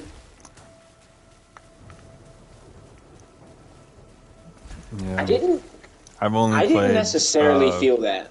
Kingdom Hearts 2.985. I'm just kidding. I didn't feel like that because I barely played 2, and then the stuff from 2 I didn't remember. I just watched online, and then 1 I remember I played a lot of. But then by the time I played 3, you don't even need to go to church as long as you keep praying and reading the Bible. That's true, Ronan, but I think there's something important in going to church and being around God's people. That's equally as important as just reading your Bible. So, but you are right. The community aspect is important, though. I forgot what I was saying, but I had to say that. But yeah. Oh, that's what I was talking about. Kingdom Hearts 3. Oh yes.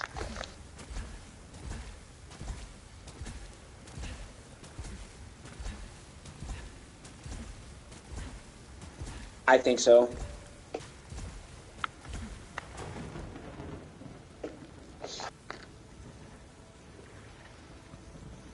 That's kind of how I was. I hit 3 and I was like, I was hoping for the story to be great and like the mechanics to be good.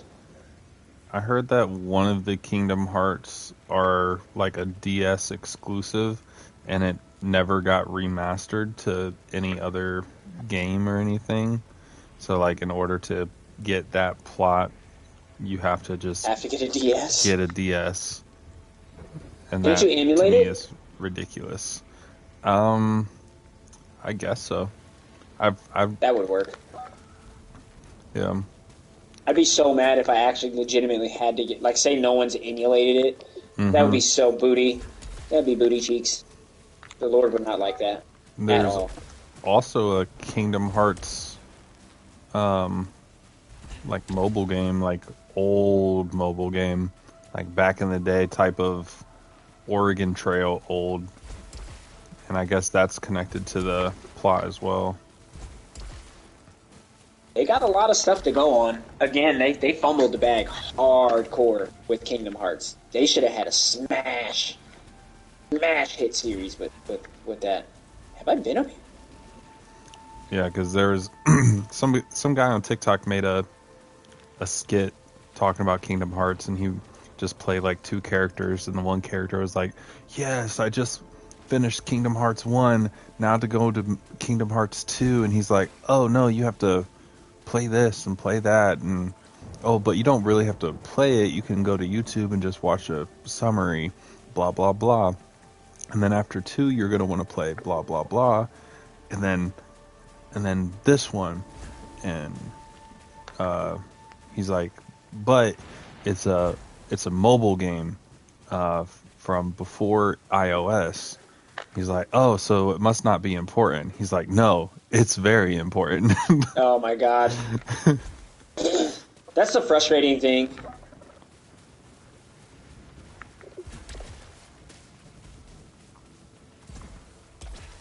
Yeah. Mm-hmm. And it was poorly marketed as well, I feel like. I don't feel like they marketed 3 like the way... I don't know. 3 is... I feel like if you played the first and the second, you're good. You don't have to play 3. 3 sucked, in my opinion. It looks cool. Sucked. Looks really cool. Sucks. Kingdom Hearts is so convoluted that you can watch the like YouTube summary of the story, but even that is something you have to carve out time for, because I think the videos are like broken into 3 different parts, and they're like a few hours apiece. All of them are parts. Every single one of them, and they're long. There's a lot there. Yeah. It's like, can we just do what we've been doing the last decade or so, and let's just glue all the cutscenes together and call it Kingdom Hearts movie? I mean, yeah. That's what we've been doing. Run the script, Jerry. Run the script. You know what to do. Cut it and print it. Because I guess at one point there was supposed to... At one point the game there was supposed to be like multiple Keyblades, but I guess now there's only one. Or maybe it's the other way around. There's multiple Keyblades now. Okay. Yeah, there's okay, like okay. tons of Keyblades. Tons. What? Yes. Oh my god. Yes. It gets very confusing. Like, the little I do know, it's very confusing. Like, wait, so this isn't that person?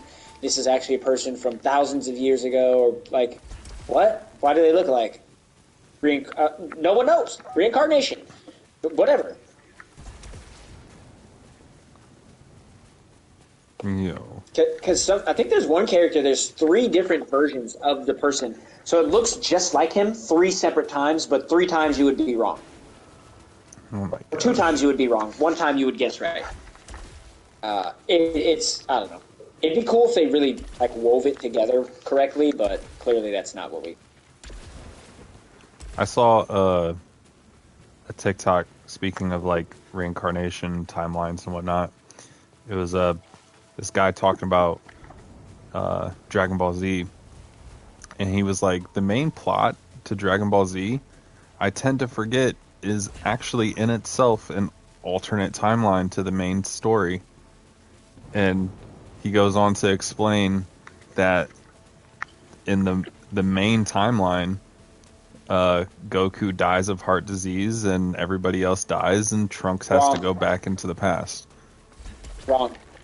I saw that video, and I thought it was cool. I thought it was cool, but he's wrong. The main timeline is the timeline that Goku and them are in. That's the main timeline. Trunks' timeline is the future timeline. In his timeline, Goku dies and gets a heart attack and this, that, and the third. Goku's timeline, the main story timeline, Trunks was supposed to come to that timeline, give him the antidote, and everything was supposed to play out that way. Yeah. The actual... Yeah, I've heard that story or that theory like 4 or 5 different ways, and it just doesn't work realistically, because you would be saying that... This is the thing that I use to justify and shoot that dead in the water. That timeline, that main story timeline that guy's talking about, wouldn't have even been able to exist at all, because Vegeta would have died, so Trunks would have never existed. So Goku's timeline has to be the main story timeline. So Trunks can be born in his timeline, so everyone can get slaughtered, so he can travel to the future in order to go and give Goku the antidote. You know what I'm saying? Like, if in Trunks' timeline, if Goku, like, him dying, like, none of that would have happened in the first place. Like, Trunks would have never been able to come about. Okay. Yeah, they all would have been slaughtered. But they need the Goku. Anyway, Goku's timeline is the main one. Trunks's is a secondary. And then the other theory is that when Trunks comes back in the future again in Super, that's also a separate timeline from the other Trunks that came back. 2 reasons: the hair color is different, and then also the fact that, like, the storyline had veered, like, far off the course of what it was supposed to be, supposedly. Anyway, there's a couple different reasons why they say it. I think there's 2 big ones and, like, a couple small ones why that's a different side or different story future than the future Trunks from Z. Yeah, it's a lot. I always took it as that it was a different Trunks than the first time. Some people didn't, for some reason. They're like, oh, it's just a... And I get that the color change. Some people are like, oh, yeah, I wanted to go with that. But me, I was like, there's something more there. Oh, somebody died. You good? A peaceful rage. Hey, you gotta have it. That quiet, calm rage. And they got that in Dragon Ball Fighters. Last character gets more damage. Limit break. Gotta love it. Got to? Well, you don't have to. Nah. It's a necessity. You got to. I feel it. Alright, nope, almost died. Again, this new area is cool, but I'm gonna probably be here for a while. Why? See, I heard you mentioning how you wanted more weapons and stuff, and you, my friend, have jinxed me because now I am getting no weapons. I've been using this pistol nonstop. I don't like it. Oh, you're right. I totally said that like so many times because it's so true. We've both been cursed with that because I said that in my Mass Effect 1 playthrough. I was like, I love this pistol. I'm pistol only, da da da. And then Mass Effect 2, limited ammo. Yeah. Yes. I'm like, get this out of my face. Yep. They brought the pistol back in Halo Infinite, though. That's a big reason why I enjoy Halo so much now. Man, did they bring the pistol back. Oh, that thing is deadly.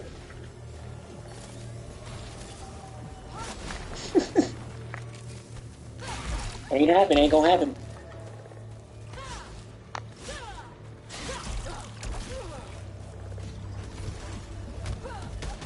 No, dog.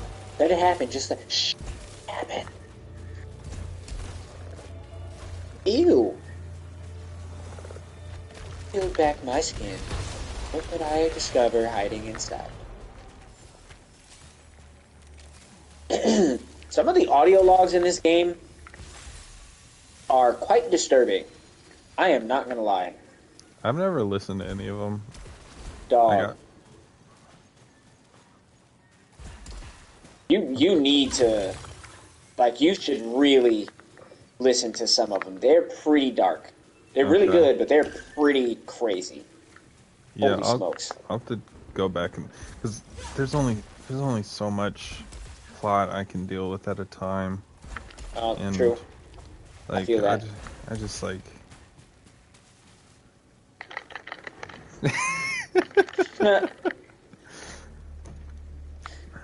That's paradise right there. Let me see. Because, like, yes, because Sifu isn't really a game I need to focus on the plot for. It's more of just a beat 'em up. Rogue Company has. However, just give the little data logs whenever they do play. Just listen to. They're real quick little excerpts too, Okay. and it's how she talks. Yeah, it's how she's talking to herself because she's recording like as she's dying, and then she's finding them, and then she replies to some of these voice recordings as well. It's nuts. Yes, it's crazy. It's so crazy. So, don't go over there. Why? Well, she just had this one before the one that she had this one where she was talking about how like some experience she had, this, that, and the third. It was so like blah blah blah. She would never want to experience having to rip apart her own skin to figure out to find what's inside. And then she remarked about it afterward. Like, I don't know. It's nuts. It's pretty crazy. In a good way. I would never want to tear apart my skin. Reply, I feel you, sis. Uh-huh. Oh my gosh. That's so weird. Alright. All I'm right. gonna listen to some logs. Not data logs, just wooden logs outside. Oh, that's what's up. I respect that. I respect that heavy. Yeah. I'm a tier 1 tree hugger. I died. That was quick. Scout log. Atropos. Do it! Do it now! 30 Buff meme. minutes since last crash. Greatest meme. Actually, I'm gonna go ahead and hit this puff break real quick. Rearranging themselves like Oh, yeah. My puff stick's about to go out, so I've been when casually hitting It's it. no good. return. Per It's no good. I will not be recovered until I reach the bright. Alright, I'm gonna state this now, and Hearing this. I'm gonna hold myself to this. Stuck here too. I'm getting off stream in 30 minutes. Yeah, I think 45 minutes. I think I'm going to change it to 45, so that rounds out. So we're at a nice 6-hour stream. I actually just looked at the time. I'm not kidding. I'm going to change it to 45 minutes. I'm going to change it 45 minutes. That put us right at 6-hour stream. No, we get to make a little bit of progress with Returnal. It's about 45 minutes to an hour for a run. It is impossible to escape. I have I tried. really need to figure out what's wrong with my sleep schedule, though, like, or my sleep patterns. I've got to figure something out. Like, Rebirth. something's got to give. Tentacles drag me down. Screaming. Drowning. Returning. When tentacles drag me down, screaming, drowning, returning. What? Oh.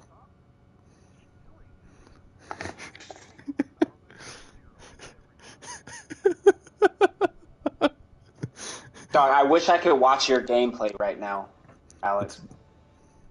It's one of those false health bars. Like screen, they have like PlayStation. Oh yeah, you can screen share. Yeah. Once we get the Discord up and running, we'll try and get it that way. Because I've seen a lot of people in Discord. They'll have like multiple people's streams running in a Discord, which is actually pretty sick.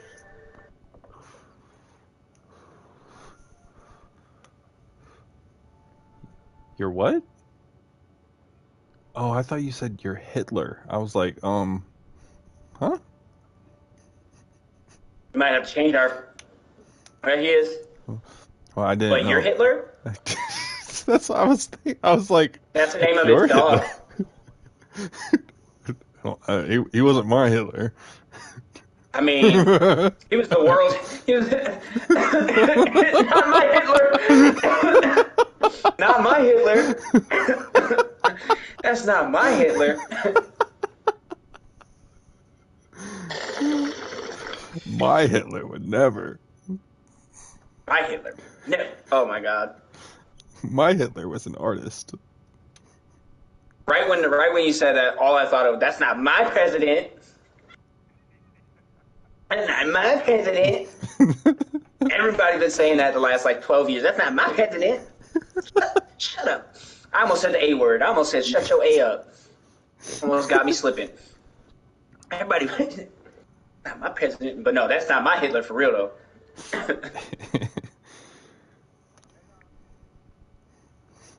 It's not my Adolf. I'll tell you what. My Adolf. What was his middle name? I know he's got one. Probably something German.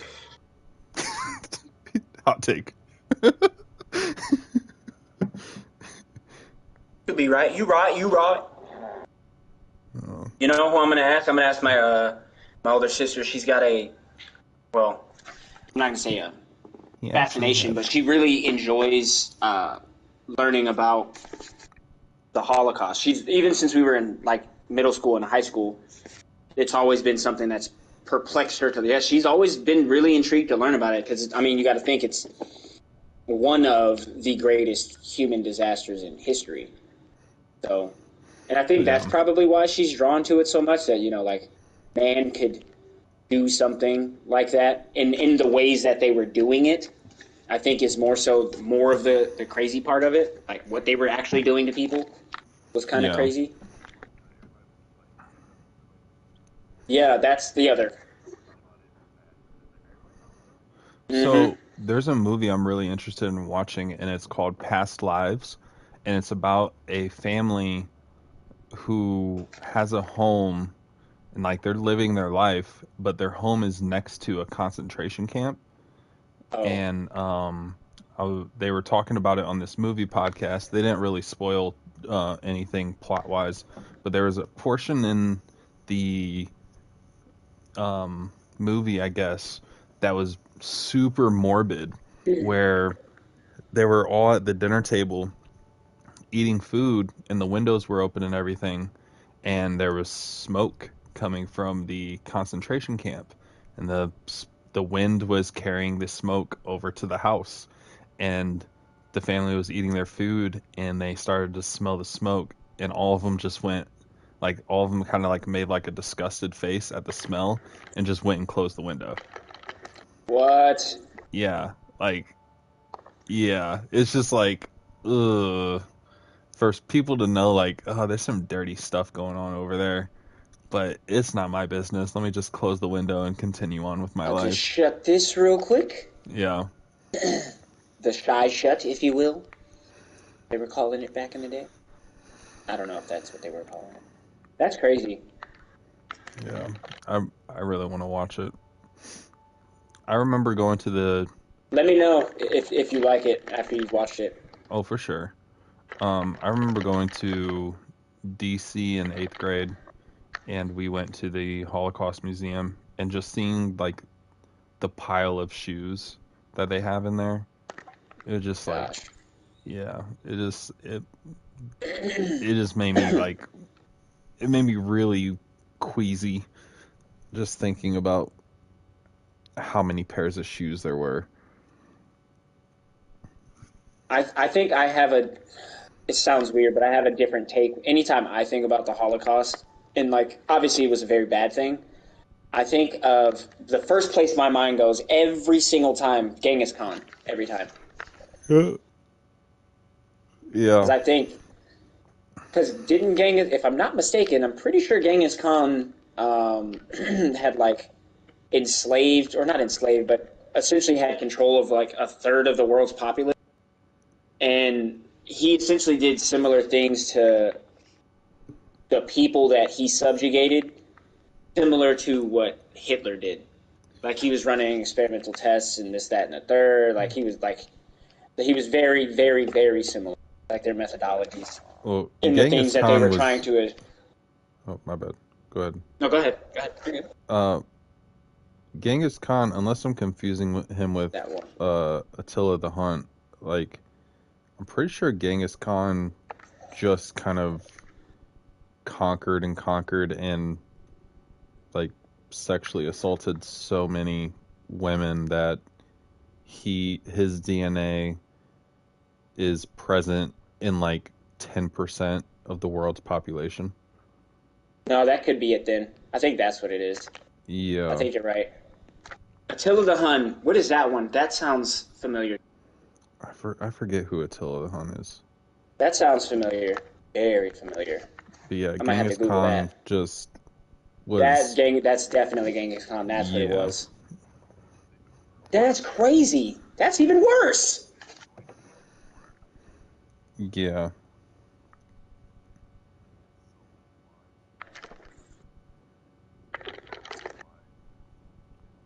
That is crazy. That's worse. He's just taking over people's entire everything and then taking their wives and.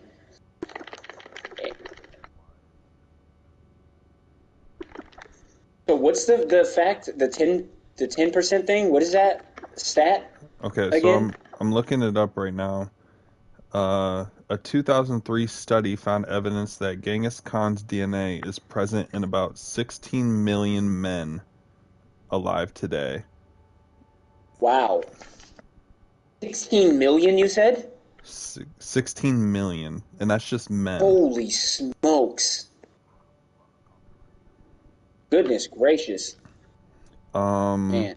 Scientists have looked at lots of men and estimate that something like zero point 0.5 of people with Y chromosomes might be related to Genghis Khan. This translates to an amazing 12 million people. Okay, well that's not 16. That's a different stat, different number. It's a lot, I know that. I mean, when was he around? He was around in When the Great what, Wall was built, because it the was to keep him out. 700s, 800s, something like that. I don't know. Uh, Year wise, I am let me terrible see. with history. Horrible with it. If it ain't the Bible, I don't really know it, and I'm really not that well versed in the Bible either. Oh my gosh. So Oh my! I haven't found the year yet, but it's estimated that he had between 1,000 to 3,000 direct offspring From him, from his loin. from him alone. That means he mated at least 5,000 times. Gives him a couple times to miss. Goodness gracious. Holy smokes. That's insane. That can't be godly.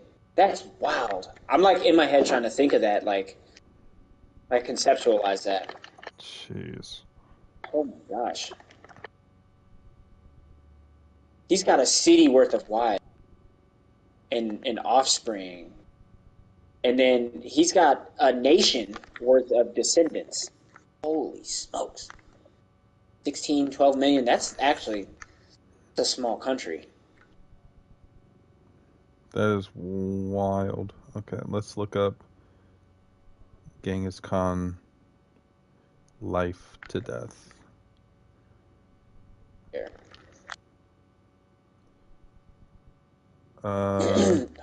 He died in August of 12,027. How do we know this? They're sure? He died in August of 1226. We're certain of this. 1227. 1227. And How do we then know, though? born, there's no date of him being born, but it was in the mountains of Mongolia. I'm curious how old he would have been.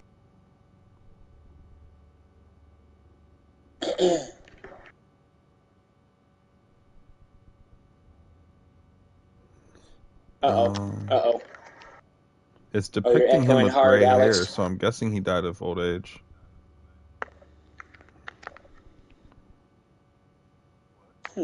No, I was saying we're echoing hard.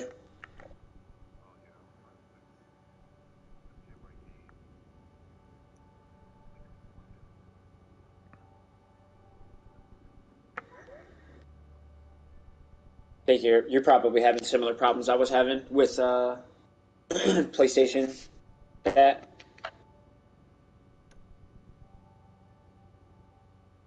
I have my game audio and PlayStation chat going to my headphones.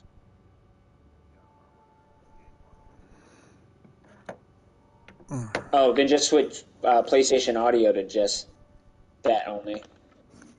I might as well stop my stream because So, I'm not playing anymore. I'm just chatting and yapping with you guys. Chatty. So All right. you'll go to sound, I think. Audio.